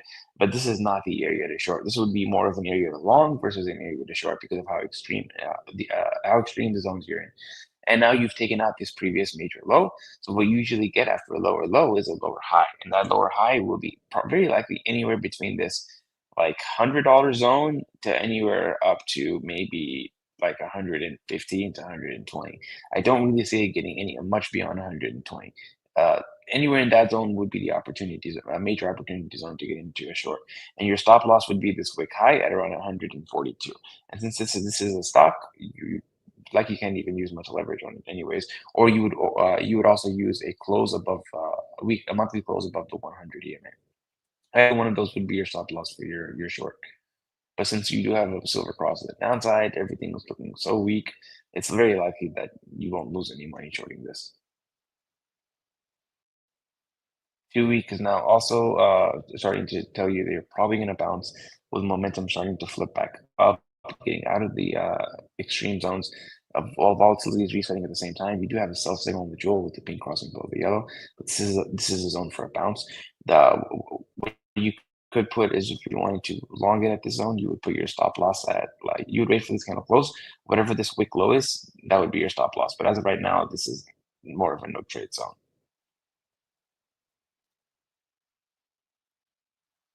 Weekly is also starting to flip up in momentum, with volatility starting to contract. I think it's likely going to be a lower high, with the jewel starting to curve back around, starting to give you once again a sell signal. And 38.2% is not caught up with price action. Looking like once again we could start to see another dump ski from here once we start to lose these wick lows. 5 days well, starting to flip back up with volatility contracting. We aren't really seeing much of a bounce with that momentum flipping back up though. 2 days now starting to flip back down, getting back into the bearish control zone with volatility now once again expanding. If we do get a close below about, let's say, $85, we likely will dump somewhere in the 70s, probably like 75-ish to 74. Daily is now also flipped to the downside in the bearish control zone, with the jewel giving you a sell signal. There is an overall buy signal on the jewel, but it's looking very weak with a pink crossing above the yellow. And the 4 hours also now in breakdown posturing, momentum to the downside, volatility expanding, and the sell signal on.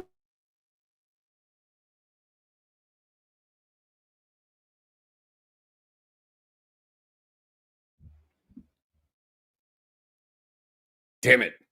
We got frozen. There you go. Can you start again on the daily? Yeah. Trading view is not going to load. There we go. All right, so the daily is also in a breakdown posturing, but there's an overall buy signal on the jewel in the more bigger picture, but it is looking a little weak with the pink crossing above the yellow because the oscillator is not starting to break back into the bearish control zone. So it is looking like one of those buy signals that is going to fail. 4 hours also in breakdown posturing, starting to break down these break this previous major local bottom with volatility expanding and a sell signal on the jewel. Let's go to momentum.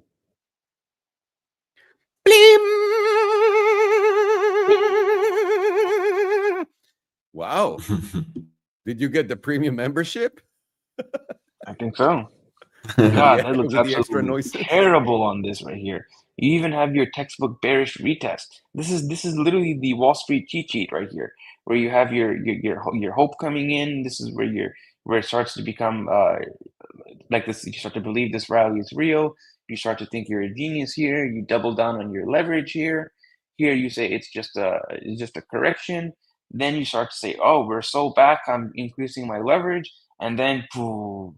And this is and you're about to approach despair and acceptance. That Wall Street cheat sheet always works, never fails.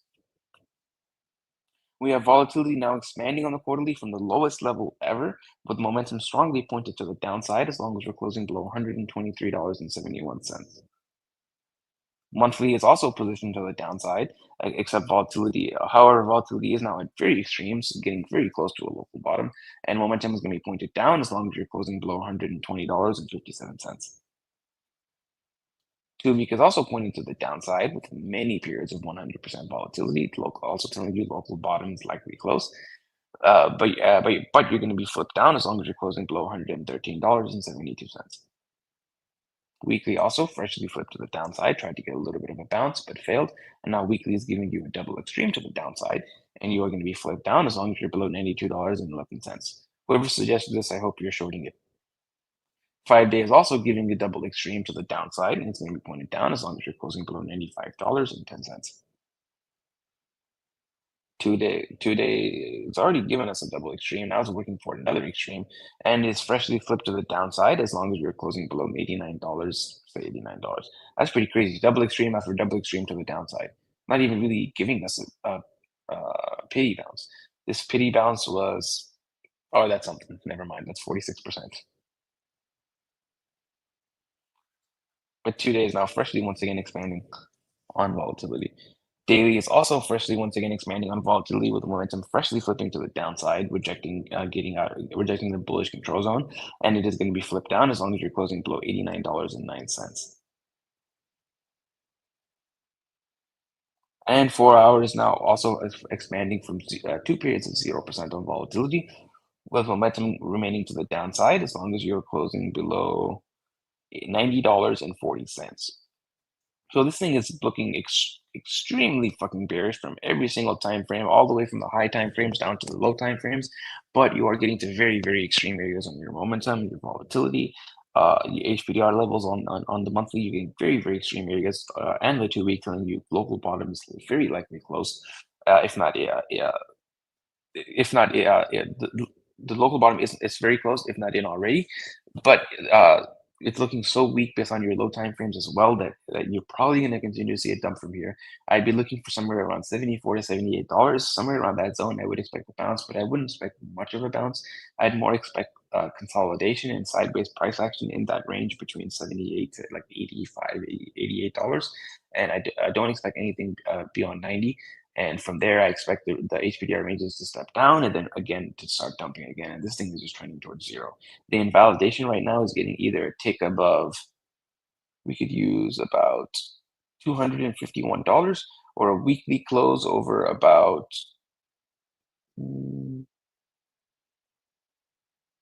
$228, $229. Either one of those things, and that would reverse the trend back to the upside. Although I don't think that's going to happen, and I do think this is going to trend towards zero.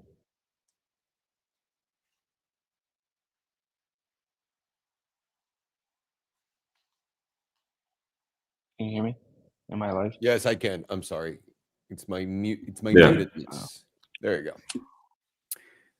I found that to be some interesting. I'm connecting on the monthly,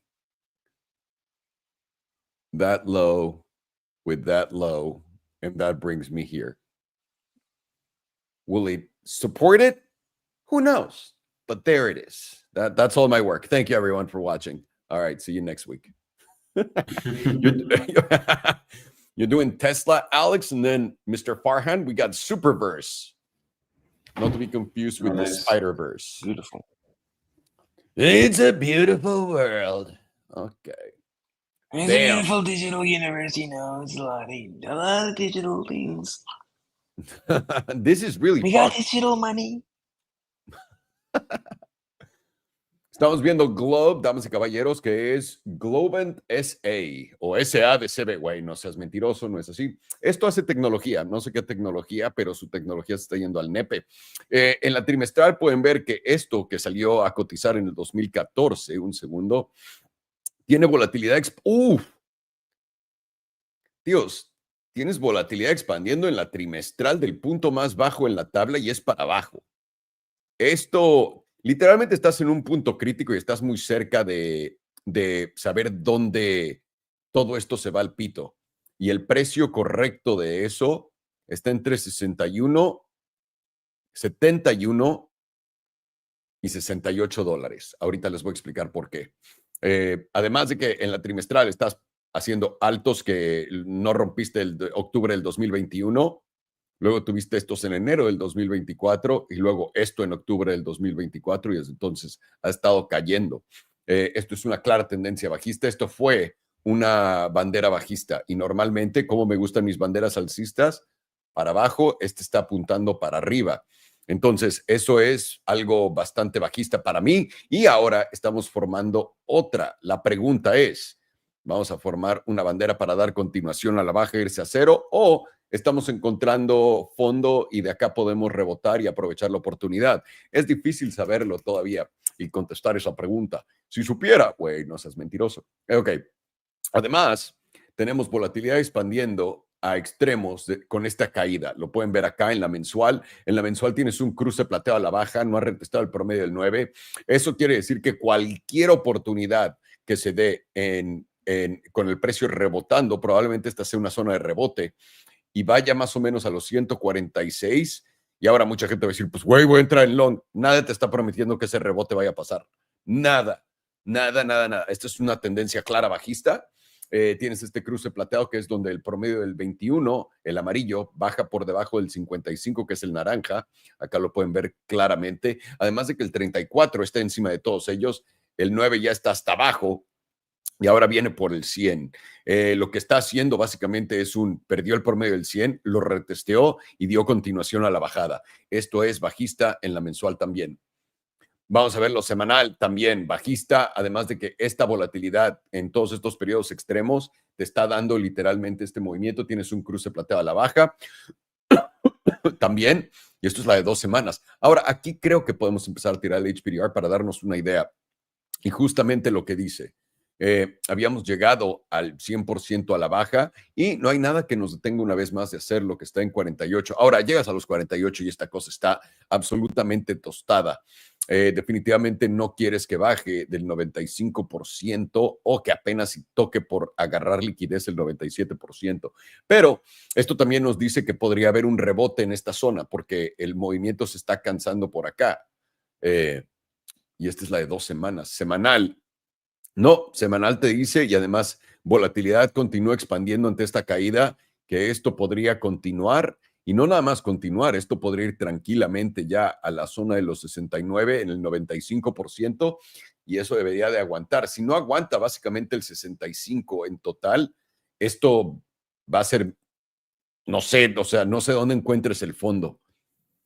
Diaria, tienes volatilidad expandiendo ante esta caída también, puta madre. Y esto nos puede llevar tranquilamente más para abajo. Han visto esta vela cayó hasta el 95%. Eso lo puede hacer, digo, 97%, y eso lo puede hacer sin problema alguno. ¿Dónde está la parte baja del 100%? En 160. Ok. Puesto sencillo. Yo estaría viendo la semanal para no tirarle tanta crema a los tacos. Esta línea que puse viene de este mínimo en el 2016, apoyándose en el 2017. Solamente ha sido tocada 1, 2, esta es la tercera vez. Si llegas a romper, yo es lo que haría en esta tabla si estoy viendo esta tabla. Si rompo esto a la baja y luego me llevo estos mínimos acá, en los 70, 89, tu siguiente zona de mínimos es básicamente acá, en los 46. Y puede que los 46 aguante, sí, y eso lo dejaría en una tendencia alcista, porque a fin de cuentas todo esto simplemente fue a ser un bajo más alto que todos los pasados, no que estos, pero que todos los pasados, y eso continuaría. Pero por ahora, pierdes los 84, vas a 70. Si pierdes los 70, adiós. Yo creo que tienes que esperarte a formar un tipo de suelo antes de entrar en esto, porque no tienes tampoco un corto, no sabes hasta dónde puedes subir y también no sabes si va a subir. Pero esto se ve muy, muy, muy bajista. Así que Glove, ahí lo tienes. Vamos a ver Tesla, me parece que es la que seguía. Acá la tengo. Tesla, la empresa de Elon Musk. ¿Cómo le dice el pendejo ese, el presidente ese? Se me olvidó. Elon Musk. Elon Musk. Elon Bucks. Do you not remember there was Elon Musk. the president from Venezuela called him Elon Musk?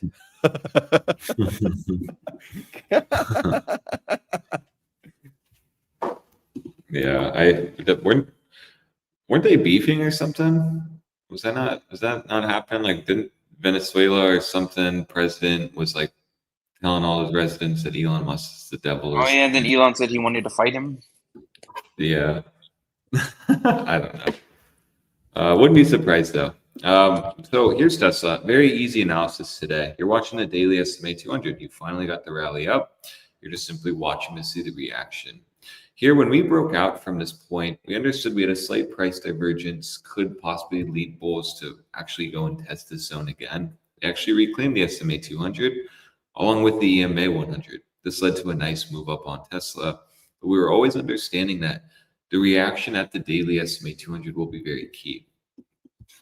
We opened on a gap down. We found footing here around the $300 mark. We've rallied all the way back up, and now here we are back at the SMA 200, while also testing the underside of the channel breakdown. It's going to be very crucial if bears are going to take control to actually start dumping this today, tomorrow, and this week. We have daily volatility resetting after what looks to be, I won't call it a failed breakout, but you just didn't get the full length of volatility expansion, leading to the rejection, now starting to reset.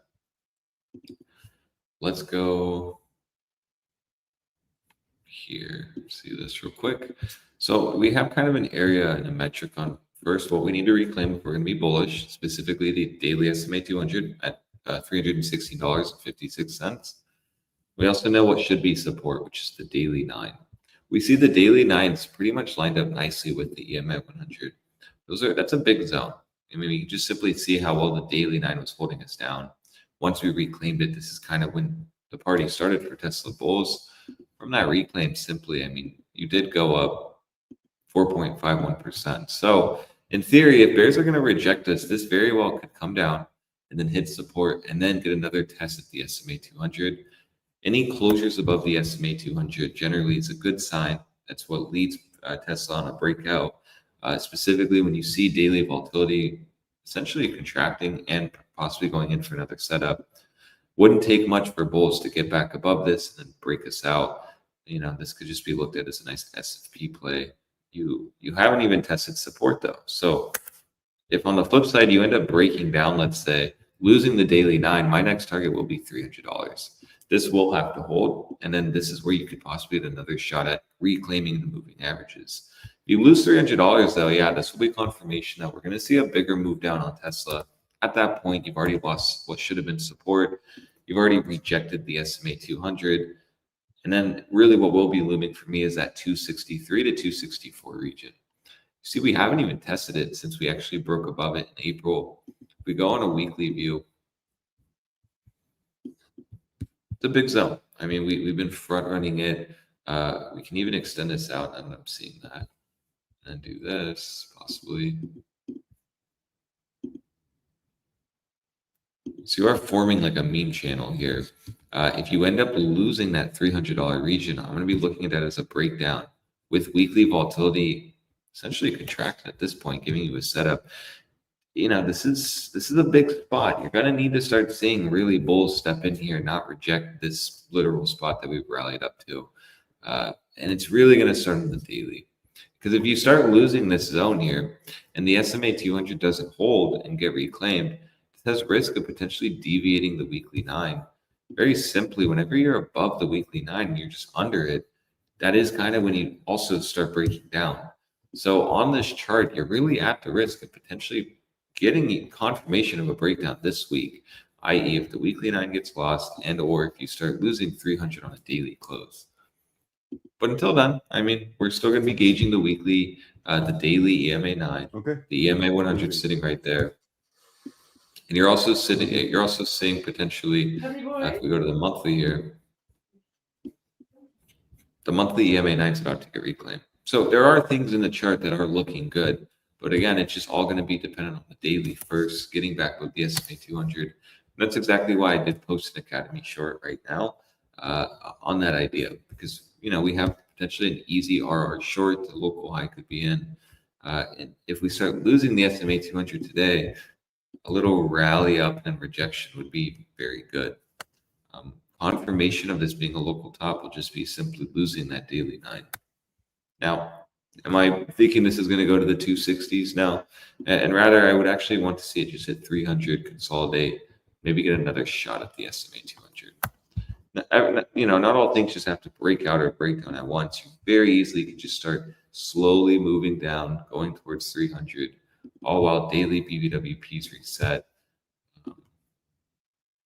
leading to weekly, possibly reaching extreme lows, which we haven't had that reading since October of 2017, believe it or not.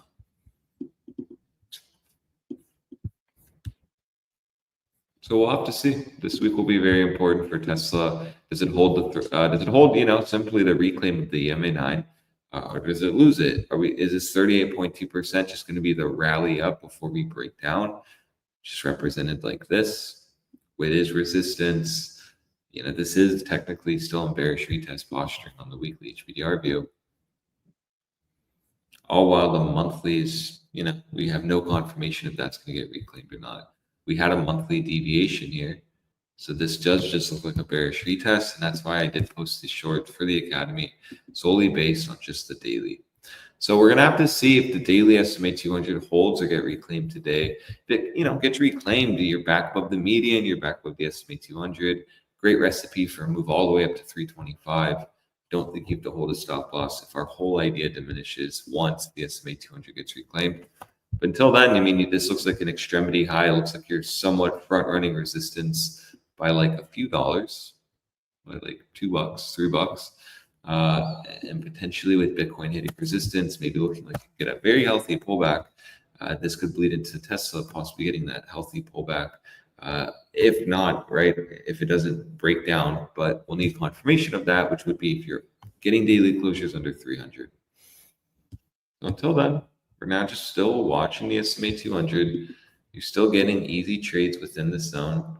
It's either bearish just needs to start breaking down and breaking away from that, or bulls want to reclaim, daily volatility fires off, and you start making your move all the way up towards that 360.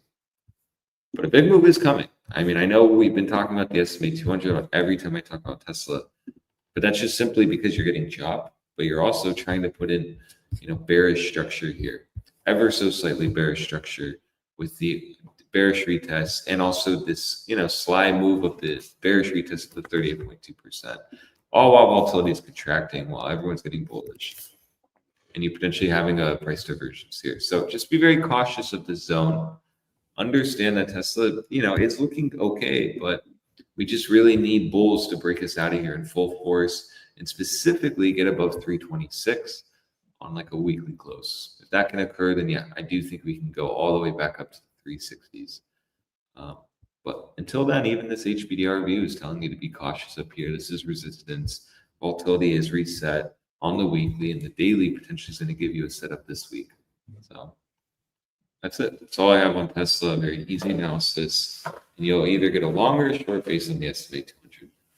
I know, it's so annoying that it's, by the way, it keeps just doing that.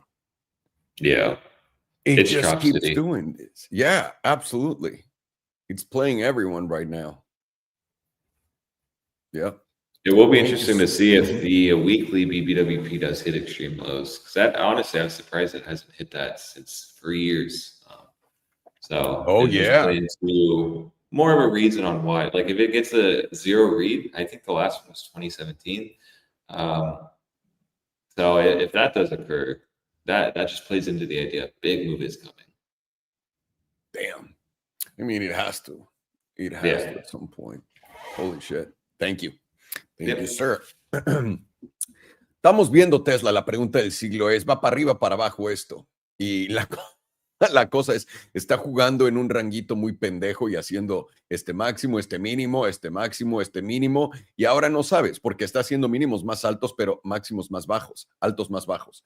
Entonces, la pregunta del siglo es, ¿esto va para arriba o para abajo? Uno, tenemos que notar que nuestra volatilidad en la semanal está llegando a ser nula. Este tipo de volatilidad es un poco rara en Tesla, sobre todo si podemos llegar a estos puntos donde ves los periodos de 0%, esos movimientos serían bastante agresivos. Pero es la pregunta que tenemos ahora. Vamos a poner esto en la trimestral. Vamos a poner esto en la trimestral. 1, 2, 3 dojis, damas y caballeros, seguiditas. Velas de indecisión, vela de indecisión, vela de indecisión. Pero tenemos toda la estructura alcista con bajos más altos, altos más altos. Y continuamos en lo mismo. Estamos por encima de nuestro promedio del 9 en la trimestral, alcista, 21 y 34, todos en orden, y hasta el 55 que empieza a popular por acá en los 118. ¿Ok? Vamos a la mensual. Perdón, trimestral, había visto esto. Volatilidad. Intenta comenzar a expandir. Aquí vamos a poner bastante atención. Esto todavía no lo consideraría yo expansión porque muchas veces nos hace esta jugadita y luego se mete y se baja y se mete y se baja. Pero si empezamos a ver que el 55% de volatilidad se convierte en 56, 57 y el promedio se queda un poco abajo, ahí es donde yo empezaría a considerar esto como ya una expansión real total de esta volatilidad. Voy a ponerles el HBDR también para que lo puedan ver. Vamos a ver dónde estamos para ver si estamos en algún extremo. Habíamos estado en los extremos de la parte baja, pero no me acuerdo en qué temporalidades lo habíamos visto acá. En realidad en enero del 2024, interesante. Ahora estamos por encima de la parte de la zona azul, estamos justamente acá.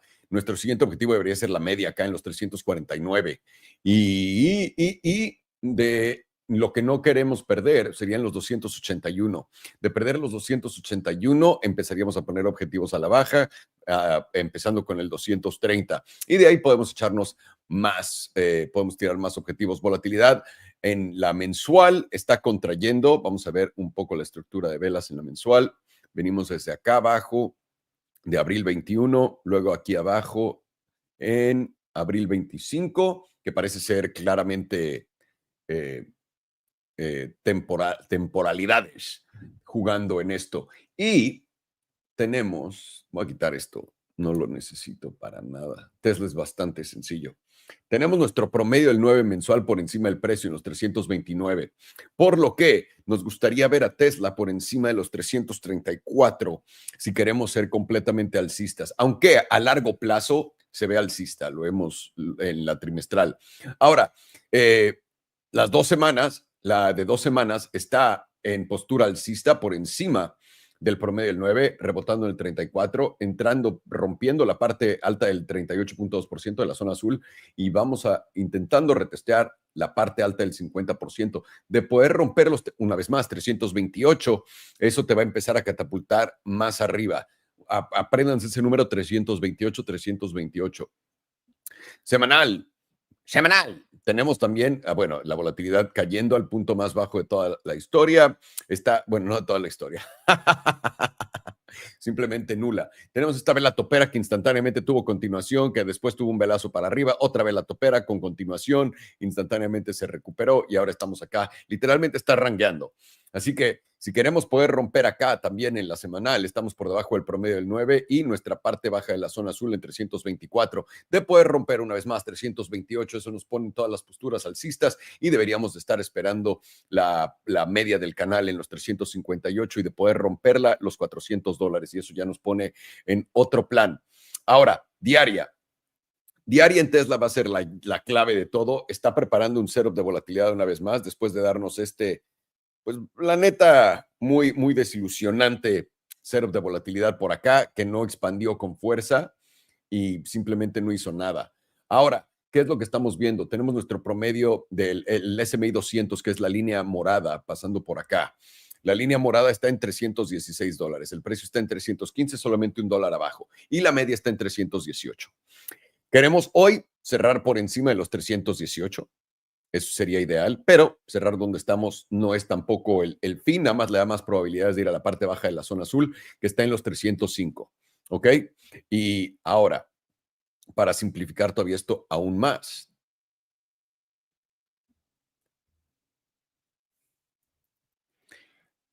Ok, Tesla está justamente en medio del rango. Lo puedes ver acá y acá, en medio, literalmente. Aquí no tienes un trade corto o largo. Acá lo que tienes que hacer es esperar. ¿Eres alcista? ¿Eres alcista? ¿Quieres cerrar por encima de los 328? Los 328 son un número muy importante. Eso nos llevaría para arriba. Y si eres bajista, lo único que tienes que hacer es cerrar por arriba, por abajo de los 306. Abajo de los 306 te debería empezar a dar objetivos de $269. Y sobre todo, llevándote los 288 a la baja, eso es lo que cerraría esta gran oportunidad de los 269. Por ahora, no es alcista ni bajista, está un poco confundida en diferentes temporalidades, mensual, más bajista que alcista, trimestral, más alcista que bajista. 2 semanas me parece que era más alcista, correcto, que bajista. Semanal me parece que es bajista, correcto. Y diaria está justamente siendo entre bajista y alcista. Así que si me voy a tirar en algún lado, va a ser en el lado de precaución, damas y caballeros, con este trade. Está jugando ese ranguito estúpido. Tranquilos. Recuerden que breakout o breakdown va a haber retesteo de la zona. Vamos a ver qué exactamente hace. Ahorita lo más importante es poder llevarte 328. 328, 328, 328 si somos alcistas. Eso literalmente nos pone ya en camino a buscar estos 370 y de ahí los 414. De no poder retomar ese 328 rápido, vamos a probablemente visitar los 269 y de ahí podemos analizar diferentes objetivos. Pero por ahora es lo que estamos viendo con Tesla. Vamos a ir a Spider-Verse o Superverse o algo así.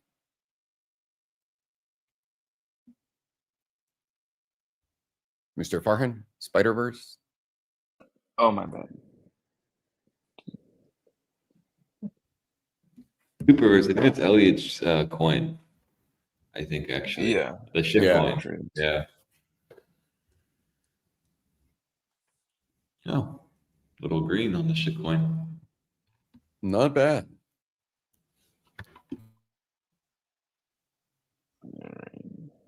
Erase this. I don't know why I had that drawn on there. I guess I looked at this a while back. Monthly is now getting momentum, starting to freshly flip back to the upside. This is the first time monthly momentum has flipped back up and gotten out of the bearish control zone since about 2022, since the bear market bottom. And the last time monthly momentum even flipped up in general, getting back above the moving average, was back around October of 2024. And flipping back up gave us a move up of about, let's see, from here. This was moving down, flipped up here. About 119% to the upside. Let me just make sure where we flipped up from.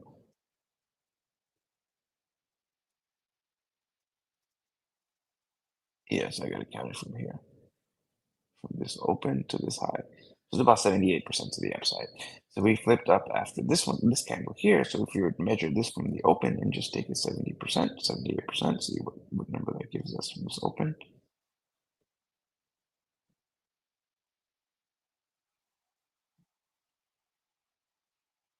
Brings us somewhere around $1.10 to somewhere around $1.20. And then if we see where we went to on the HPDR, we went up to, that 78%. We tapped the 61.8% level. And right now the 61.8% level sits a little bit even higher than there. It's somewhere about $1.98. This level changed whenever we hit it from about 246 to about 170. So it went down 70 cents.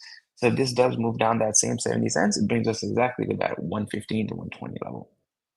Right now, volatility is technically in a contracting phase, but we have not gotten the closure yet to confirm it. And if we do get a close over this wick high at around 92 cents, then very likely volatility is going to remain in the expansion phase. And that will also reclaim this 38.2%, giving us a pretty aggressive move towards the median, which is sitting at that 120 zone. 2 week is also positioned to the upside with volatility expanding and the jewel giving us a buy signal from the bearish control zone and breaking out of the bearish control zone. We made a lower low, but we also made a lower long price action, so there's no hidden bullish divergence possible. Right now, we came very, very close to getting a silver cross to the downside, but looks like we are going to invalidate that from happening, and that will be confirmed if we get a close over that 21 EMA at about 80 cents. And closing over that 21 EMA, it's going to be a significant change in structure because this 21 has been resistance all the way through, and that should give us a move towards somewhere around this 78.6%, which is going to change, but right now it's sitting around 130s. Weekly is also flipping to the upside on momentum, getting very close to getting into the bullish control zone, while volatility is now expanding from extreme lows, and the jewel is curving back around and giving you a neutral signal, very close to a buy signal. And then if you look down below there, you're getting the pink crossing above the yellow within the bearish control zone. This is a very powerful jewel buy signal. Lines up with the weekly getting over that 38.2%, and now you've opened this current weekly candle above that 38.2%. So as long as you're holding over that 38.2% in this 100 EMA at around that 79 cent zone, you should continue to see a move upward into the $1 area.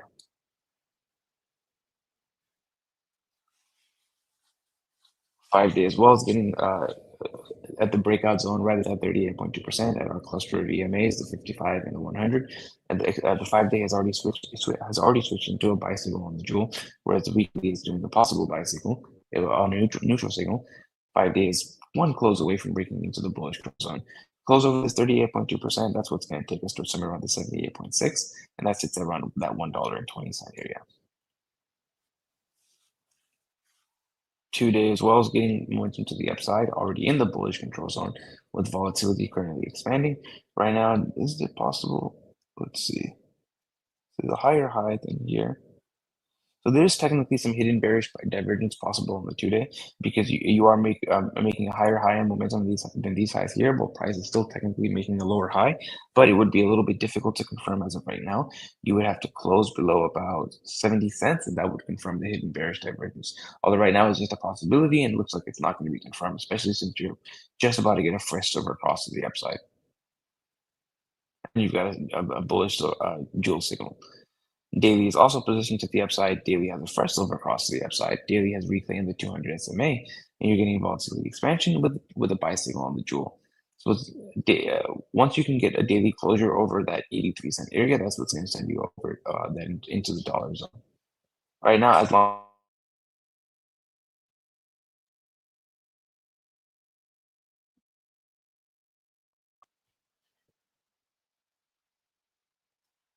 4 hours now flipping to flip to the downside at momentum, getting very close to flipping back up and getting back into the bullish control zone. Right now, the jewel has started to flash a buy a sell signal, but it has not confirmed just yet.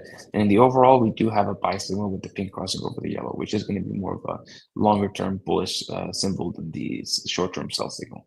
And right now, we are getting to the 38.2% as well. If you can get a close over this 38.2%, that would also reclaim the 5 EMA and give us another one of these moves towards somewhere around the 95%, the 88.3% to the 95%. So we need a close over 81 cents, and that would take us towards somewhere around like 90 cents towards like $1. Now we'll go towards momentum. Oops.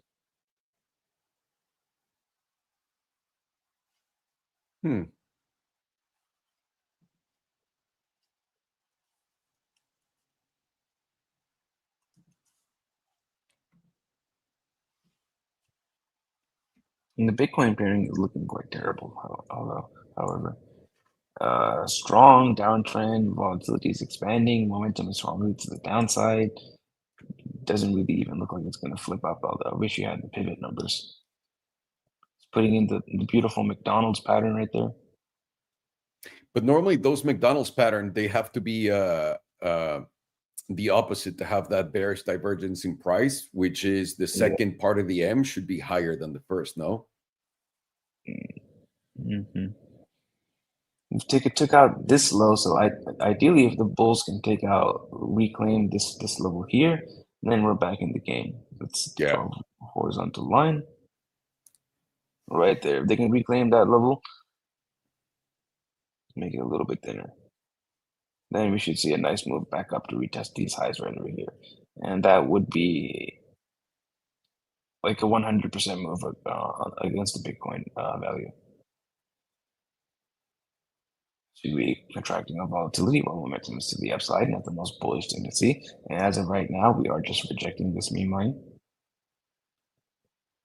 Weekly as well as freshly flipped to the upside. Rejecting the bearish control zone. A little interesting to see. We just need to see a reclaim of that 21 EMA on the weekly and that meme line, and then we're set. It always paints so much of a different picture for shitcoins whenever you put them on the Bitcoin pairing. This meme line was a major support. We bounced up after tapping this meme line from this zone here, about 182%. And then after we lost it, this is going to be very significant resistance after getting 182% bounce off of it. You have to assume it's going to be resistance until it proves to you that it's not. 2 days also.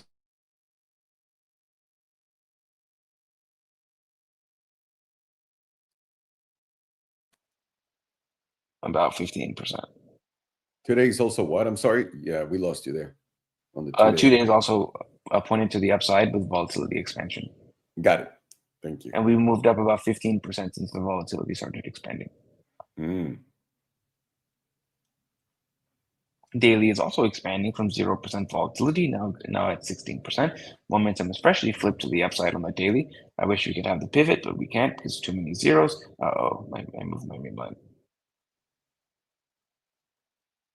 And momentum especially flipping back up, rejecting getting out of the bullish control zone, making its way towards the critical zone.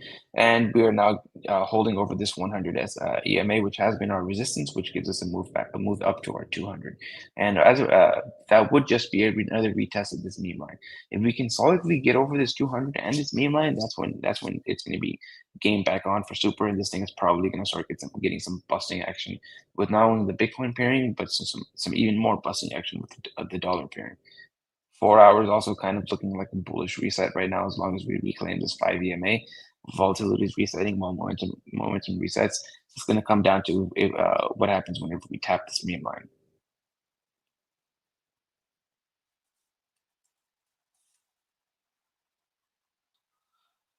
Monthly is close to flipping, well, very, very close to flipping back up. In about 17 days and 8 hours, it's going to flip up as long as you close over 69 cents. And you took out this low here, but you made a lower low in price. No divergence possible.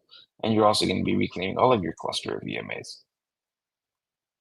2 week is already flipped to the upside with volatility almost at extreme lows. If you get any close below this 21 EMA, very likely volatility is going to start expanding from those extreme lows, or if you get a tick above about like 93 cents. Right now, momentum is going to be flipped up as long as you're closing over 58 cents. And we're a lot over that price right now. We're still in the bearish control zone, so very likely once we get close over this previous objective high, that's what's going to give us what we need to get out of the bearish control zone with that volatility expansion. Weekly as well is freshly flipped to the upside, rejecting the bearish control zone with volatility now approaching extreme lows. And we're going to be flipped up as long as we're closing over 68 cents. 5 days also freshly flipped up with volatility approaching extreme lows. And we're going to be flipped up as long as we're closing over 62 cents. Kind of looks like this thing is primed for some busting action soon. 2 days also flipped to the upside. with that silver cross just about to happen, very likely on this next open, it's going to happen, and we're going to be flipped up as long as you're above 68 cents, and that silver cross likely is what gives us that pump over the 90-cent area. Daily is also freshly flipped to the upside with volatility expansion from extreme lows with a fresh silver cross, and we're going to be flipped up as long as we're closing over 81 cents. We got 7 hours left to go. 4 hours going to be freshly flipped to the downside, and it is going to remain to the downside as long as we're closing over 82 cents. Right now, if we do close over that 5 EMA, that's what's going to make it a lot more likely this 4 hour is going to flip up, which is going to maintain the daily flipping up, which will send us up towards that 90-cent zone, a little bit lower time frame. 2 hours going to be remaining to the downside as long as you're closing below 83 cents.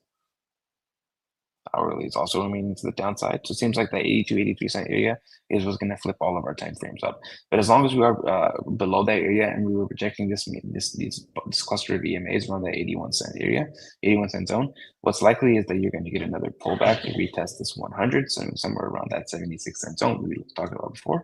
And even that is likely going to be a bullish retest. And from there, you're likely going to continue upwards towards 90 cents. With the high time frames on Super are now starting to look quite bullish, looking like it's primed for some volatility expansion towards the upside. We're getting a volatility reset on all of our medium time frames. The high time frames are getting volatility sitting right at the same zones that we've had whenever we've got previous busting action right at that reset zone around that 50%. Momentum is very close to flipping back up on the monthly. We're getting bullish divergences coming in across the board. 2 week is getting momentum already flipped to the upside. Volatility is now almost at extreme lows. Weekly is almost at extreme lows. 5 days almost at extreme lows. We're about to reclaim all of our major EMAs. The low time frame momentum is flipped to the downside. So if we do see a move down from here, it's very likely going to be somewhere around 75, 76 cents. High probability it's going to bounce from there based on the high time frames. And I would look for a move into somewhere around 90 to 95 cents first. Probably a little bit of consolidation, a little rejection there, and then a move into somewhere around 115 to 120. And the invalidation on all of this is either getting a tick below about, I don't want to use like it's a little too low. Yeah, either tick below 46 cents or a weekly close below about 60 cents. Either one of those two things would invalidate it, but I don't think that's going to happen. I'm leaning more towards this volatility expansion happening to the upside. Very nice. Very, very nice. We're going to do Revia next. Thank you. Nice. Ok, estamos viendo Super, la moneda de no sé qué. Así que aquí lo tienen. Ahí está. Perfecto. Vamos a la... No, no.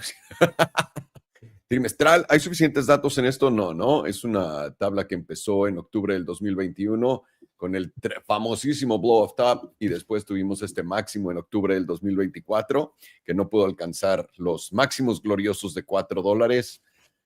Y esta topó en 2.2, básicamente la mitad. Nada bien. Pero ahora, pueden ver lo que está pasando acá. Hasta en la trimestral, esto es un patrón de tasa y agarradera, ¿ok? Y además, estás justamente después de haber tenido este SFP a la baja, lo que parece, todavía faltan 2 meses y 17 días para cerrar esto. No nos hagamos tontos, pero el promedio del 9 está en los 78 centavos. Esto tiene postura alcista de poder retomar esto y empezar a llevarte los 95 para arriba. Lo que vas a tener una vez que rompas estos altos, justamente de acá en el 1.3, es un movimiento al 2.6. ¿Ok? Esto empieza a verse alcista, nada mal. Vamos a la mensual. Mensual es un poco de lo mismo, el patrón de la tasa y la agarradera. Este tipo de agarraderas es la que me gusta y lo único que tenemos que hacer es poder romper esos 84 centavos para poder poner esto en postura alcista. Por ahora la volatilidad está a punto de empezar a contraer, pero todavía no, así que esto podría simplemente voltearse y dar una expansión. Vamos a mantener el ojo bien pelado por acá. De perder la zona de los 75 centavos, empezaría a ponerse la cosa interesante y de no aguantar los 62, podríamos empezar a ver más a la baja. Ahora, 2 semanas, tenemos Trump, Putin, Trump. Tenemos volatilidad yendo al punto más bajo de toda la historia en la tabla, correcto. Lo que nos dice que va a haber un movimiento bastante brutalmente asombroso. Güey, deja de decir pendejadas. Tenemos el 34. y el 21 siendo nuestra resistencia aquí arriba y el 9 siendo nuestro soporte aquí abajo, interesante, y el 55 en medio. Esta vela lo describe todo para mí. Si yo estuviera viendo esta tabla, abajo esta vela, bajista, arriba literalmente solamente de esto, y bueno, yéndote arriba de los 85 centavos, muy alcista, muy alcista. Semanal, justamente estamos rebotando nuestro promedio del 34, que por cierto, nuestro promedio del 34, una vez que lo perdimos, fue lo que nos dio esta baja en la semanal. Venimos a intentar retestearlo, lo tomamos una semana y lo perdimos a la siguiente y volvimos a caer. Lo estás tomando. El retesteo del promedio del 34 en la semanal debería, y también del 100, entre 78 y 76 centavos. Esta zona debería ser tu oportunidad para treparte en largo. ¿Y por qué en largo y no corto? Porque no hay nada que te diga que esto va a ser mínimos más bajos. Esto está haciendo mínimos más altos, mínimos más altos. Ya llevarte estos mínimos es donde te pondría la bola del otro lado, pero por ahora parece ser que justamente entre el 78 y el 76 va a ser la zona fuerte para poder entrar y esto te catapulte a la alza. Diaria tienes volatilidad expandiendo, pero se empezó a ir de lado cuando viste esta vela topera. Ahora, esta vela topera es verde y todavía nos puede estar dando señales mezcladas. Habíamos tenido, retomamos el S&P 200, que es la línea morada que viene para acá, lo retomamos, lo perdimos. Lo intentamos retomar, ocupa como resistencia, ahora lo usamos acá como soporte y esta sería nuestra segunda vela el día de hoy, cerrando por encima. Una tercera vela con un cierre por encima del S&P 200 le va a dar una más alta probabilidad de continuación a la alza, tal cual. Y en la diaria sí puedo poner el HPDR porque sí hay suficientes datos para esto. Y ahora, ¿dónde estamos? Estamos muy arriba en el HPDR, pero no en la parte más alta. Esto nos podría llevar aún más arriba, pero lo que yo esperaría es un poco de consolidación alcista. Ok, ya con esto visto, puesto, analizado a través de Farhan y yo copiando todos sus datos. Lo que hemos estado viendo con Super es básicamente una consolidación. Esta consolidación al principio parecía bajista, ahora al estar por encima del 200 parece alcista. Tenemos setups de volatilidad en diferentes temporalidades preparando un movimiento agresivo, sea a la alza o a la baja, y yo simplemente pondría atención a esto. S&P 200 está también en la zona de los 75. Si llegas a lo que somos los que son alcistas en esto, quieren ver esto. Ok, tantito de esto. Este tipo de consolidación en esta zona, porque eso va a permitir que pueda respirar más y el movimiento que se dé agresivo tenga básicamente pueda alargarse más de darlo en extremos. Y una cosa que sí tengo que decir que a mí personalmente, ahora viendo la tabla como la ve Farhan, entiendo lo que dice y creo que tiene completa razón, yo que sé. Pero este tipo ¿cómo se dice? De movimientos así, esta banderita después de una caída que empieza a hacer esto, podría ser bajista eventualmente. Ahora, podríamos llegar hasta acá y después caer. Entonces, voy a tener solamente por esa estructura. Ahora, no todo tiene que cumplir todo tipo de reglas, simplemente le da más probabilidades a ello. Y yo creo que es bastante fácil operar esta cosa. Pones en la diaria, tienes los 74 centavos, 72, justamente esta zona, quieres aguantar. Somos alcistas siempre y cuando no barras los 60 centavos en cierres en cualquier tipo de acción. Básicamente, si llegas y ves esto rápido y hace esto, al chile, esto es bajista. Pero todo apunta a que si algo te va a dar es esta zona para poder entrar y después dar continuación a la alza, damas y caballeros. Vale, con eso listo puesto sobre la mesa, vámonos a ver Rivian. A ver qué chingados tenemos por ahí, dama y caballero, en los Rivian. A ver, a mover la colita. Let's check out some Rivian action. That dude still kills me. Yeah. I'll always remember that. right? The fucking idiot that the guy literally was mocking the guy who traded well. Usually a good indication too. It was I like, know. I mean, this guy printed nicely. Yeah. And a lot of people I saw, like a lot of people were hitting me up saying they were buying Rivian up here. Just didn't make sense. It's just, No. especially with what you showed me with the temporality aspect of it, just didn't make any sense to me. So where are we now at Rivian, and what can we, digest from this moving forward? Well, we are now about to hit support again. This is major support. This will be a big zone for Rivian because what you've noticed is we've actually hit this mean line 3 times now. I mean, like you've just hit this a bunch of times, and we know that the more times you hit support, the weaker it becomes. But this support's more interesting because it's actually lined up nicely now with the $12.30 region. So, what we can dissect from this is the zone that absolutely needs to hold. Ideally, this is the bounce zone. This was the breakout. We had a nice move up. We always know that, with these charts with high volatility, it's always, more often than not, you often backtest what was resistance into support. So that's possibly what could be occurring here. But then also, if you look at what was it, 2-day? Anytime. The 2-day here, you see we're at the bottom 38.2% is right around that region. So you very well could get a bounce from this point, move up, and actually test that 1330 again, where that'll be a big decision point because you have kind of a cluster here, moving averages right around $13, and you see here that the SMA 200 on the 2-day, which I prefer, the 2-day chart on this on Rivian.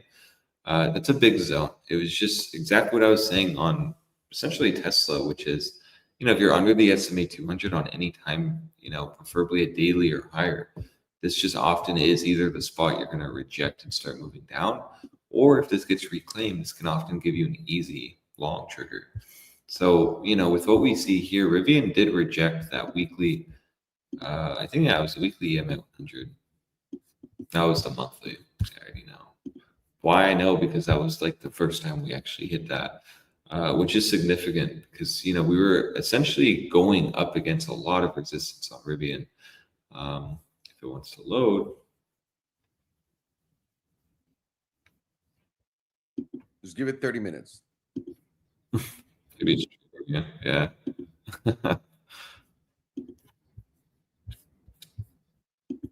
By the way, why is Peter Schiff talking about Bitcoin all day?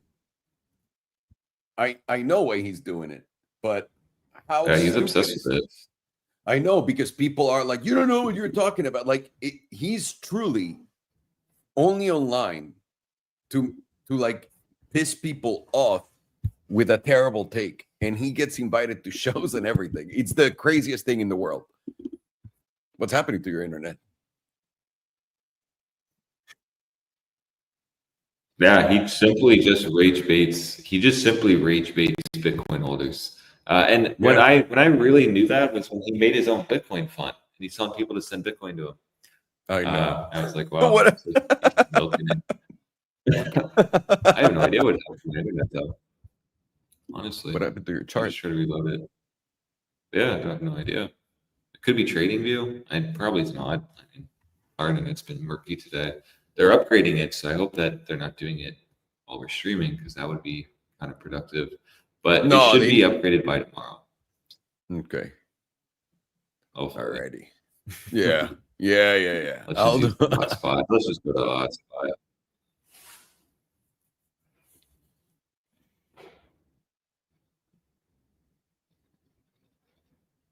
Oof. Okay. If this doesn't hold, everyone's fucked. Hang on.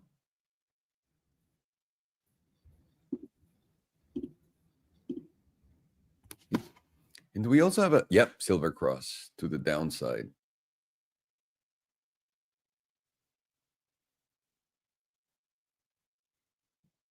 Hang on.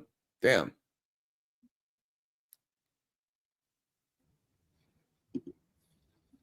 There you are. 1 second.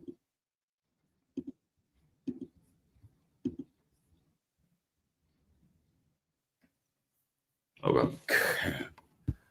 That's the hot should work. Bitcoin chart. Crazy. There you go. It's yeah, fucking Yeah. insane. Let's get back to this. Okay, cool. Here we go. So again, we were up against major resistance on this chart. I mean, it first was represented here when we actually made that move. So it was on the monthly, that monthly EMA 21. This was highly significant when we were there. I remember that day we were talking about it. And it just was the first time you hit that major moving average. You've seen the reaction around that EMA 9 on the monthly. So you had to be looking at that with major caution. After an epic move, specifically with the temporality aspect of it, we're already up over 60% at that point. It was pretty insane to start seeing people scale longs right into resistance. On top of it, too, you actually, so it was on the weekly, and it was the EMA 100. Again, we know the EMA 100 on any chart's important. This was the first time we hit this. On top of it, you did hit it and front ran it, but came very, very close. And this just formed an evening star that was like very to the book, and then you didn't take out the wick high, leading to that follow through, giving you a 21.8% move down. So it's really like this chart was up against major resistance. We did talk about that. And so the reaction now, it's all about just here. We want to see $12.30 hold, because if this zone doesn't hold, we're going to see a big drop down to like $10.90.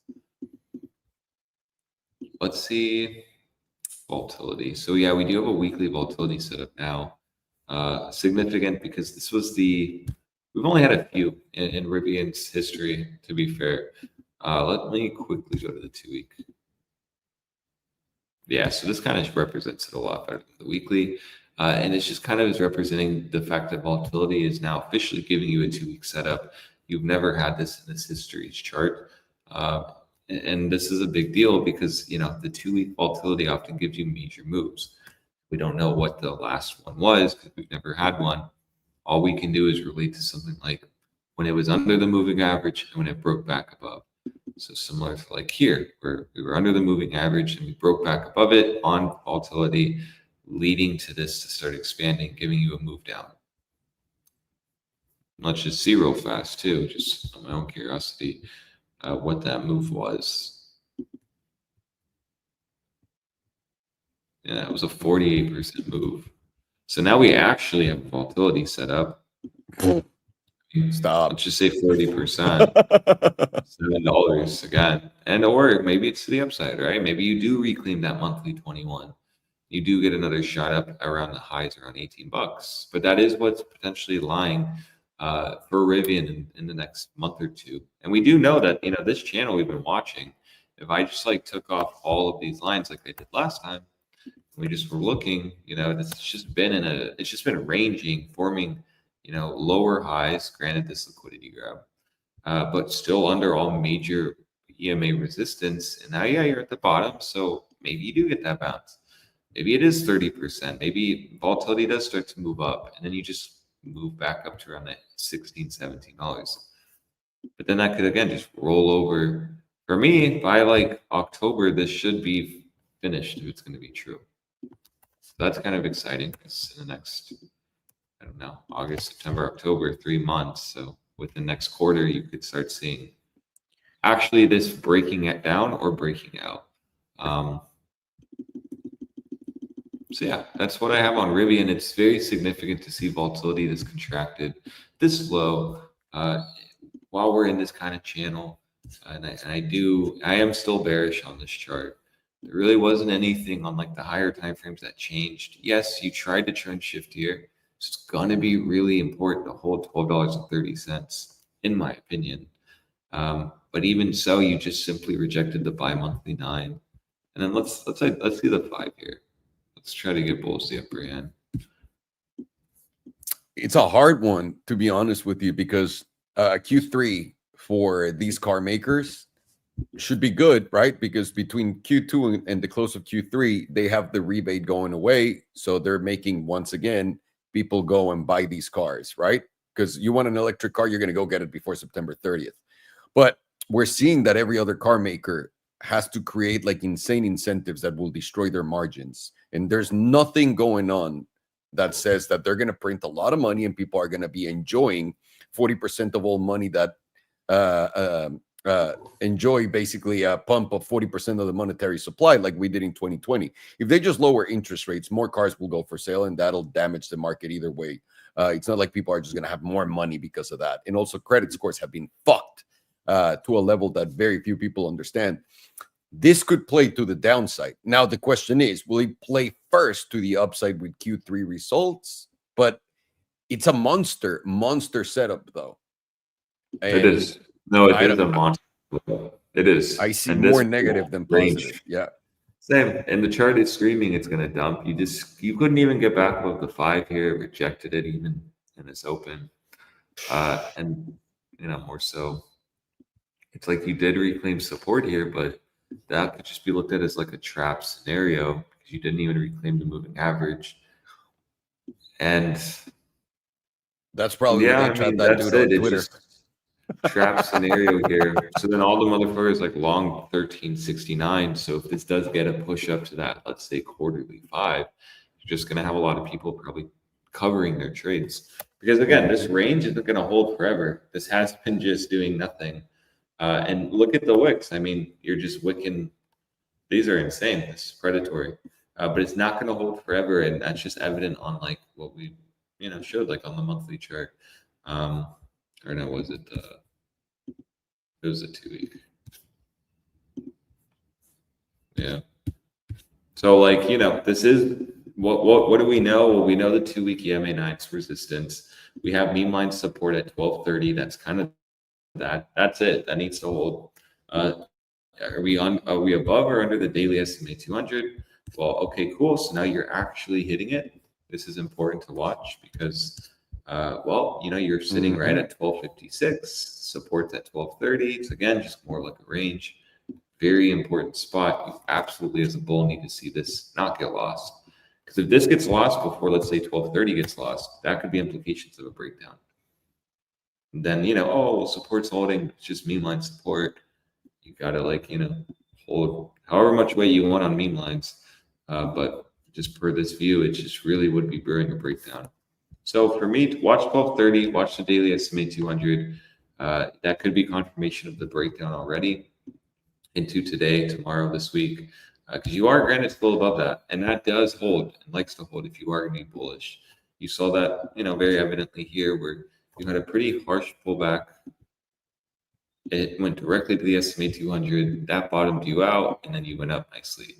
But again, it's like very to the book when you lose it. And we've taken shorts once you do lose it. So again, this will just open up an easy short potentially. I'll never forget about this one here where we took for the Academy, went short here, had the volatility set up. That was a very nice setup. I mean, that gave over a 25% move just under a month. So potentially that's what we're potentially going to get here, just on a bigger gram scheme of things. If you start losing 1230 with daily volatility, either resetting or contracting. Let's check that out real quick because I do see it is actually expanding. Then yeah, that has implications of maybe you gap fill that. You retest the daily 9, but as long as now this major top candle isn't going to get taken out, which can tell you, well, maybe 1349 is going to be the next lower high. Any move from here, like you as a bull, need to actually get back above like 1330. This then will be really good. But you have a daily silver cross. You are at the SMA 200, so you can easily gap fill, test the silver cross, and then roll over. It's not really until you lose the SMA 200 where you can be a full-on bear and aggressively short that, because you just have a very easy invalidation. As long as you are under the SMA 200, that should just be sideways and down. So that's Rivian. Watch really 1230. That's kind of where it all holds. This is like a big spot. It very easily could you pull back, you roll over here, consolidate, and then you just move up. So it's either going to be like this, or yeah, this will just be the start of a major breakdown. But this range isn't going to hold forever. This actually was formed in 2024. So you are reaching the end of it. You have volatility supporting it, so I'd watch very carefully. Thank you so much, senor.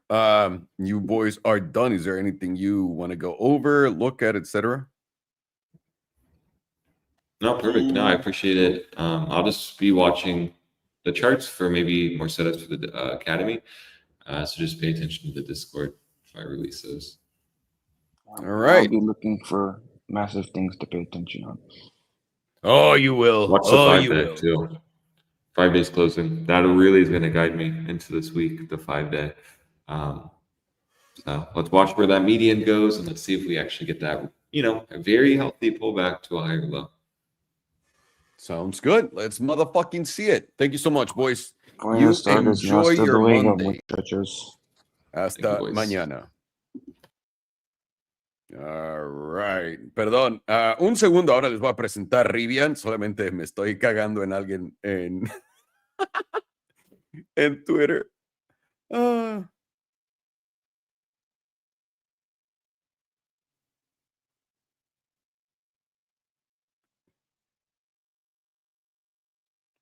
Interesante lo que estamos viendo con Rivian. ¿Por qué? Es justamente el escenario que el tío Salo ha estado esperando. Y quiero ver si se va a dar o no. Voy a empezar con temporalidades altas, ¿ok? Y la razón por qué es porque es claramente evidente que este máximo que vimos va a tomar años para poder regresar ahí. Nadie dice que no, pero va a tomar años. Lo más alto que ha llegado Rivian son $180 y estamos cotizando en $12, un poco más de 10x, casi un 11-12x. Ahí andamos para abajo. Pero cuando volteas a ver todo esto, te das cuenta que en la trimestral, simplemente toda esta caída ha sido una banderita.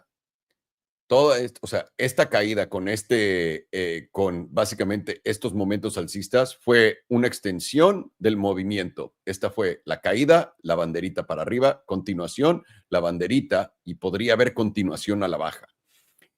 ¿Por qué digo que es mi escenario si soy tan alcista en Rivian? Porque les he dicho, Tesla y Rivian, estas van a ser las entradas legendarias, en mi opinión, para las cosas que vayan a subir eventualmente de precio, y este tipo de industrias son las primeras que se van a beneficiar de inteligencia artificial.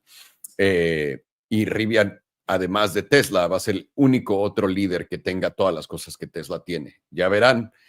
Ya verán. Ahora no me crean nada, ya saben que yo qué sé. De todas maneras, a fin de cuentas, solamente soy un conspiranoico. Deme un segundo, déjame copio esto y pongo mi promedio del 5 antes de volverlo a borrar, como siempre me lo hace. 5. Ok. Ahora, el promedio del 5 está en los 12.69 en la trimestral. Lo habíamos probado, nos rechazó, pero pudimos cerrar por encima. Luego tuvimos este otro cierre, pero ahora parece que no lo vamos a aguantar. Esto va a ser clave junto con el SMA 200 el día de hoy. ¿Ok? Y déjenme simplemente grabo esto. Ahí está, a ver si esta vez sí se guarda. Y esto va a ser clave. Voy a llevarlos a la mensual. En la mensual estamos perdiendo nuestro promedio del 9. Una vez más, después de tener 1, 2, 3 cierres por encima, esta mensual va a ser clave en los $13. De no poder retomar estos $13, esto entra en postura bajista, y además tienes el setup de volatilidad en la mensual del punto más bajo de toda la historia en la tabla. Vamos a ver para dónde se va y si es que continúa, porque esta no la considero yo como expansión total, aunque venga el punto más bajo de la tabla, porque apenas está haciendo algo. Y puedes ver que esa expansión empieza en una vela roja, ¿no? Y empiezas en 13.53 hasta acá. Si esta expansión da continuación a lo que estamos viendo, esto podría tranquilamente mínimo venir a los $10, pero mínimo, así tranquilo de la vida, a los $10. 2 semanas nos cuenta un poco de lo mismo, ya más bajista. Además de eso, con nuestra volatilidad, denme un segundo, no sé por qué se hizo de este tamaño, en el punto más bajo de la tabla de toda la historia, y ahora estamos creando volatilidad muy baja. Esto nos dice que también va a venir un movimiento muy, muy agresivo y todavía no estamos viendo para dónde. Por ahora estamos por debajo del promedio del 9, del 21, y eso se han cambiado de lado. Esto nos demuestra nos demuestra debilidad en el precio también. Pero también ha estado flip-flopeando acá, así que no lo voy a tomar. También tenemos el 34 por encima, que eso es más debilidad de precio. Por ahora, el güey que se estaba burlando del güey que dijo que iba a poner todo su dinero en Rivian para hacerle un corto aquí arriba, ha de estar retorciéndose en su tumba, porque le salió divino ese trade, ese cabrón. Así que felicidades a ese güey. Semanal también, postura bajista. Empezamos a ver literalmente cómo todo se está dando la vuelta y en la semanal también tienes un setup de volatilidad calentándose en el punto más bajo de la tabla de toda la historia. Movimiento agresivo sería un understatement para esto, ¿no? Un menos, ¿cómo se dice cuando dices algo que no se puede, no es lo suficientemente comprendido? No tengo ni puta idea. Los voy a llevar a la diaria. La diaria, esta es la clave, tíos. Estamos expandiendo después de volatilidad nula, ¿ok? Esta expansión empieza acá y luego hace esto. Y el segundo punto de la expansión, que es esto, lo está dando a la baja, ¿ok? Aquí está la última parte de esta expansión de volatilidad en la diaria. Vamos a querer poner atención acá. ¿Eres alcista en Rivian? Es muy fácil. Lo único que tiene que aguantar es este mínimo en los 12.44. Me parece que es 12.44. 12.44. Si te lo llevas para abajo y te llevas el SMA 200, que es la línea morada que está acá, además de que tienes un cruce plateado, muy probablemente esto va a ir más para abajo. Y a ese punto, pues ahí se pone interesante la cosa y podríamos analizar objetivos, porque si se llega a expandir la volatilidad en esta dirección, a la baja, muy probablemente vayamos a ver nuevos mínimos y si veamos esos números tan locos como los 7 o hasta los 6 tal vez en Rivian. Y si la expansión da la alza y este cruce plateado, porque recuerda, el cruce plateado no es la sentencia de muerte. Si este cruce plateado de acá lo reviertes en putiza y te vas para acá, es como si nada hubiera pasado, ¿no? Pero la cosa es, en Rivian, normalmente cuando tienes estos cruces plateados diarios, si tienes bajones chidos, y también cuando sube, tiene subidones chidos. Así que vamos a poner atención a esto, lo que nos está indicando que eso sería un bajón chido. Y ahora mucha gente me ha preguntado, pero entonces no vas a vender tus posiciones. Les dije, no. ¿Por qué? Una, porque si mantienes tu posición por más de un año en Estados Unidos, la tasa de impuestos sobre tus ganancias baja a solo 10%.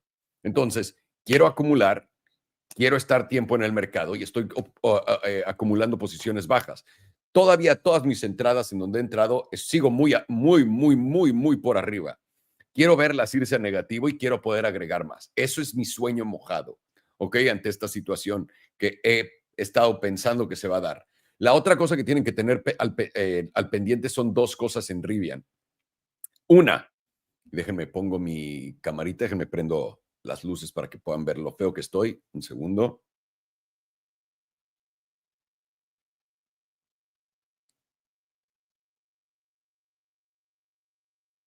¿Dónde están mis lucecitas? Ahí están. Ok. Ok.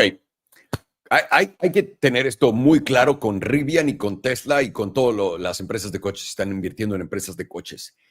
Estamos a punto de tener lo que está Estados Unidos haciendo, y esto nos lleva un poco al principio del video, cuando estábamos platicando de esto. Yo nunca había visto a un gobierno empujar a la gente a comprar como lo están haciendo ahorita. Quiero que entiendan, lo que está pasando y lo que parece ser una economía que no cae es porque están forzando a la gente a través de miedo a comprar. ¿Qué miedo? El miedo de la inflación, precios más altos. Todo esto va a continuar subiendo y la inflación va a continuar para arriba. Atentos. Eso también te dice que no va a haber recortes de intereses. Cuando te dicen que no va a haber recortes de intereses porque la inflación va a continuar, todo el mundo se va a dar por vencido y está comprando cosas ahorita, sea coche, casa, ropa, inventario.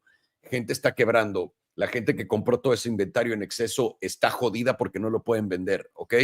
Y ahora lo que han hecho con los coches fue: ve y compra tu coche prearanceles. ¿Y qué problema tuvieron? Ya que la gente vio que los aranceles no están causando inflación de precios, la gente dejó de comprar coches a un nivel que literalmente no habíamos visto. Esto yo no lo había visto nunca, ¿ok? ¿Y qué es lo que hizo Estados Unidos en contra de eso? Han puesto a Peter Griffin, al CEO de Ford, por alguna razón enfrente de todos, como si fuera una persona pensante, a decirle a todo el mundo que la economía esto y que Ford esto y que... Muy raro. Porque ese hombre literalmente es un manager, es un títere, nada más está ahí por su papá o su tío era famoso y ya, ese hombre no está innovando, creando nuevas cosas. ¿Por qué le están haciendo tanto caso a este tío? Es como la cara del movimiento que están haciendo, como cuando lo empezaron con, por ejemplo, Disney y Amazon fueron los líderes, la cara del movimiento de regresa a la oficina. ¿Se acuerdan de eso? Ahorita esto es lo que está haciendo Ford, les están diciendo a todos ustedes, precios van a subir. Ford mismo lo dijo, hizo comerciales diciendo, precios van a subir, ven y compra con nuestro descuento de empleado. Va todo el mundo y compró con el descuento de empleado. La gente dejó de comprar. ¿Qué hizo Ford? Ven a comprar coche hoy, te damos 0% de enganche, cero, tienes que pagar cero.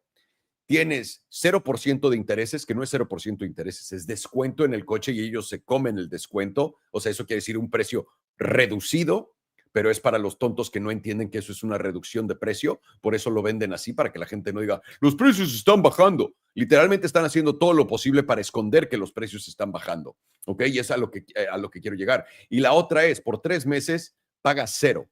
Te están regalando un coche por 3 meses. Están haciendo todo lo posible para que todo el mundo vuelva.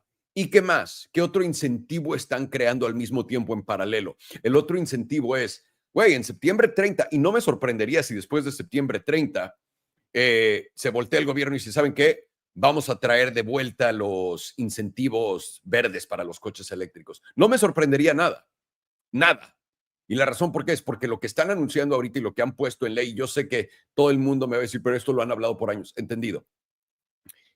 Es lo siguiente, este cuarto para Rivian, el que viene, el tercer cuarto, debería ser mejor de lo esperado. Lo mismo para Tesla. ¿Por qué? Porque están literalmente espantando a la gente a ve a comprarlo, ya no te va a alcanzar.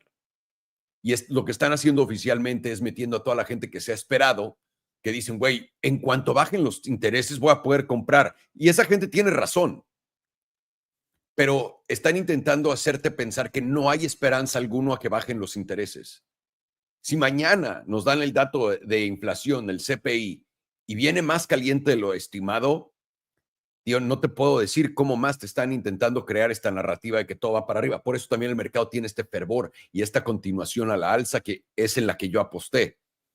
Por esto mismo, por esta narrativa de la inflación viene, va a quedarse, compra de una porque los intereses no van a bajar, cuando todo lo contrario es lo que está pasando. Entonces, Rivian podría tener el movimiento al alza, correcto, si es que se da con el anuncio de excelentes resultados. Podría. Pero también ya estamos entrando en el cuarto donde ya estamos, y yo sé, y ustedes saben, mínimo mi bias es a fin de este año, el principio del próximo, último cuarto, primer cuarto del siguiente año, vamos a estar en algo que van a llamar recesión, van a oficialmente decirlo. Y si llegamos a ese punto, que por cierto es donde el fondo va a estar muy cerca de, llegamos a ese punto, este cero dándose a la baja, yo lo entendería. Y una vez más, ¿por qué? Porque la gente cree que bajar los intereses es positivo para todos, es muy negativo. Solamente los tienen mal educados por lo que pasó en el 2020. ¿Ok? Y ahora, si imprimen 40% de todo el dinero que existe otra vez, olvídate todo lo que te digo, vámonos al tren del mame, va a haber mega inflación, va a haber todas las cosas que te están prometiendo hoy. Si no están imprimiendo 40% de todo el dinero que existe, bajar tipos no va a crear lo mismo que ya viviste. Los maleducaron a propósito a toda la gente joven y a toda la gente en general. Todo el mundo está apostando por esta impresión de dinero. Así que con precaución en esto, Rivian, muy fácil de entender. Simplemente no quieres perder 12.44. De perder 12.44 estás creando bajos más bajos y vas a mínimo los $12. Después, muy probablemente los 11.20 y de ahí de no aguantar, estamos hablando de 10. No está tan difícil. Y ahí lo tienen, damas y caballeros. Aquí estamos, todos al parejo, contentos. Y también, qué cagado, verano no hay nadie aquí, cabrones. Nadie. Aquí andamos hablando solos. Pero bueno, nos quiero un chingo. Gracias a todos. Ángel, Ismael, Brian, Oscar, Eder, gracias por estar acá con nosotros en nuestro en vivo. Cualquier cosa, ya saben que aquí estamos. Les mando un fuerte abrazo. Alex y Farm van a estar como locos buscando ese setup de los 5 días con volatilidad expandiendo para Bitcoin, para que estén al pendiente. Y Alex ha estado mandando varios shorts y longs. Honestamente no sé qué ha estado mandando, lo he estado viendo en nuestro chat operativo, pero ahí están los trades para todos los miembros, para que no se los pierdan. Les mando un abrazote. Muchísimas gracias por su tiempo, por su atención y nos vemos en la próxima. ¿Cómo de que no? Oye, brother, qué buena onda.